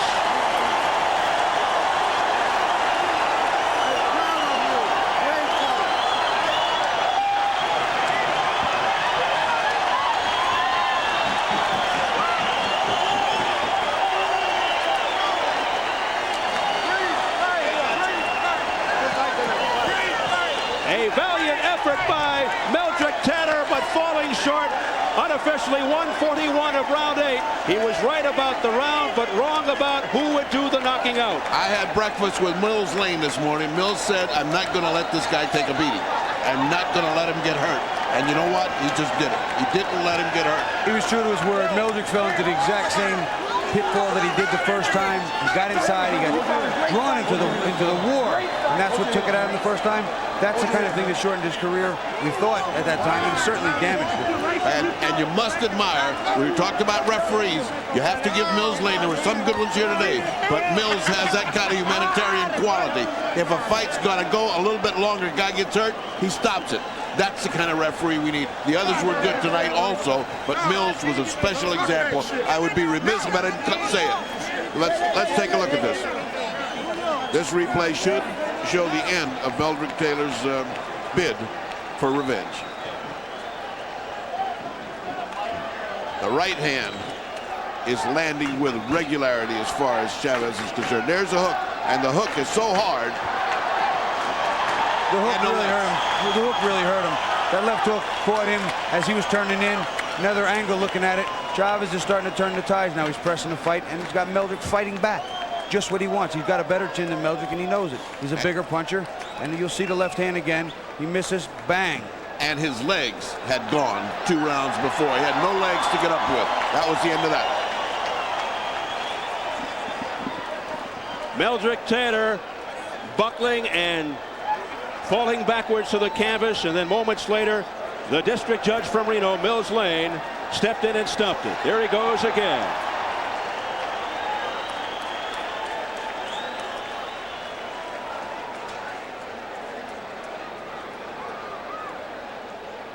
And here it is again from up above. Should point out that 2 judges had the score even when the fight was stopped here in the 8th round. 4.5 years. Meldrick Taylor seeking revenge, but instead it is Julio Cesar Chavez putting the punctuation mark on this tremendous rivalry. Julio Cesar Chavez retains his WBC Super Lightweight title, goes to 91-1-1 with 78 knockouts. Let's get the official call from Jimmy Lennon Jr. Ladies and gentlemen, we have the time. 1 minute, 41 seconds in round number 8. The referee in charge, Mills Lane, stops the contest. The winner by way of technical knockout and still champion, El Gran Campeón Mexicano, Julio Cesar Chavez. Julio Cesar Chavez makes his 15th successful defense of the WBC Super Lightweight Championship, winning the rematch with Meldrick Taylor. Now 2 for 2 against Taylor in the span of 4.5 years. The unfinished business is finally completed. The fight doctor, Ferdy Pacheco, is standing by in the ring with the champion. Ferdy. All right, in here with the champion, Don King, very excited, and so is Gladys. Gladys asked the champ if that's it for revenge for Meldrick Taylor. Is he satisfied? Yes, es una venganza mía y de Don King. Thank you, Mr. King. Es una victoria mía y de Don King. Victory for him and for Don King. It's revenge for him. Para todos aquellos que creían que estaba acabado. One more revenge. Thought he was over. One more revenge. Randall? Yes, yes. Yes, Randall se merece una nueva pelea. Randall deserves another fight. What I'm going to do with Randall is I'm going to challenge Pernell Whitaker, and the winner fights Julio Cesar Chavez. We wasn't going to fight Whitaker, but now we changed the game. Randall fights Whitaker, the winner fights Julio Cesar Chavez. Done deal. ¿Quieres decir algo más? Un saludo para todo México. ¡Viva México! ¡Viva México! Mañana estoy en Culiacán a la 1 de la tarde. Los espero todos con la banda. And congratulations. And over to Gray. Jim Gray is standing by. Okay, thank you, Ferdy. I'm with Meldrick Taylor. Meldrick, did you want to continue? Of course I wanted to continue. My whole life was on the line here. And I needed to get past that round so I can get myself back together, come back on the later rounds. And it shouldn't have been stopped because I wasn't that hurt for him to stop him. Mills Lane hugged you. What did he say to you? I can't even recollect. I don't even know. I don't even know what happened. I'm proud of him. I'm proud of him. You don't know what he said to you? Huh? You don't know what he said to you? I can't even remember what he was saying. He was just, he stopped the fight. That's all. When I got up, he didn't give me opportunity to finish the fight. You know, he stopped the fight. How difficult will this be for you to live with? It won't be difficult. This is part of life. I'm going to bring him back. I'm going to bring him right back in there. He's a man. And I want to tell the world that Meldrick Taylor was supposed to be a dead man. And if you seen a dead man fight like he did tonight, everybody better go die and come on back, because it's resurrection like Lazarus. And what I'm going to say is this man made me proud. I'm thankful and very grateful for Tony Cox and for Tony Beyond for giving me an opportunity to put on a show like this against all odds. Don, let me ask Meldrick. I love you, Meldrick. Meldrick, let me ask you. Don says he wants to bring you back, but will you retire? Will this be it? I think I'll take time off, get with my family, talk things over, you know, take it easy for a while. He don't need to retire. George Foreman is 50 years old and fighting. Don't tell me about retiring. This man proved to fight. This is a good fight. He ain't gonna retire. Don't listen. Don't you let them feel sorry for you. All them questions about whether you no, you ain't gonna retire. Was the sixth round this good? You can fight anything. Meldrick, you were in control of this fight. You had a couple of points taken away from you. Was the sixth round when you were standing toe to toe? That had to be the difference here. Yeah, Chavez coming over the top of my jab, my right hand. He's very strong. You can't take him away from him. He's a great fighter. He's very strong in this fight. I was surprised he was just as strong as he was. He's a great fighter, Meldrick. Meldrick, he's a great fighter. Meldrick, congratulations to you. Let's go back to Steve Albert. You did a great job. All right, Jim, thank you very much. As things get awfully heated up there in the ring as we wrap things up from here at ringside, Bobby Ches, your closing thoughts and feelings on what we just saw. Well, Meldrick Taylor, we all thought that maybe he'd been past the better days, absorbed too much damage in the first fight. He swore he wasn't going to get inside and do that type of fighting again. He didn't stay with his word, and same results, only a lot earlier than the 12th round. Well, somewhat of a revelation there, as promoter Don King said that it will be Randall versus Whitaker next, and the winner of that will take on Julio Cesar Chavez. Well, I'll tell you what, they keep giving Randall more and more hurdles to jump over, and I'll tell you, that's got to be a great fight too. And I'd love to see the winner, no matter who it is, fight Chavez, because I think there's a lot of unfinished business in this industry in that division. Well, there was so much debate, so much question stemming from that St. Patrick's Day fight back in 1990. No doubt about this one. Right, but 4.5 years later, I think at least 3 years too late. Both of the fighters well past their best days, but still an exciting fight. All right, well, on each edition of these telecasts, we like to present a Fighter of the Night award, and tonight is no exception. A special panel of judges comprised of members of the boxing media from around the country covering tonight's action voted on the Fighter of the Night. Let's take a look at the panel. We've got Richard Martinez of the San Antonio Express News, John Phillips of Reuters, and Bob Verdi of the Chicago Tribune. And the votes are in. They've been tabulated, and our judges have selected by unanimous decision Julio Cesar Chavez. So congratulations to Julio Cesar Chavez being chosen as the fighter of the night. A $5,000 donation will be made in the name of Julio Cesar Chavez to each of these organizations: the United Negro College Fund, the National Hispanic Scholarship Fund, and UNLV by Showtime Networks and Don King Productions. What a night. And that'll do it from our ringside position as we finally head for the bell here at the MGM Grand Garden in Las Vegas, Nevada. And one last time, we throw it back up to our host, Jim Hill, for a complete wrap-up. Jim?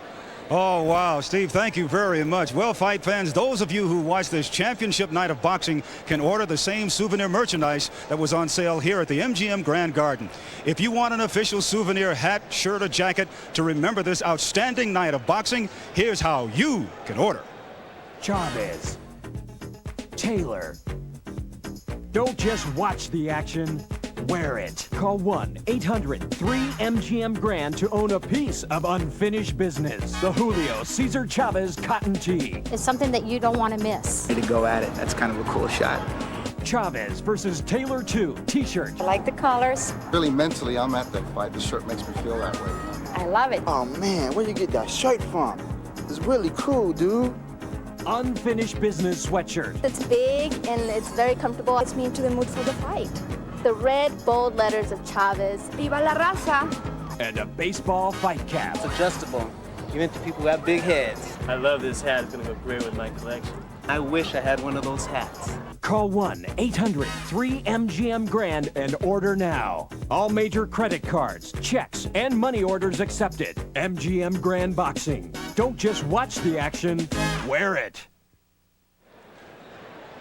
This concludes our coverage of the Chavez-Taylor rematch and this extraordinary night of championship boxing. But before we say goodnight, let's recap the final results of this quadruple header. Earlier this evening in the WBC Super Featherweight Championship, it was Gabriel Ruelas knocking Jesse James Leija down twice and went on to take a unanimous decision to become the new champion in that division. In the IBF Welterweight Championship fight, Felix Trinidad defeated Rory Boy Campas with a fourth-round TKO to retain his championship. In the WBA Junior Welterweight Championship, Frankie Randall, the surgeon, took care of Juan Coggi. He took him to the Campas for 3 times, and then he went on to score an easy unanimous decision to become the new champion. And in our main event, the long-awaited rematch between Julio Cesar Chavez and Meldrick Taylor.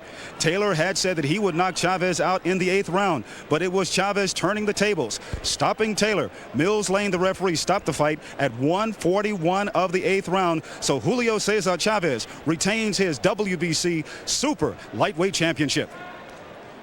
And so, for Steve Albert, Ferdy Pacheco, Bobby Chaz, and Jim Gray, this is Jim Hill saying good night from Las Vegas, Nevada. This has been a presentation of King Vision Pay-Per-View Limited and Showtime Event Television. King Vision Executive Producer, Don King.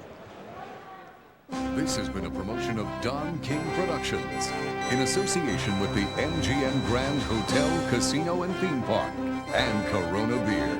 Pay-per-view distributed by SET Pay-per-view.